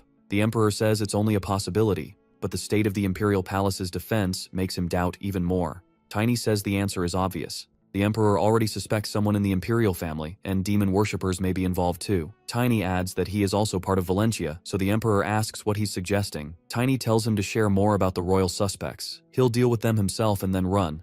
That annoys the Emperor, but Tiny says he only needs help keeping an escape route open. The Emperor says that's not how he wants to handle this. Tiny asks why he's changed so suddenly. The Emperor says Tiny's mana has grown along with his body. He's almost at Blader level, so he declares that he'll train the protagonist himself. Tiny remembers how that went before and says that's really not necessary. Then he bolts, and the Emperor wonders why he's so reluctant. A month later, the protagonist is on the training ground, facing several tornadoes. He doesn't back down. Gripping his hammer, he gets ready and summons an even bigger tornado, sending it at the others. It slams into them, pulls them together, and grows even larger. Tiny is determined to clear this challenge. He knows most bladers use swords, but what really matters for a level 4 mana user is controlling mana itself. In this world, mana acts like a force the body alone can't reach. Tiny pushes himself to grasp that. For the past month, he has trained hard under the Emperor. The Emperor warned that if he faced another Imperial, the whole kingdom would hunt him down. He also said Tiny's mana body keeps a record of his knowledge. Tiny only cared about using that time to grow stronger faster. He drives himself with everything he suffered through in both lives. Janus, under the Emperor's direct orders, was assigned to watch the training with his dragon eye. He was shocked that someone Tiny's age was so close to Blader level. He knew Tiny had talent, but thought the Emperor expected too much. That was before he saw Tiny for himself. Once he watched the training, he was stunned by the raw power. The tornadoes were so huge he could barely make Tiny out. Meanwhile, Tiny feels he's almost there. Only one step remains. He has to force out the move he used in his past life, a skill only a blader can use. When he finally does, even Tiny is shocked by his own power. The strike creates a massive blast, and Janus notices it from afar. His effort pays off. Tiny succeeds and becomes the Knight of Strength, gaining his second signature move, Stormbreaker. Janus is stunned by the destruction. Tiny marvels at how strong he is now and shouts in joy at finally making it. But right after, his muscles scream in pain from overdoing it. He realizes his mana body pushed his real body to the edge, and now he needs food.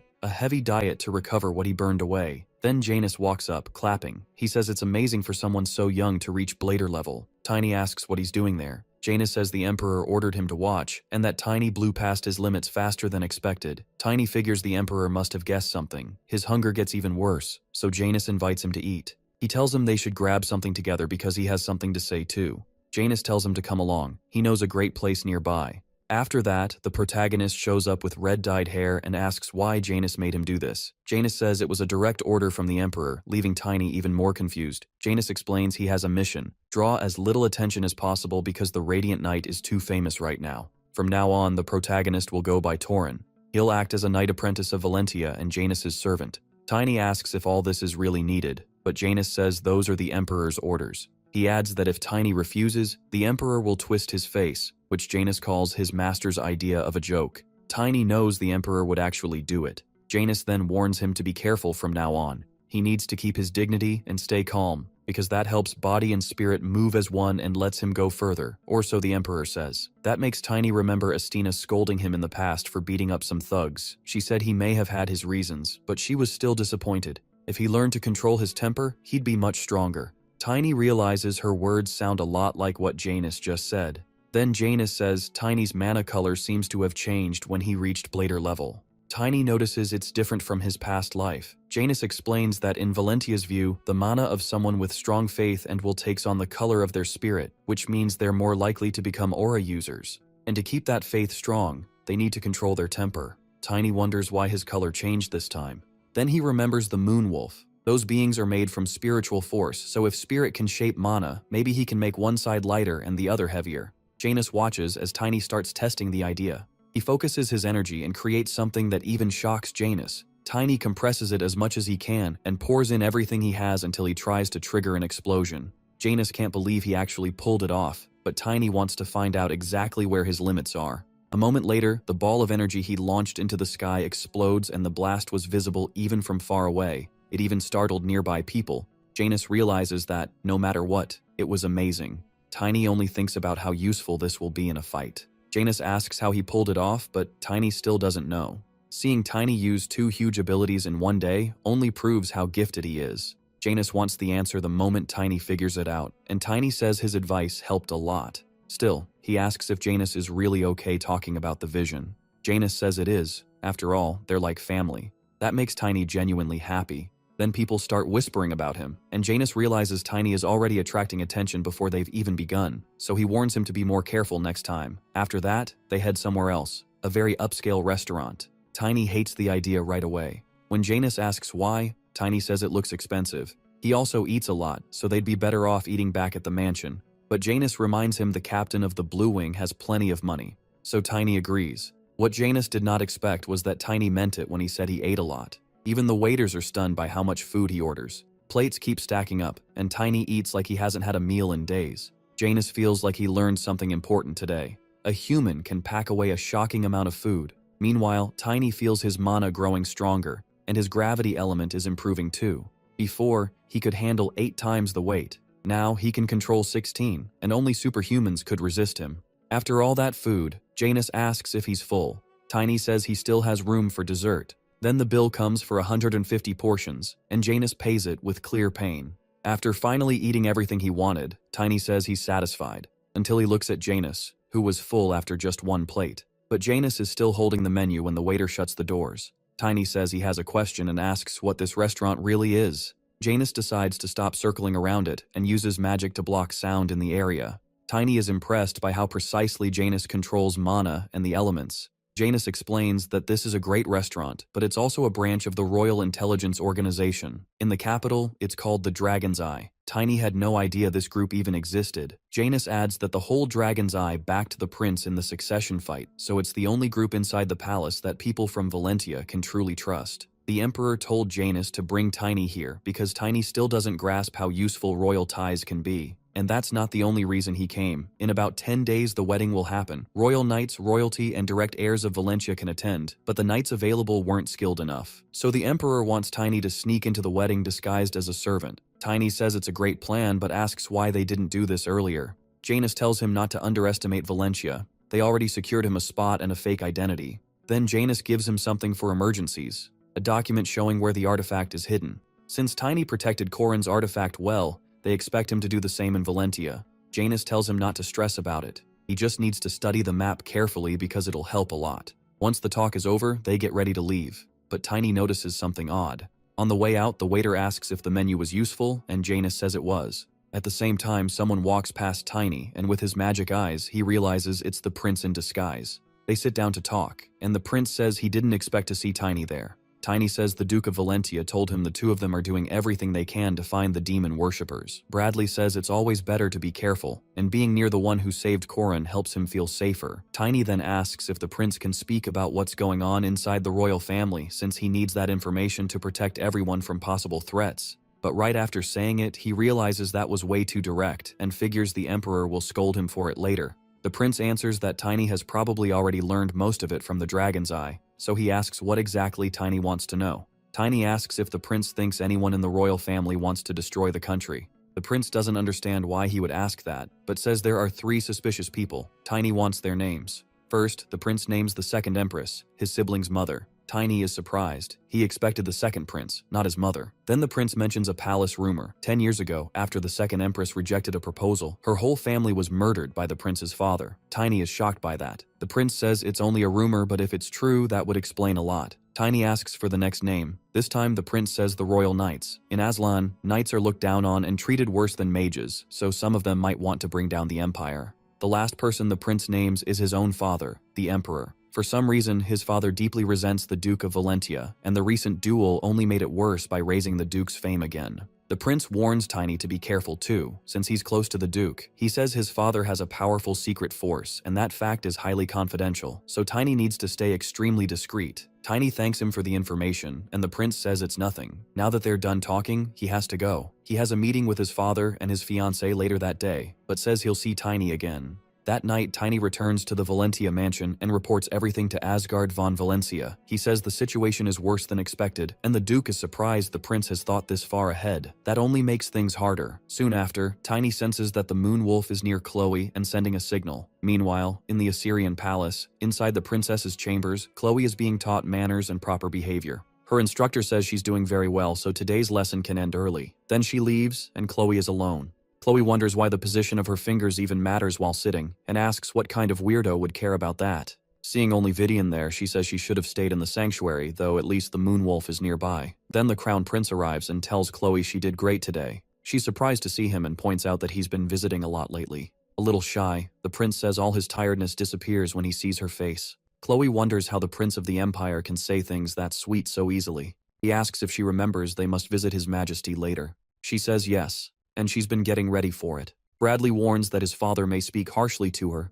but asks her to bear it for his sake. He also says the emperor is furious about Valentia, especially her father. Chloe asks why her father has become the emperor's target, then remembers hearing something like that out in the streets. She had thought it was just gossip, so now she wonders why she was chosen to be Princess of Wales. The prince says that unlike his father, he sees their marriage as a symbol of the empire and Valentia becoming one. He admits he pushed hard for this marriage, and that may have angered the emperor even more. He just wants Chloe to understand that. Chloe thinks that since her father hasn't seen the emperor in a long time, and if his majesty's hatred is really that bad, she needs to warn her family. Sometime later, the emperor arrives for the meeting. Everyone shows him respect as he heads to his throne. He passes his son and future daughter-in-law without even reacting. Then he takes his seat, and only then does the couple greet him. The emperor tells them to raise their heads, and they stand. Bradley asks if his father has been well. The emperor replies that since his son now handles most state matters, yes, he is doing just fine. The prince says he only handles those duties when needed, and that the empire still belongs to his father. The authority he has came from his majesty. Then the emperor asks if he'd be willing to give that authority back. Nervous, the prince says yes, if that is his father's wish. But the emperor says there's no point because the nobles would oppose it. He complains that his son pushed him aside, leaving him with only a tower and the Knight Order, so there is no going back. Bradley insists it was all done according to imperial law. The emperor snaps back. How can any procedure stand above the emperor? But what angers him most is who the prince brought with him, the daughter of the man people call the other emperor. Trying to calm him, the prince says that's just a nickname from harmless commoners and shouldn't be taken seriously. Then Chloe steps in and formally greets his majesty. The emperor immediately reacts at seeing the imperial sword's daughter before him. Chloe says her father recently defeated the Union Sword and earned great glory, but everything he does is for the empire's sake. Hearing that, the emperor bursts into loud laughter and says the prince really chose someone just like himself. He tells Chloe he doesn't dislike her boldness, but he still has a warning for both her and her father. The prince clearly doesn't like that threatening tone, and even the moonwolf beside Chloe grows tense. The wolf's fury is so strong that even from far away, Tiny realizes something is wrong. The moment he gets the wolf's warning, he knows Chloe is in trouble and suspects the emperor is threatening her. Back at the tower, the emperor declares that the Island line has ruled mankind since ancient times. No human law or procedure, he says, can stand above the emperor, the highest bloodline of all. He then tells Chloe that she may be hoping for more than just the empire. The emperor fixes his eyes on her, and Chloe is left speechless until the prince steps in, asking his father to calm down. That only annoys the emperor more, so he turns away and orders them both to leave. The prince is clearly angry and says they will leave at once. He calls for the princess to come with him. The two walk out, leaving the emperor behind. Alone now, the emperor thinks over what happened. He admits his son has grown too much when someone appears and asks why he spoke that way to the princess. The emperor brushes it off, saying he got excited and must be getting old. Then he is asked if the Valencia bloodline truly bothers him. The emperor says that 40 years ago, a boy came to greet him, claiming descent from the duke's house. The boy was around 10 and had only just started sword training. The emperor personally taught him, but with time, the student surpassed the teacher. The emperor was stunned, while the boy, worried for him, offered him a hand. To the emperor, that was humiliating enough to make him give up being a knight. After that, he told himself the Aislins were always a family of magic, yet even that talent was denied to him. A shame he still carries. So his hatred of Valencia is not only personal. He believes no noble house should ever rise above the royal family, no matter how peaceful the era is. To him, that threatens the very order of the nation. In his eyes, it is the same as treason. He says the prince is smart, but still fails to see this, and the emperor can do nothing because of that cursed law. He says this is also why the empire, despite its strength, has never conquered the whole continent. The royal family is chained by law, the noble houses keep growing, and power stays divided. To rule the continent, he says, all power must be gathered in his hands. The mysterious figure agrees, and the emperor says the excuse they need will be created by that foolish queen and the demon-possessed trash. But the figure warns that they cannot beat Duke Valencia alone and already know the limits of the demon worshippers. So the emperor says he needs him and asks if the secret weapon is ready. The answer is no. The emperor says he heard the weapon is gifted. The figure confirms it is the greatest genius to wear the Shadow Group's mantle, and if it keeps growing, the emperor will become the first ruler in history to control an assassin who uses aura. Still, they need 10 more years. Even so, the figure says not to worry, because with help from the Royal Magic Tower, it should be enough. The emperor accepts that and asks where the prince has gone. The figure says he has not gone anywhere special and seems to be watching with the dragon's eye. The emperor says the prince may learn small details, but he must never suspect the real plan. The figure replies that the prince will hear the most important news only at the key moment. The emperor says that when the demon worshippers rebel against the royal family, and Duke Valencia, kin to the royal house, dies, the royal family will finally have enough reason to take the mirror power from those unfit to hold something that could destroy the empire. The figure says they will shape the perfect situation for themselves. Then a shadow appears in the room and speaks in a strange language. The emperor asks what it means, and the figure says a subordinate has brought useful news. With it, they can start pressuring Valencia early. Back with the duke, he says the emperor does not only hate him, now he has threatened his daughter too. Tiny tells him everything he learned and even suggests killing the emperor, but after seeing the duke's reaction, he pulls that back. Frustrated, Tiny asks why things turned out like this. The duke wonders if the emperor still holds a grudge over the past. To make up for that old mistake, he worked hard for the empire. Tiny snaps that those thoughts are useless, and the duke answers that Tiny does not understand how serious this is. Tiny asks if it is worse than the Demon King's army. The duke admits it probably is not, so Tiny asks why he is overthinking it. If the Demon King descends, everyone will have to unite whether they want to or not. Tiny knows that from experience. So, he says, there is only one thing they need to do: protect humanity's strength. The duke says he sometimes envies Tiny's simple way of thinking. Tiny does not like that, but the duke adds that Tiny is also why his own thoughts stay clear. Then Genis arrives, saying they have a problem. An urgent report from the Dragon's Eye says a rebellion has broken out in a small city ruled directly by the royal family. The duke is shocked. Genis adds that the emperor has ordered Valentia to put it down. He hands over the letter, and the duke reads that Valentia must suppress several uprisings and prove they are worthy to become the imperial family's in-laws. The deadline is the wedding. Tiny asks who would dare stir up a rebellion in a weak, small city. Genis says the current guess is the demon worshippers. At a moment like this, Tiny believes they are trying to split up the imperial family's military force. The duke says that points to an attack during the wedding. Genis says they cannot be sure the demon worshippers will move that day, but the duke says he has his reasons and will explain later. For now, they need to handle this first. Genis agrees and says the rebellions began in small cities. The 3 targets include Karina. He believes the Imperial Army and the Magic Tower are handling 2 of them, and the Ice Flame Mage was sent with the tower. Karina has been left to them. It lies between Valentia and the Imperial Palace, so they can send troops there. But the Duke says that to crush the rebellion before the wedding, they would need high-ranking knights. Genis replies that the high-ranking knights, himself included, are still at the Imperial Palace. If they leave now, they can finish the mission fast, but they will not make it back before the wedding. The Duke says that even now the Emperor is trying to wear down Valentia's military strength. He then mutters that maybe it would be better to tear all of this down. Janice asks what he means. The Duke says it is only another option. With Chloe and the family involved, he cannot act recklessly. Tiny points out that if the wedding is cancelled, it would badly hurt both Chloe and House Valentia, which may be exactly what the Emperor wants. Then Tiny says they can settle this in a week, but only if he goes alone. The Duke hates the idea, and Janice asks if he plans to use the wolf spirit. Tiny says it would take 3 days to get there, and 3 to return, plus 1 day to finish the job.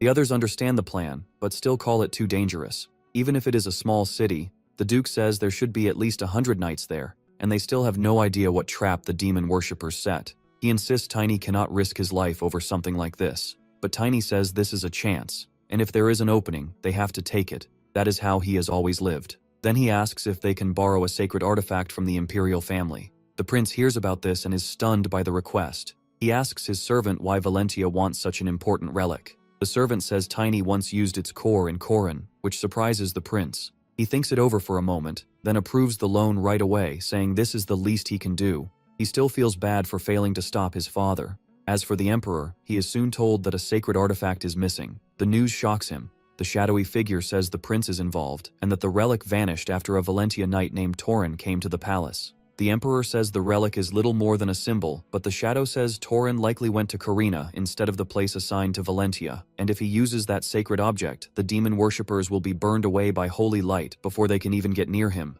Anyone blinded by dark magic would wake up too. The Emperor asks if this means Valentia could win without losing a single man, and the shadow says yes. So the Emperor orders that this knight must not come back alive. The dark figure says they will send their developing secret weapon, claiming it will be enough to kill one knight. Back with Tiny, he heads for his target with the wolf. Not far away, the weapon watches him and realizes this is no normal mount. Tiny is riding a giant wolf straight toward Carina. It also notes how fast he is and how hard he is to catch, though there may be a chance when he comes back the same way. So they choose to wait for Tiny on the way back, while he keeps rushing ahead. He has been traveling for days without even stopping to eat. Before leaving, all he had was a wild bear. Then Tiny asks the wolf if it can sense a 4th stage elementalist. He knows his soul has already reached a superhuman level, but getting back the strength he had in his past life still won't be enough to change everything. What is different now, he thinks, is his growth as an elementalist. The better the soul, the easier it is to become an aura master.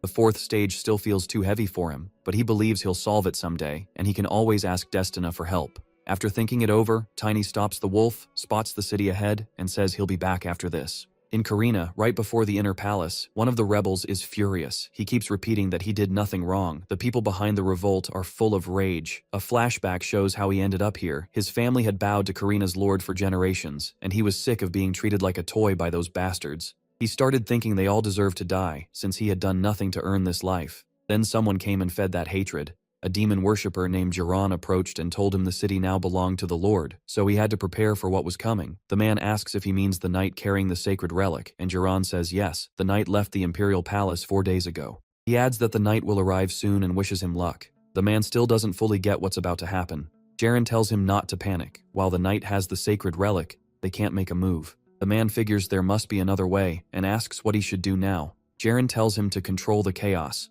The Lord himself will lead the knights and soldiers and trigger the trap, so the man decides he has no choice but to go through with it. Before leaving, the demon worshipper wishes him luck in the new world. Back in the present, that same man is leading the uprising.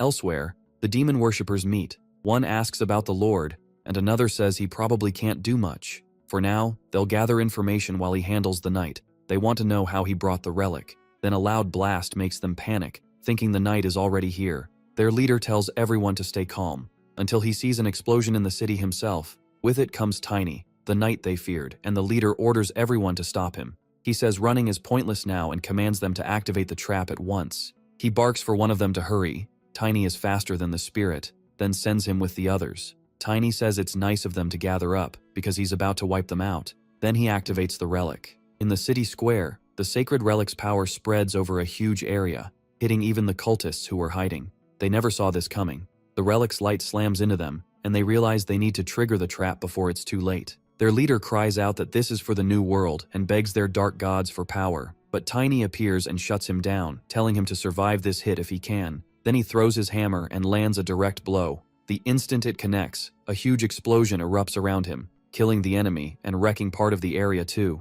Tiny protects himself with magic, but he's confused by the blast. It doesn't feel like the enemy simply died from the hit. When he checks the crater, only his hammer is there. He wonders if the enemy used a sacrificial clone. Maybe the sacred relic had weakened them too, because normally they wouldn't waste a clone just to avoid one attack. Then he notices something else. He spots an object packed with more destructive magic than most demon worshipper artifacts. Once it starts glowing, it explodes. Tiny instantly understands how dangerous that is, because there are many of those spheres. Even the Moonwolf senses the threat. Tiny quickly searches for the best answer. He remembers a technique he hasn't used since the Imperial Palace. It's the strongest move he can use right now. As the egg-like spheres start cracking, Tiny unleashes traces of ruin, widespread deployment. A huge wave of flames races toward the spheres. The result is an explosion even bigger than before, and Tiny realizes he has to weaken the blast. But the force is far too great to fully stop. The blast is so massive it can be seen from far away. Its power is insane. Tiny reduced it as much as he could, but not enough. The Moonwolf had been summoned, yet even with mana sense, he can't find it. Now he has to get to the Imperial Palace because they're focused only on the relic, and they need to be warned.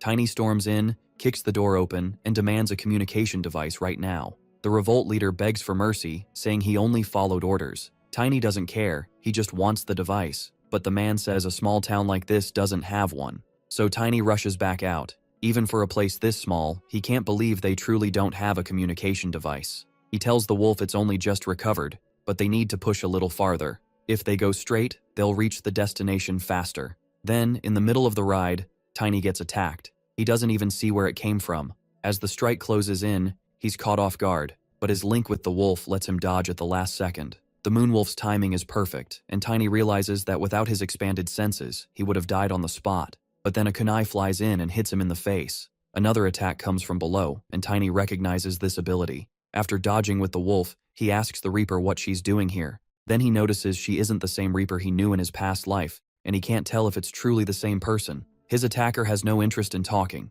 Like a shadow, she slips behind him and cuts him. Tiny says she won't get away and swings his hammer, but she uses illusion step. Tiny knows this is bad. He and the wolf have been running non-stop since Karina, so if he's low on mana now, things get worse when arrows start flying at him too. He still manages to raise his iron barrier shield, but the situation keeps getting worse. His body is weakening from shadow poison. That's terrible, but Tiny refuses to die here, and he also doesn't want to kill one of the 10 future knights. So he asks why the Imperial family's shadow is after him and waits. After a pause, she asks how he knows that. That's when Tiny knows he got her. She's inexperienced. The Reaper he knew would never have answered. This is his one opening. Tiny presses on, saying he knows more than that. He knows her magic circuit technique comes from Shadow Law. She says she's the only one who knows that skill, so how does he know it too? Tiny thinks the answer is simple. She told him in his past life, and in this life, he's learned similar methods too. So he decides to use every bit of mana he has left. Just as she throws a spear,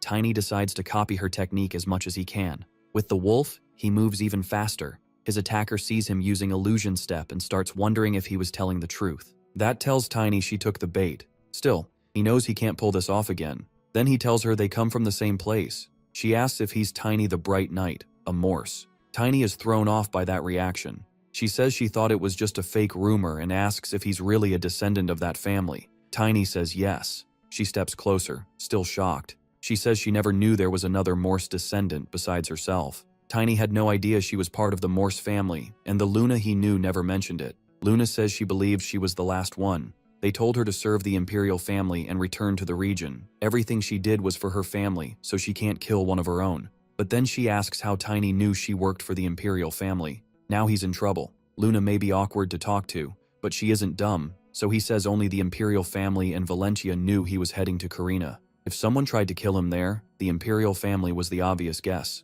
She seems to accept that, and Tiny relaxes a little. Then he asks why she attacked him. Luna says she was obeying the Emperor. She was ordered to kill him before he reached Karina if possible. If she missed him on the return, she might not get another chance, and she doesn't know why the order was given. Tiny realizes the reason right away. He isn't the real target. Valentia is. He also knows the demon worshippers are still out there. They nearly wiped out Corin, and now they're fighting each other for control. That makes Tiny question whether the Imperial family is really worth protecting. So he tells Luna to go back home soon, then asks what she plans to do. That makes her a little embarrassed. Tiny explains he's only 14, and since she looked older, he spoke to her politely. Then Luna hugs him and calls him her brother. She's happy to finally have family and not be alone anymore. Tiny feels guilty and thinks he should apologize someday. A little later, he asks what she'll do about her mission from the Imperial family. Luna says she can handle it. Seeing her like that makes Tiny feel bad for a lot of reasons. Elsewhere, the cult leader is stunned that the Morse boy survived the bombs.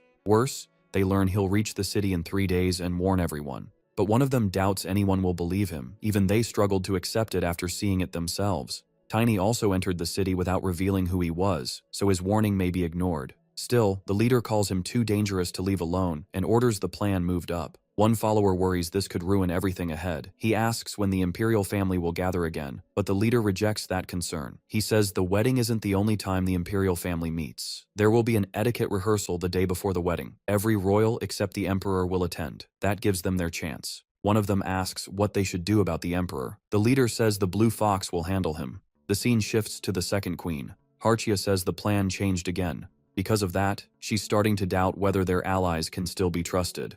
Her lover tells her not to worry, they're fully ready. Even if it happens a day early, they can handle it, including that troublesome emperor. Then he says this will be good for both of them. The queen asks if the emperor is really such a problem. She says he only became emperor because he was born first, not because he was strong. In her eyes, he's not someone Gruel, the cavalry commander and her lover, should fear. Gruel says the emperor alone isn't the issue.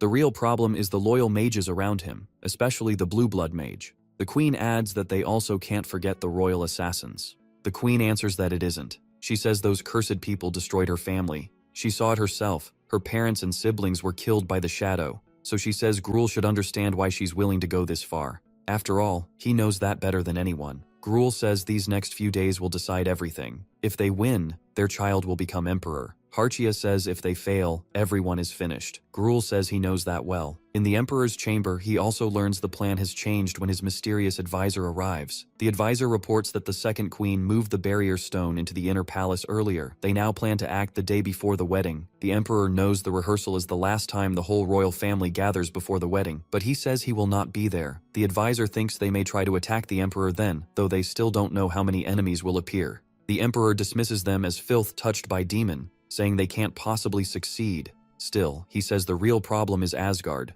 Those insects can't deal with him. Then he asks if the advisor can handle it. The man says his first duty is the Emperor's safety, but the Emperor says he already has other plans. The advisor replies that if this concerns the Emperor's authority, they still can't move against the Duke of Valentia right away. The Emperor tells him to keep watching and report back. If it won't risk his safety, then he may go deal with Asgard. He adds that if needed, he can take Ludwig too, just to make sure it succeeds. The mysterious advisor hesitates. The Emperor tells him to leave if he has nothing else to say. Before going, the advisor reports that the Carina rebellion has been crushed. The Emperor angrily asks if the Valentia boy who borrowed the sacred artifacts survived and solved the Carina matter. The advisor says they already have a plan to stop him from returning, trying to calm the Emperor. But the Emperor says his anger isn't about one child. It's because those Dan Valentians earned credit without losing a single man. The advisor apologizes for the failure, but it changes nothing. The Emperor says he'll personally send him to deal with those Dan Valentians. Elsewhere, the first prince is updated on everything. His servant says Gruel gathered the knights and changed the plan. He believes the attack will happen the day before the wedding, not during it. The prince quickly realizes they're aiming for the rehearsal. He asks whether his father will be there. The servant says his ally promised to handle that. The prince asks if this ally is one of the demon worshippers. The servant offers to step in, but the prince says demon worshippers can't hurt his father without inside help. As long as the blue blood mage Ludwig is there, it won't be easy. He says his uncle will stay by the Emperor's side, since the Emperor never kept a knight near him. For decades, the Emperor has looked down on knights because of Valentia. Now that pile of dry wood has finally caught fire, letting the Queen join a massive betrayal with the cavalry commander and block the plan the Emperor had been building. The prince wonders how his father became like this. Then he tells his servant, Ixalan, that this may be the perfect chance to cut away the rotten part of the royal family, especially since he won't have to dirty his own hands. Ixalan is shocked by the prince's attitude. Bradley says they'll stay with the plan, but he tells Ixalan to send word to the Valentia family to go to the Crane Palace, the ceremony hall, a day early. As for his father-in-law, Bradley says he'll explain everything himself. Next, Chloe lies on her bed and says things were better when bridal lessons filled her whole day. Now she's just bored. Vidian points out that Chloe used to complain she had too much to do. Chloe says the lunar wolf isn't here, and neither is Tiny or any other cute kid to keep her busy. That stirs something strange in Vidian, who still sees Chloe as a child even though she's about to be married. Then Chloe suddenly asks why Vidian doesn't confess to Genis before she gets old. Vidian turns bright red and insists she only sees him as her leader. Chloe clearly doesn't buy that. Vidian admits Genis is a handsome genius who reached challenger rank at 30, but insists that's all it is. Chloe offers to talk to Knight Genis for her, and Vidian quickly snaps back, no. Then Chloe says she envies Vidian because she can date whoever she wants. Vidian asks if marrying the crown prince bothers her. The princess says it's not exactly that. She explains that her family gave her many privileges, so now she has to do her part. Vidian asks if that's really the whole reason. Chloe says if she had to marry someday, doing it for her family is fine, especially since her fiancé is royalty too. Then she jokes that Vidian should date a bunch of men for both of them, and says again that she'll talk to Genis, which Vidian clearly hates hearing. Right then, the prince arrives at her door and says he needs to discuss something. Chloe quickly gets ready to receive him. Prince Bradley steps inside, noticing Vidian is there too.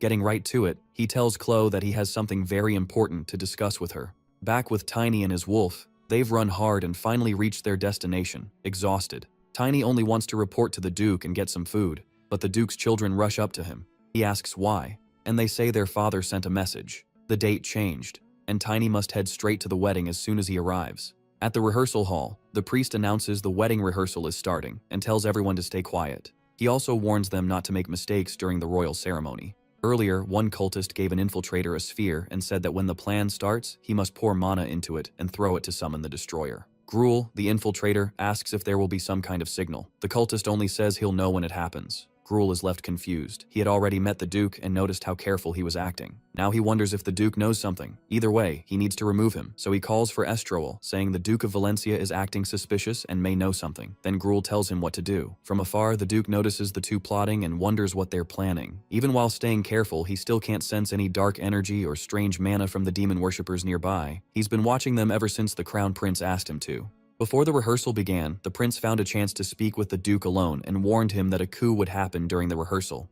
Bradley said the second queen and the cavalry commander had joined forces with the demon worshippers to launch it that day. The Duke asks if they should cancel the rehearsal, but Bradley says no. If they move too soon, they'll lose everyone. The Duke can't believe he's willing to risk his own family. Bradley says that's exactly why he called him. He needs the Duke to protect them. The Duke then asks if the Emperor knows about this. Bradley says he does, but he isn't acting worried at all. That makes the Duke even more uneasy. To him, this goes beyond demon worshippers. Bradley still can't figure out their full plan. A coup with just Gruel and the Royal Knights? Even with help from demon worshippers, they shouldn't be able to break into the palace while the barrier stands. Still, Bradley is sure they'll find another way. He tells himself not to dwell on it too much. If things go wrong, his father-in-law can back him up. After thinking that over, he grabs a knife and refocuses on his plan. Then his little brother Tanel shows up. He asks if Bradley doesn't want to get married anymore. Bradley knows Tanel can never inherit the Asian royal family's golden eye. Maybe that's why, but to him, Tanel is still the most innocent of them all. And after today, the boy may end up hating him. So Bradley hides his feelings, but Tanel can tell something is wrong. Bradley says growing up just gives you more to think about and tells him not to worry. That helps Tanel relax, and he congratulates Bradley now since he might not get the chance tomorrow. Bradley thanks him. Then the Duke suddenly shouts. He spots his sons and remembers telling them not to come, but they say this is about what was mentioned earlier. Even so, the Duke doesn't want them there. Then one of them reveals they're with the Moon Wolf. The other explains that only close family and palace staff are allowed inside, so Tiny had to stay back with the Knights of Valentia. The Duke tells them to head back, but suddenly the small Moon Wolf leaps into his hand. Through it, he learns Tiny found a powerful artifact but ran out of mana. He also senses the others nearby. Right after that, someone steps beside the Duke. He says there's something he wants to ask. Estroel says they've gotten word that some people may try to cause trouble during the rehearsal. Because of that, no one but the imperial family and workers can enter. He admits it's unpleasant, but says it's for everyone's safety and asks for cooperation. The Duke demands to know how he dares treat the bride's father like a criminal. Estroel insists he's only following orders, but the Duke draws his sword. He asks whose orders they are, warning that his answer will decide what happens next. People nearby start noticing the disturbance. Bradley quickly comes over to stop it. Estroel bows and says it was only a misunderstanding with the Duke, but the Duke puts the blade to his throat and demands again to know whose order this is. Bradley tries to calm him down. He says this security measure is too much, agrees the Duke shouldn't be thrown out, and orders Estroel to back off. Estroel apologizes again, saying the knights are only obeying the Emperor. That gives the Duke his answer. Estroel adds that if the Duke refuses to comply, it will count as treason.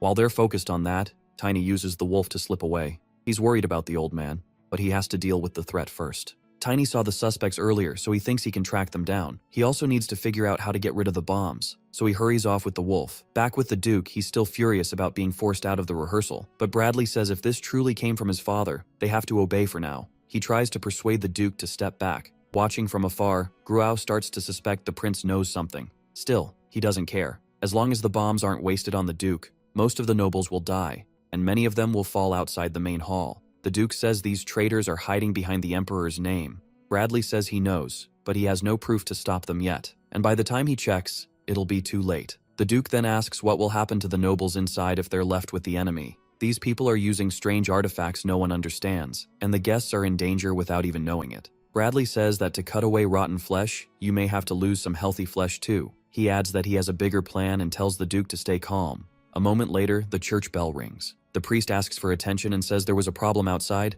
but it's been handled, so the ceremony can continue. Then he announces the star of the day, Princess Chloe von Valentia. The crowd is stunned by her beauty. Even Bradley is captivated as he reaches out his hand. Chloe thanks him for the gesture. Together, they get ready to continue, but Bradley notices something off. The priest is about to go on when a servant backstage lights the candles on the cake, saying he nearly forgot. Nearby, the moon wolf waits. Through it, Tiny had thought this job would be easy, but it turned out much harder than expected. Everything around him makes finding the explosive spheres difficult, and they may have been painted to hide them. Soon he can't tell which ones are real. Then someone near the cake notices a strange smell. Other servants smell it too and say they've never smelled anything like it. As they wonder what it is, Tiny realizes this has to be important. Using the wolf's nose, he tracks the scent. Then he finds what he was searching for, the explosive spheres hidden inside the cake. He rushes toward them, knowing he has to get everyone out before they blow. The wolf slips through the crowd while the rehearsal goes on and people start feeling something brush against their legs.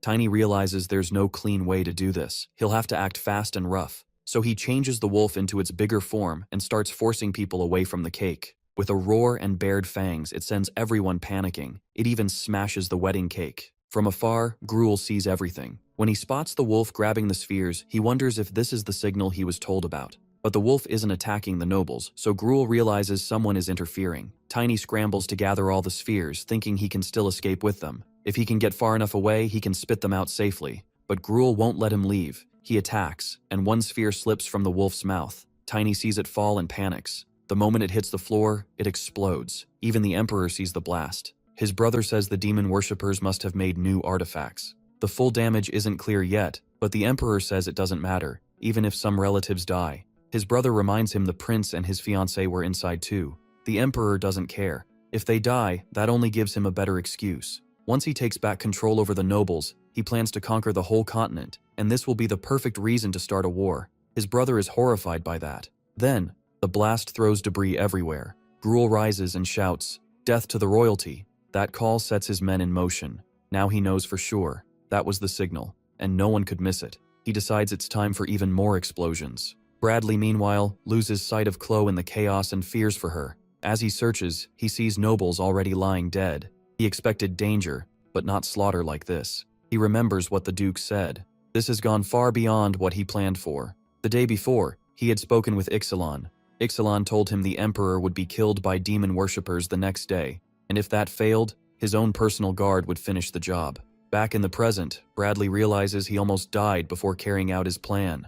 All around him, nobles are falling. Furious, he strikes back and fights the attackers head-on, catching them off guard with how boldly he moves. Chloe is still the only person on his mind, but he forces himself to stay calm. He has a plan to protect her, and he knows his father-in-law should arrive soon. First, he has to survive and make sure these deaths mean something. What he never expected, though, was for demons to appear too. Seeing them up close leaves him shaken. Elsewhere, Janus is also caught by surprise when the blast goes off. He had entered disguised as a close knight, and now he realizes even the Duke likely didn't know this would happen. Then he sees something falling from above and barely dodges before debris crashes down. After the explosion, Janus feels sluggish and notices his mana is being suppressed. But the artifact Tiny gave him helps him hold on a little longer. Then Chloe arrives with Vidian, and Janus is relieved to see they're safe. Chloe says there's no time and hands him a sword. She tells him to follow her. They're going to the prince. But moments later, the princess sees the demons too.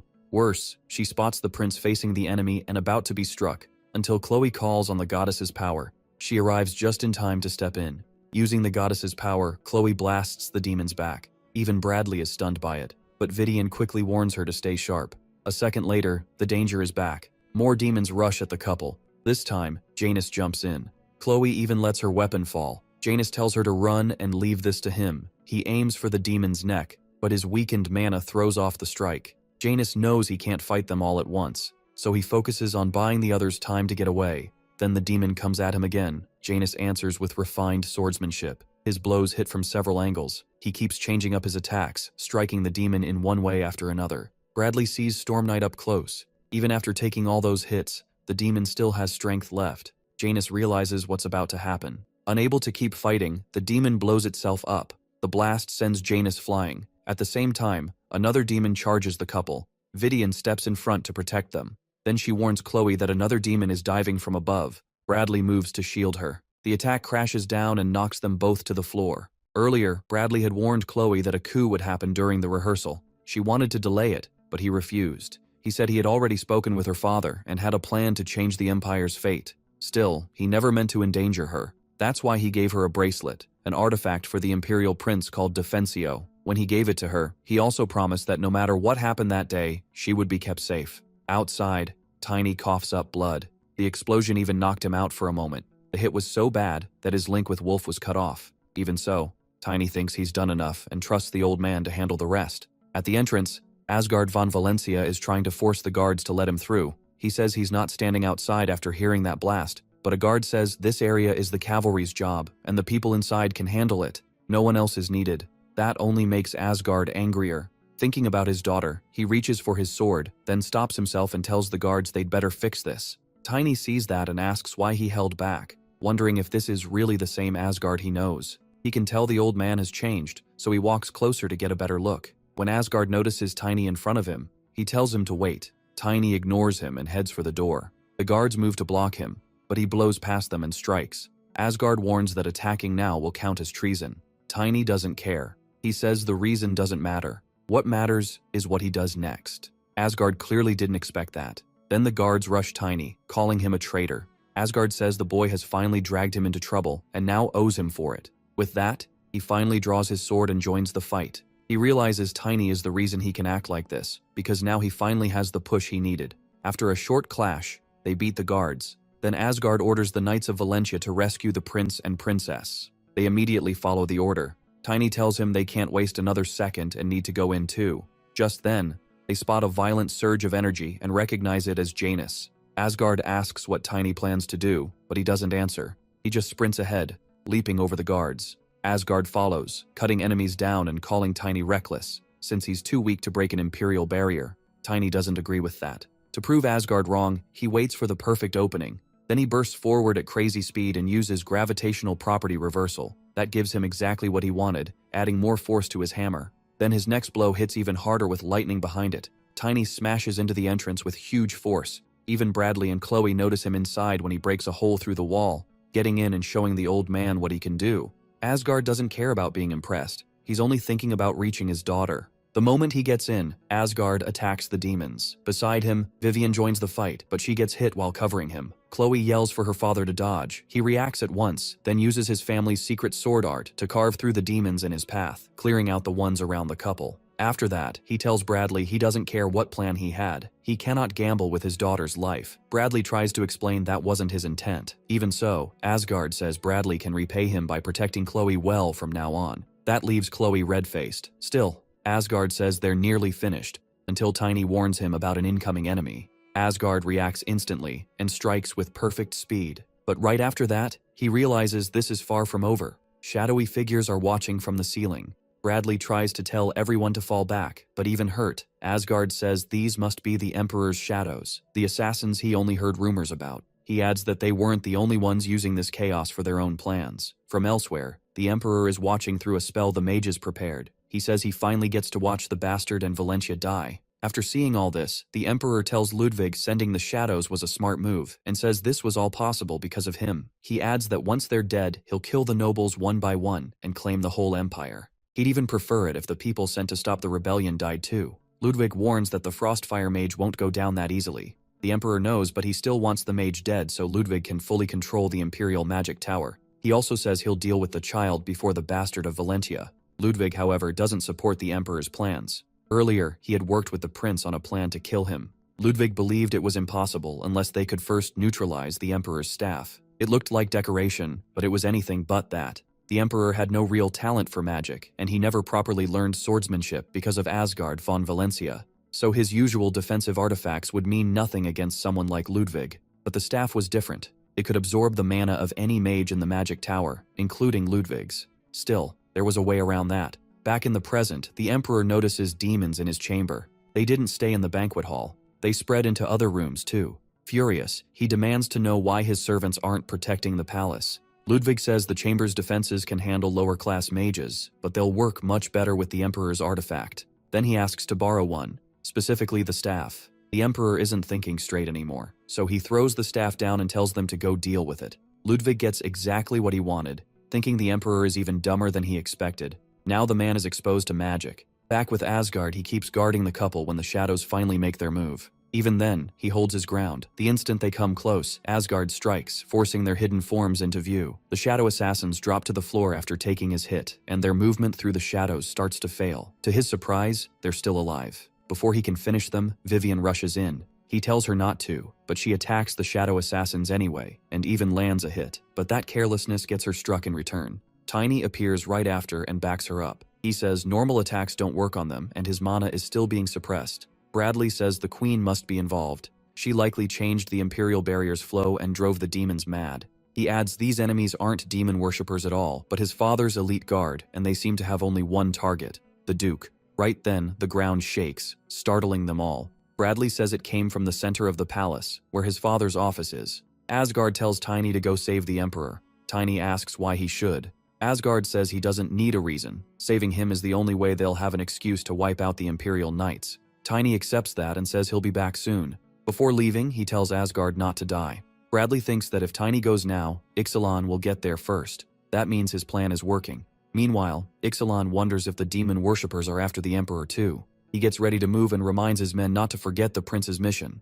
Then someone suddenly appears, saying they're a little lost. Back with Ludwig, he notices there's still some resistance to his magic, so the staff must not be far enough away. He wonders if he moved too soon and notes that the Queen's interference forced him to spend a lot of mana changing the barrier's flow. Still, it doesn't matter. The man carrying the staff works for him. The Emperor is trapped, and now the Emperor asks if his own brother is a demon worshipper. Ludwig asks if he really looks like those low-life cultists. The Emperor snaps back that he's just a loud pig. Ludwig says he's only taking what belongs to him as the true heir of the Azran family. He means the throne. In his eyes, the Emperor is just a rich fool who never deserved it. He adds that it would have been kinder if the Emperor had died years ago. Now he'll suffer first, all because he relied on artifacts. Ludwig declares that once the Emperor dies by demon worshippers' hands, he'll take the throne and put everything back where it belongs. Then the Emperor suddenly vanishes as smoke spreads through the room. Tiny is the one who caused it. He immediately asks Ludwig if he's behind the disaster at the Imperial Palace.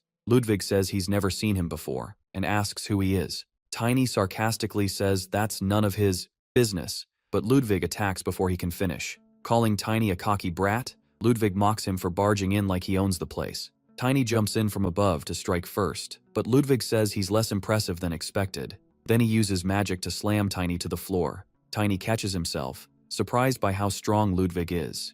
He barely dodges one hit, but a second attack comes right after, and that one lands. Tiny gets blasted into a wall as Ludwig readies another spell. Tiny realizes this mage is at least 6th circle level. What he can't figure out is how Ludwig keeps casting without tiring. Tiny keeps weaving through the attacks until one nearly clips him and explodes against the wall. Ludwig casts incredibly fast, but Tiny can still read the mana flow. The mage is drawing heavily on the mana leaking from the Imperial Barrier. Once Tiny notices that, he realizes he can predict the spells. So he rushes the mage, thinking he finally has an opening. He uses Gravity Development Reversal, then adds Gravity Transformation. Ludwig moves to attack again, but Tiny reads it ahead of time. He figures out exactly where to move and when to dodge. That lets him push forward while also predicting Ludwig's next move. For a second, Ludwig thinks he has him trapped, but Tiny already knows where the strike is coming. By boosting gravity hard, he knocks the attack aside. Ludwig just keeps firing back. His fireballs keep exploding around them. Ludwig tells Tiny he picked the wrong enemy. He says Tiny interrupted something vital for the Empire. Tiny realizes Ludwig still hasn't noticed what he did. If he'd been even a second late pulling his body down with gravity, he would have been crushed. Still, Ludwig dropped his guard for a moment, and that gives Tiny a shot. He charges in and slips behind Ludwig, shocking him. Ludwig was sure Tiny had died. Even after taking that hit, Tiny kept moving through a fire whirlwind that almost knocked him out. Ludwig decides he's wasted enough time. He wants Tiny dead now. Tiny's plan didn't work the way he hoped, and he starts wondering if he'll survive the next spell. But before Ludwig can move, an arrow flies at him. Grid arrives, apologizing for being late and saying the way to the Isuran Palace was a mess. Seeing the Master of Weapons, Ludwig demands to know why he's here. Tiny grumbles about the delay, and Grid lightly apologizes for the poor timing. Still, he didn't expect their enemy to be the blue-blooded mage. He asks if Tiny knew who Ludwig was, and Tiny says no. Grid says in that case, Tiny shouldn't mind if he kills him. Ludwig warns that this is an internal matter, and if Grid leaves now, he may let it slide. Grid looks at the tied-up Emperor and asks if this really counts as an internal matter. He also points out how stupid it is to brag about that to someone from the other side. Ludwig realizes talking is over and attacks, saying Grid would make the perfect assassin of the Emperor.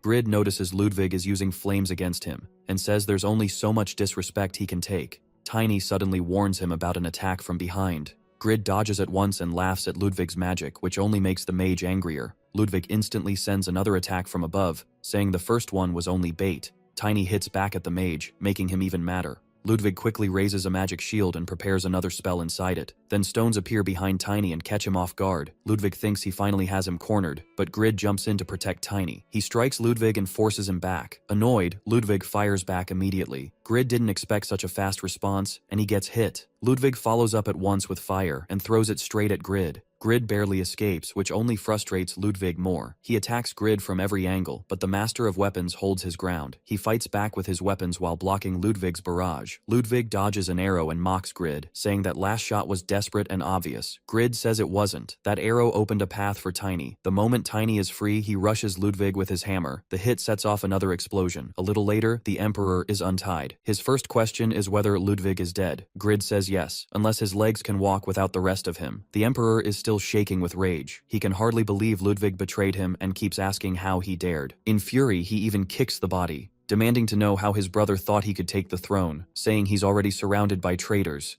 He shouts that he was the one who made Ludwig head of the Imperial Tower. After being used and betrayed, he says Ludwig got what he deserved. Once his anger burns out, he sits down and says he watched Grid and the unknown knight fight. They did well, and he plans to reward them. Grid refuses, saying he only helped as a favor to his friend, the Duke of Valentia. That only sets the Emperor off again, and he demands to know who the Duke thinks he is, sending someone to save him. He declares that he is the ruler of this nation, the one with absolute power. That is his role, not the Duke's. He asks how long the Duke will keep meddling in his life, and how long people will keep comparing them. Tiny and Grid realize the Emperor is not in his right mind. Then he suddenly asks if Tiny is with them too. He calls Valentia a harlot and says she must be working with the demon worshippers to steal the throne. In his mind, the Duke plans to play hero by pretending to save him. The Emperor insists he won't be made a fool, and Grid starts to worry. But the Emperor orders him back, calling him Valentia's ally and saying he is destined to rule without anyone's help. He adds that the alliance will belong to him soon enough. Then he notices Grid drawing his sword. Grid says that as heir to the alliance's main line and a descendant of the ancient fairies, he can't ignore those words. He asks if this should be taken as a declaration of war. Tiny steps in and tells Grid to calm down. The Duke will handle it, so there's no need to worry. Grid says he's only a guest in a foreign land anyway, then thanks the knight for speaking up. Tiny is caught off guard when Grid calls him a knight. Grid says he has no interest in what comes next and leaves. Tiny quietly feels like he's been recognized. Then the prince's escort arrives, and the Emperor brightens at the thought that his son must be close. He thanks Tiny and says he'll handle the rest. Before Tiny goes, the Emperor asks his name. Tiny introduces himself as Tiny of Valentia. At that, the Emperor flares up again and orders him out. Tiny has a bad feeling about this. Not knowing what the Emperor might do, he leaves the Lunar Wolf behind to spy. Ixalan arrives, sees the fallen blue-blooded mage, and asks what happened.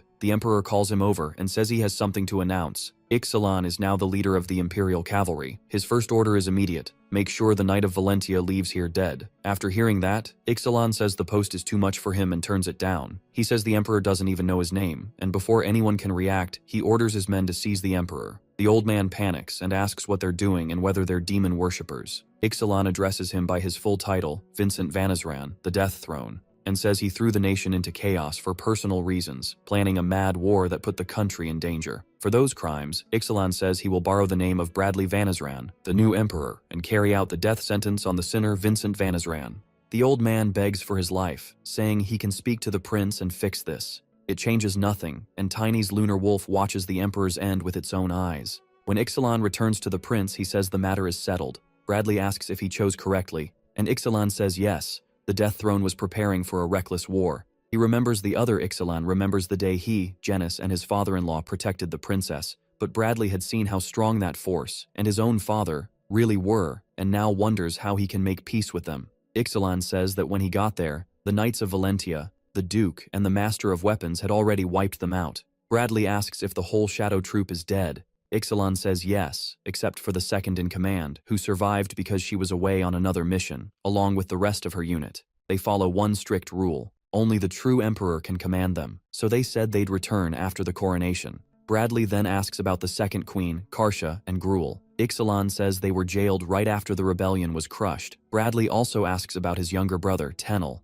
Ixalan explains that after the revolt, Gruel abducted Tenel and kept him locked up. Bradley asks why Gruel would do that. Ixalan reveals that Tenel is his son with the second queen, so he isn't Bradley's real brother. Their plan was to stage a coup and put Tenel on the throne. Bradley is stunned. He can barely process it, and now he has to act as emperor too. That means following protocol and sentencing Karsha and Gruel to death. Ixalan warns that the second prince, Lot, will object to his mother's execution, but Bradley says they can't leave behind any cause for future conflict. Ixalan asks what he plans to do with Tenel. Bradley says Tenel was born from an affair, but he's still family, so he'll spare him. Then he tells Ixalan to call everyone to a meeting because he wants to reward the person most responsible for all this. Not in the usual way, but in a way that matches what he did. Later, before the new emperor, Tiny asks if he can add one more thing to his reward. Bradley had offered him a transcendent weapon, but after hearing the request, he says Tiny may not understand how valuable that is. But Tiny does.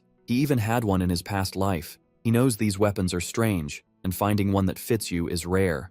Noctim, which he'll get later, is enough for him. So Tiny says he only has one request. Bradley grows tense as he listens. Tiny asks for the descendant of the Morse family, the line beneath the Imperial family, to be set free. Ixalan notes that she's the next leader of the Shadow Troop he mentioned earlier. The Emperor says he can't promise that right away. For now, she still has a duty to finish. But after that, he promises she'll be freed within 6 months. Tiny thanks him for granting the request. Bradley says that alone isn't enough reward for everything Tiny did. So besides that, he can choose one transcendent weapon from the Imperial Palace. Though even an Emperor can't simply hand one over without the proper process. Tiny didn't expect this, but if that's how it is, he'll pick a weapon. Soon after, he meets the Frostfire Mage, who recognizes him as the Radiant Knight. The mage says it's an honor to receive him at the Magic Tower Pillar, and that he'll guide him to the vault under the Emperor's order. Inside, the mage says this isn't just some royal treasure room, it's the most heavily guarded storage in the Empire. Tiny wonders what kind of weapons are hidden here. He never saw this place in his past life, so he's excited. Then he realizes it holds more than weapons.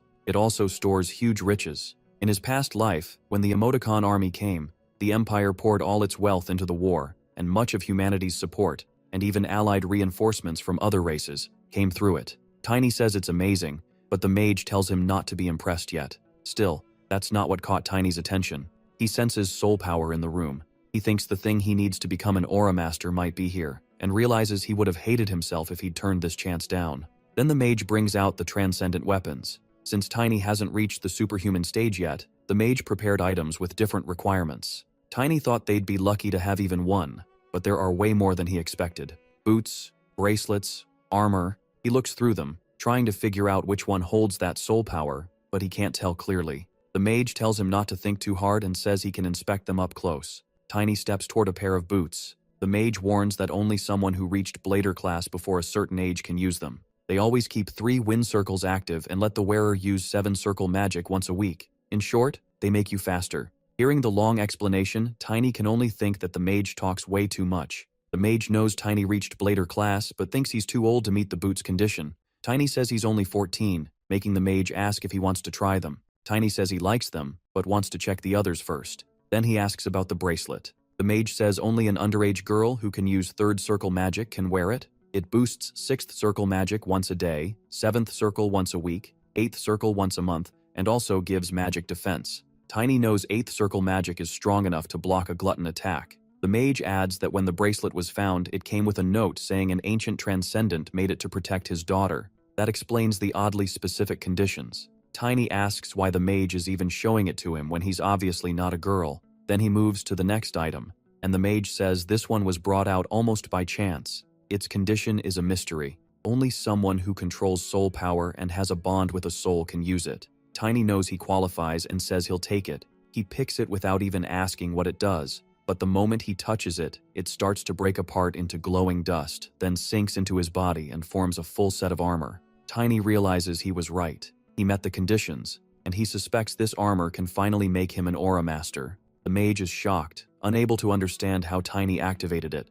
Tiny asks what the armor can do. The mage says its power scales with the user's elementalist level, physical body, spirit, and soul strength. The armor boosts all of them. Tiny can already feel it and thinks this is the key to reaching Aura Master, a level he never attained in his past life. Then he asks for the armor's name. The mage tells him it's called Animus. After he leaves, the Duke is waiting for him. He notices Tiny's new armor and says he was lucky to get a transcendent weapon that suits him. Tiny says it feels like pure luck. Then the Duke says Grid told him what happened and that he knows the blue mage caused the whole mess. Tiny says bringing Grid in fast was the right call, because without him, Tiny would have died. That clearly pleases the Duke, but Tiny still has questions. He asks if that's all Grid told him. When the Duke stays silent, Tiny decides to tell the rest, but the moment he starts to mention the Emperor's death, the Duke cuts him off. Receiving a response, he concludes that he will have to say what really happened. But as he begins to talk about the Emperor's death, the Duke tells him to, and says some things are better left unknown to a vassal, especially when it involves standing against a superior.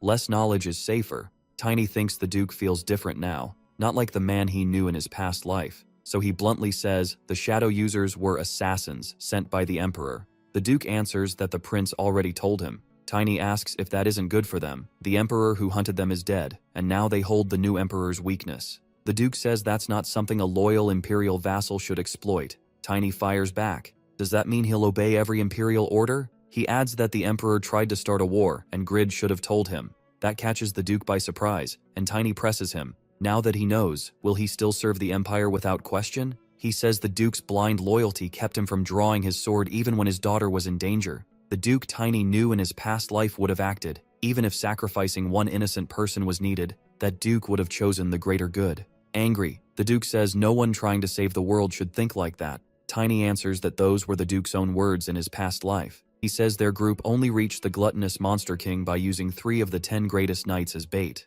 And it was the Duke's plan. One everyone accepted. Back then, the Duke could calmly decide what mattered most. That's why everyone trusted him, including Tiny. The Duke asks if he really sacrificed innocent people. Tiny says not as far as he knows. But the Duke had once said that if he ever did, he would accept death as penance after reaching his goal. The Duke says he thought he was ready after choosing to trust Tiny, but now he sees he still isn't. So if he needs to change, he will. For now, that is all he can promise. That answer satisfies Tiny. He says that's enough for now. When they get home, Chloe is waiting, but she freezes when she sees how much Tiny has grown and barely recognizes him. Tiny reminds her she saw him at the rehearsal, but Chloe says she was too busy to pay attention. To her, Tiny was still a small, adorable kid. Then Vivian walks in and asks what happened. Chloe points at Tiny, and Vivian is just as shocked. Chloe still can't believe it's really him. Then Wolf shows up, which helps calm her down a bit. Tiny admits he really has changed a lot, but now she doesn't even seem willing to accept it. The Duke asks what is wrong with his daughter.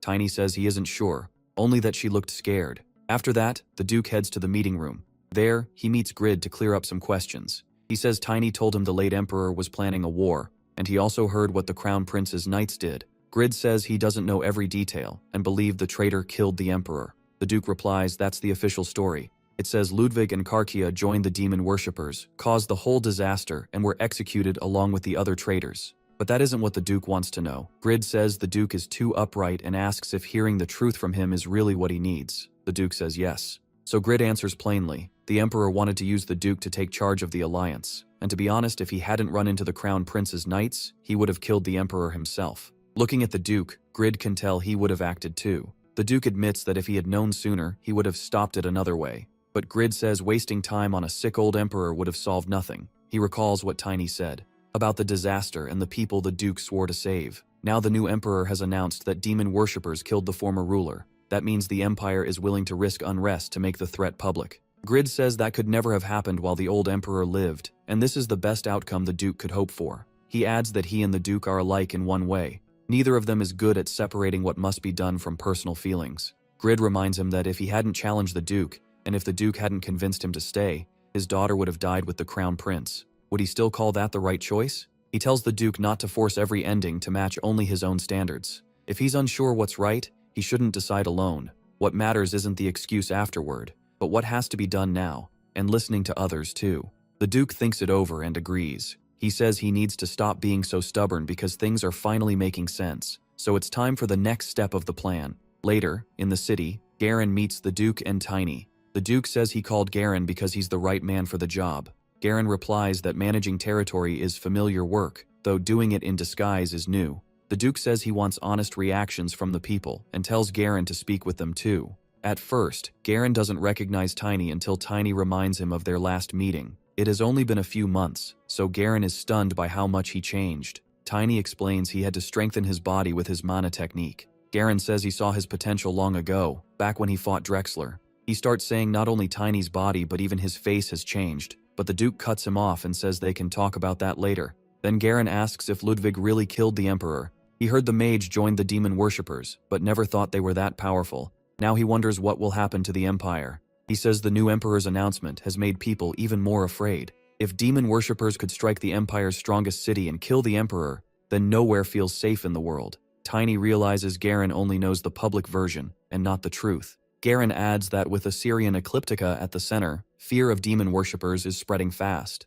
The Duke says the current Emperor also plans to announce the bomb, so the Empire's other connected powers will hear soon. Tiny thinks most of the disasters he remembers came from civil wars, and if his identity is exposed, things will get even worse. The Duke says acting from here will be harder since the Empire is still strong and stable. Even so, what they achieved this time may let them mediate between the other four powers. Then he tells Tiny he did well. Tiny is caught off guard by that, but the Duke warns him to control his expression since they are trying not to stand out. Tiny answers that being praised by the Duke is an honor, and in doing so, his hood slips off. People nearby quickly notice him. They recognize him as the Shining Knight who killed the traitor, and they also spot the Duke of Valentia beside him. The Duke mutters that Tiny has become far too famous. Garen says they won't be able to keep talking there and suggests moving somewhere else, so they leave. As they go, Tiny worries people will think he's from an even more suspicious background.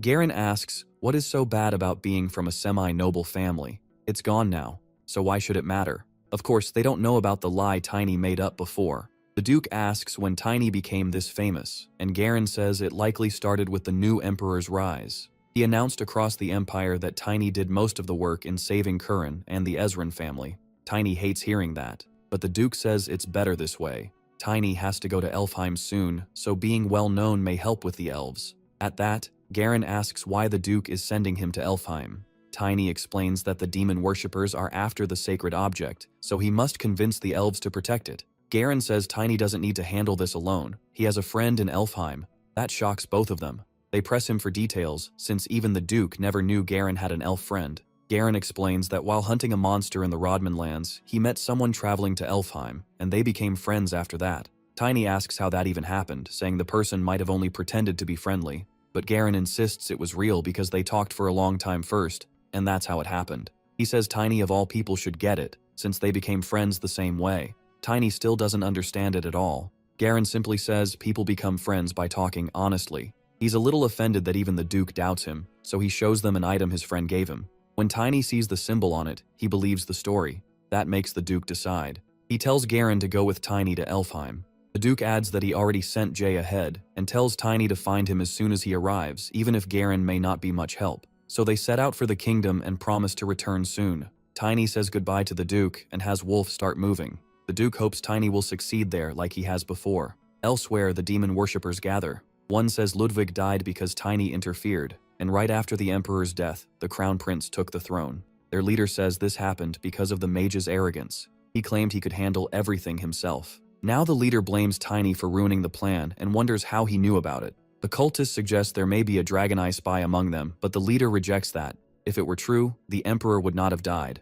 Instead, he says the hero must be blessed by the goddess. The cultist asks if that means the ruler of this imperfect world has begun the great demon war and chosen another hero. The leader says there is no other answer and asks if he remembers Malam's story. The cultist says he does. That story says the administrator could only see the fixed fate of the imperfect world. But by interfering too much, the world strayed from its path and the wall between dimensions cracked. The true rulers are coming sooner than they should, and a world that lost its cycle will be destroyed earlier than planned. The being called the goddess once changed the fate of this world, a world trapped in endless destruction and rebirth, by creating a hero and bringing the demon here. So the goddess's followers believed they had won, but proof that they were wrong remained in the demon station and the great labyrinth. The cultist says that if a new hero has been chosen now, the end of the world is even closer. Their leader says that only means their dream will come true sooner. Still, the cultist insists there could be a traitor in their group. The leader says they can test that. Their first plan was to head to Elfheim after finishing with the Empire, but Elaine, their main card, is dead, so they switch their focus to the Orc Alliance.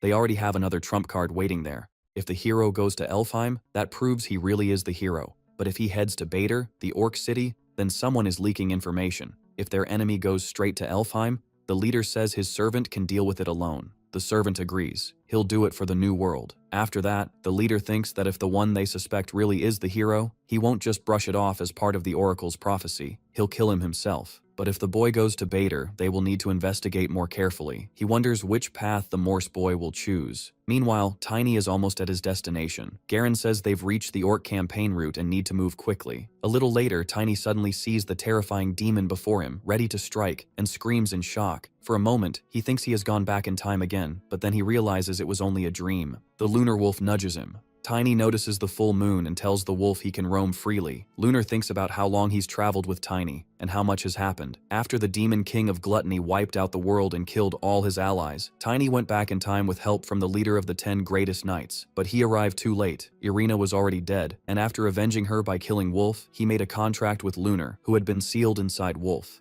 After dealing with the local lord and the demon worshippers, Tiny left and happened to meet Asgard's daughter Chloe. He needed her help to find Asgard. Luckily, they were able to travel with her. While they were together, a 5th circle dark mage appeared. Then an elf working for the Baron ambushed them, and they barely won after a hard fight. But Elaine died in the aftermath, drawing the attention of the demon worshippers' elders. They eventually found Asgard, and Tiny told him about his past life and the 7 disasters. Because of that, the Duke trained him for what was coming. During that time, Lunar was thinking about ending their contract. That was also when Tiny got a weapon from the forge. Once he was ready, he went to Corin to stop the first disaster. But by then, things had already started falling apart. After taking care of the demon worshippers hiding on the ship bound for the city, Tiny earned the king of Corin's trust and got ready for the disaster at the palace. Later, the king introduced Tiny to Lord Littman, the navigator. But Littman was really an abandoned beastman working with the enemy. He had hidden the missing mage and kidnapped the child of the ancestral monster, the Kraken, planning to use it to lure the Kraken in and destroy Corin. Tiny stopped the demon worshippers who tried to steal the sacred item and cleared up the misunderstanding with the Kraken, preventing the disaster in Corin. That victory earned Tiny the title of Radiant Knight and made him much stronger.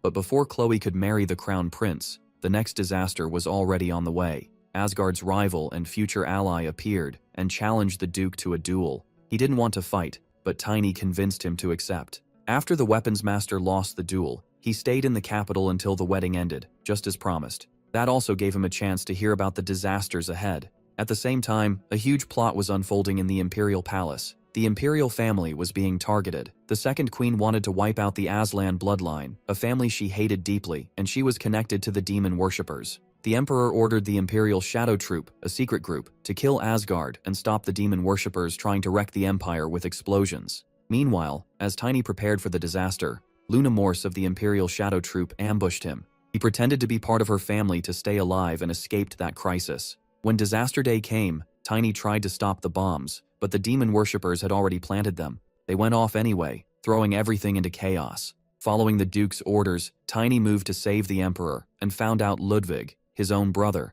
had joined the demon worshippers, but Tiny wasn't strong enough to beat him. Then the weapons master appeared like a meteor. He not only saved Tiny from being killed, but helped him bring Ludwig down. After Ludwig fell, the Emperor looked ready to start a war, but his own son killed him first. The rebellion ended with the Empress locked up, along with her lover and fellow conspirator. Once the Crown Prince took the throne, he promised to reward Tiny. Tiny ended up improving both his spirit body and soul power. He also gained the transcendent armor, Animus. His efforts were even praised by the Duke, which shocked him because the old man almost never did that. After that, Tiny headed for Elfheim with the knight Garen, where the third disaster would happen. At sunrise, Tiny calls for his wolf so they can keep moving.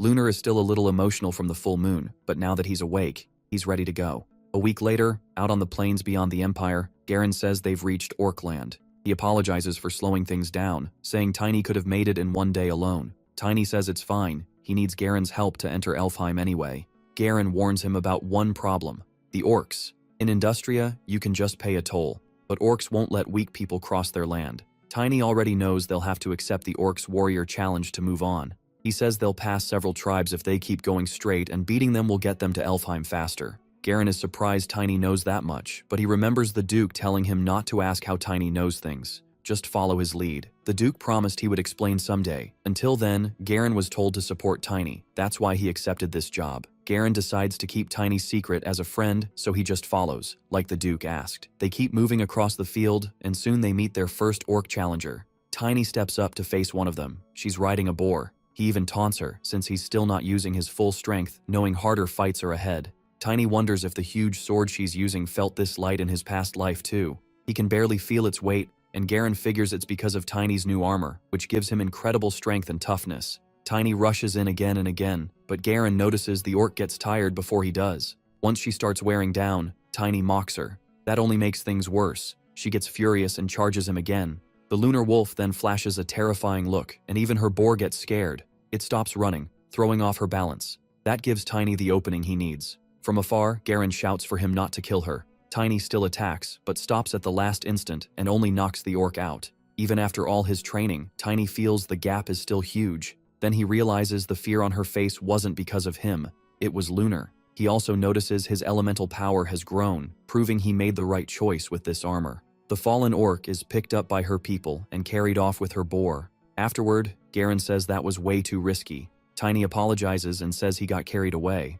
Garen says they'll head to the second tribe next, though he's never seen such intimidating orcs before. Tiny, though, thinks that was easier than expected. Still, when Garen asks if they should keep going, Tiny says they can stop by Jammingwood first. Garen asks why. Tiny explains it's the city of the Red Boar tribe he just beat, and it's only 2 hours west. Garen asks how he knows that. Tiny just says he heard it somewhere, but Garen knows he has plenty of secrets. Even so, he lets it go. When they reach Jammingwood, an orc guards the entrance and orders them to stop. He quickly sees they aren't merchants. But Garen says he already passed the warrior's challenge and shows the token he earned. That gets them through, even if the guard clearly doesn't like it. Tiny says the orcs are less welcoming than he expected, and Garen explains it's because of old wars. Tiny remembers that in his past life, when the Empire was in civil war, the orcs came in huge numbers to raid, but the orcs later fought among themselves and nearly destroyed their own tribes. Tiny worries Elfheim may face trouble too, but he still doesn't know much about the internal orc war that's coming. War is normal for orcs, but not war within their own tribes. No race chooses to destroy itself for no reason, so Tiny wants to watch for any clues,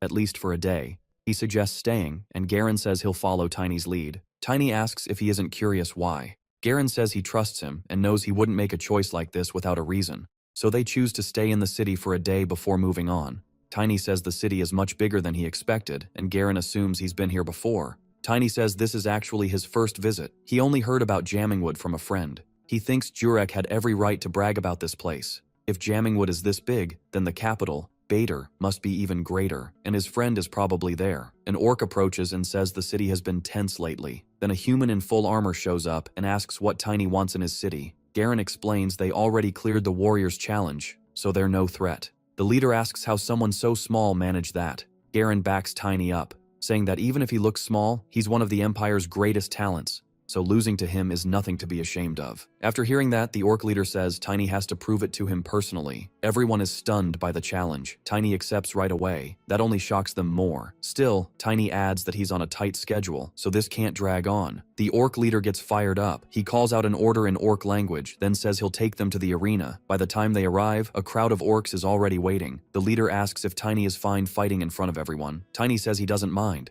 He just hopes it won't be rude when he beats the leader in front of his own people. The orc laughs it off, saying orcs honor battle no matter the result, so Tiny says he won't hold back. He even takes off his armor, which catches the leader off guard. The orc says the rumors were true, and Tiny realizes he'd been recognized from the start. The leader admits it, but says he was disappointed. He couldn't believe the Radiant Knight was only a swordsman. Tiny answers that class doesn't decide a battle. The reply clearly pleases the orc leader, who says Tiny can prove that in the fight. Tiny is more than happy to. So the duel begins. The moment they clash, the force throws them apart. The orc leader isn't impressed by just that. Tiny, meanwhile, feels the difference without his armor and realizes this opponent is stronger than expected. It's been a long time since a fight made him feel like this, almost like he's back in the past. The orc leader moves again, lifting his axe over Tiny. Tiny blocks the strike. As he faces him, his curiosity grows. He remembers fighting orcs in his past life and wants to test how far pure strength can carry him. As he pulls back, he notices the orc's mana technique. It's tied to the tribal tattoo on the leader's body. The orc asks why Tiny still isn't using his armor.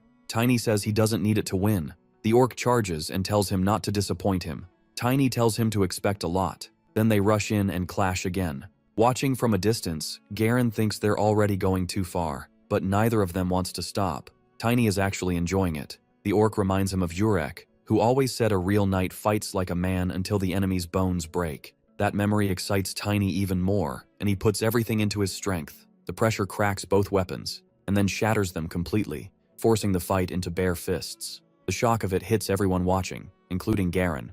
The orc leader grins and says Tiny is clearly full of confidence. Tiny says the same is true for him. That answer satisfies the orc, but instead of fighting on, he suddenly hugs Tiny and says, "That's enough. The rumors are confirmed." Now he can finally speak honestly, and asks them to talk somewhere private. That catches both of them off guard. A little later, they're brought to a banquet, and the orc leader tells them to eat as much as they want. After a hard fight, that comes first. Garen politely thanks him, but Tiny wastes no time and tears into the food, which even surprises the orcs. While they eat, the leader says there's something important he wants to ask. That's the real reason he brought them here. He asks if they're close to the Emperor. Tiny says only in public. They're not personally close, though he did slap him once. The orc says that's close enough because no normal person would dare hit the Emperor. Then he asks Tiny to answer honestly. Is the Empire preparing for war? Garen tries to steer away from it, but Tiny asks why he suspects that. The leader says fighting is already breaking out in orc lands, and Chief Nergi of the Black Rhino tribe is gathering for war in the name of orc unity.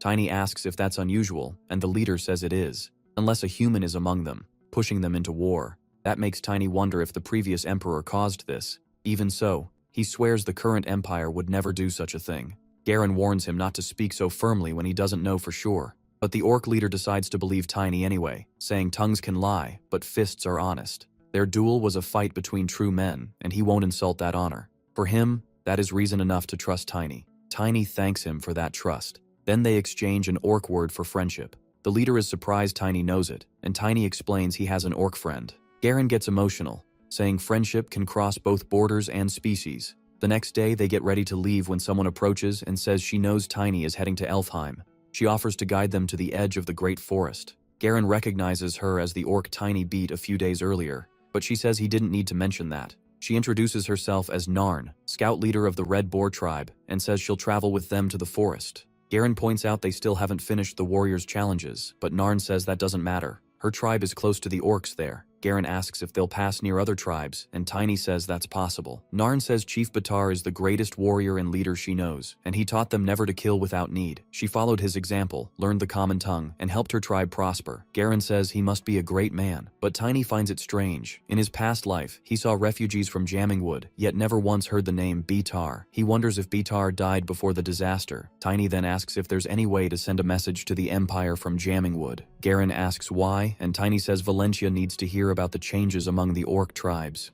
Garen admits he expected some other reason. He tells Tiny not to worry. He already asked a friend in Jammingwood to carry a message about their talk with the local leader. He thought Tiny was worried about speaking so confidently, but that's not what Tiny meant. Garen explains orcs can't use ancient magic for long-distance messages, so his friend will go to Valencia in person. Tiny asks since when he had a friend in Jammingwood. Garen says they met in the arena, and that how long you've known someone doesn't matter if they're trustworthy. He asks Tiny to trust him too, and Tiny agrees. Not long after, they reach the border.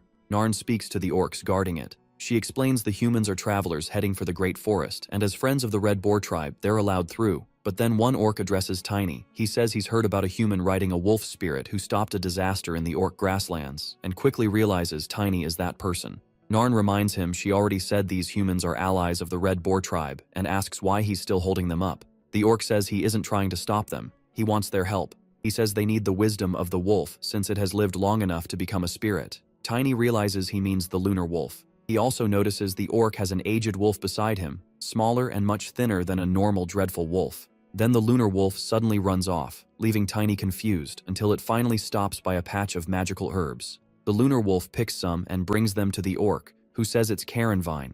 To his people it's just a bitter herb, so he asks if that's what made the lunar wolf a spirit. Tiny says no, but explains that it can extend the life of whoever eats it. The orc thanks him for the help. He introduces himself as Bold, a candidate to lead the dreadful wolf tribe, and swears by his honor that if Tiny ever seeks his help, he'll do everything he can. Tiny is glad to gain another ally.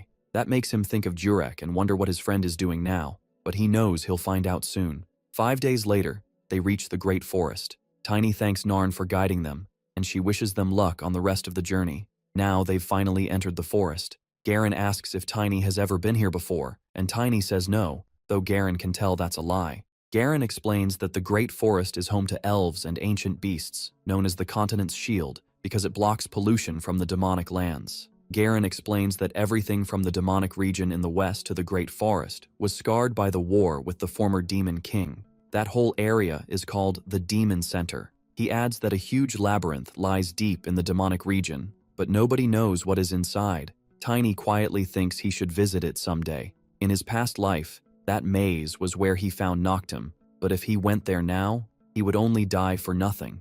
Garen can tell Tiny is thinking hard. He says he will not pry into Tiny's secrets, but as a friend, he wants to help. So he asks what this mission is really about. Tiny hesitates, then admits that if they fail, the elves' sacred artifact will vanish and the world tree will burn. Garen realizes what that means. If the world tree falls, evil energy will poison the Great Forest, and the world could end. Now he understands this mission is worth risking their lives for. Tiny tells him he can still turn back, but that was never an option. Garen refuses at once and says they need to reach Elfheim as fast as possible. A while later, someone comes crashing through the forest, yelling that he does not want to die. He keeps screaming because a local monster is chasing him, and he curses his luck for running into an ent. He sprints for his life and finally fires back, trying to stop it. Elsewhere, Garen says he cannot run any faster. Tiny tells him that after using mana to run for 6 straight hours, being worn out is normal. He adds that they are close to the Elf Scouts' territory anyway, so they should slow down and rest a little. Garen agrees, but warns him not to light a fire. One spark could set the whole forest ablaze. Seeing how serious he is, Tiny jokes about what kind of fool would burn this forest, and right then, flames burst up behind them. They quickly realize someone else is nearby. The man from before comes running straight toward them, with the monster close behind, shouting for them not to just stand there. He begs them to save him. When Tiny and Garen get a better look, they see he is a dwarf. Dwarves are not unusual in the Great Forest, but getting chased by an ent is definitely a problem. The dwarf keeps pleading for help until Tiny stops him. The dwarf swears he did nothing wrong, but Tiny says he cannot know that yet. Then a woman notices Tiny is a human elementalist. Riding atop the ent, she asks why someone who is neither a merchant nor a hunter has come to the Great Forest. Garen steps in and gives a formal elven greeting, hoping for a good wind at his feet like a bird leaving the nest. She answers with the proper reply, hoping to see the world's end and return to dust as wisdom. Garen then says he is honored to meet a daughter of the world tree, and she is surprised a human knows a promoter's greeting. He says he learned it from an elf promoter he once knew. She notices the friendship mark on his item, the color of Harul's hair. Since one is a wolf elementalist knight and the other bears a symbol of friendship, she says there is no reason to reject them. Tiny asks if she really identified someone from hair color alone, and Garen says elves can do that. She then turns to the dwarf and says the humans are friends of an elf, so now he must answer for what he did. The dwarf drops to his knees and begs forgiveness, but the elf says he harmed the forest spirits and even hurt their allies. He insists he did not know and says he was only standing watch during the chaos. He argues that she knows how many monsters roam the forest, but she fires back that this still does not justify using explosive artifacts. The dwarf says that weapon is all he has to protect himself, and he built it with his own hands. Tiny points out that it is suspicious for such a young dwarf to be carrying something like that in the forest. When Tiny aims his hammer at him, the dwarf spots the marking on it. That makes him realize Tiny bought the hammer from his father, Rendell's shop.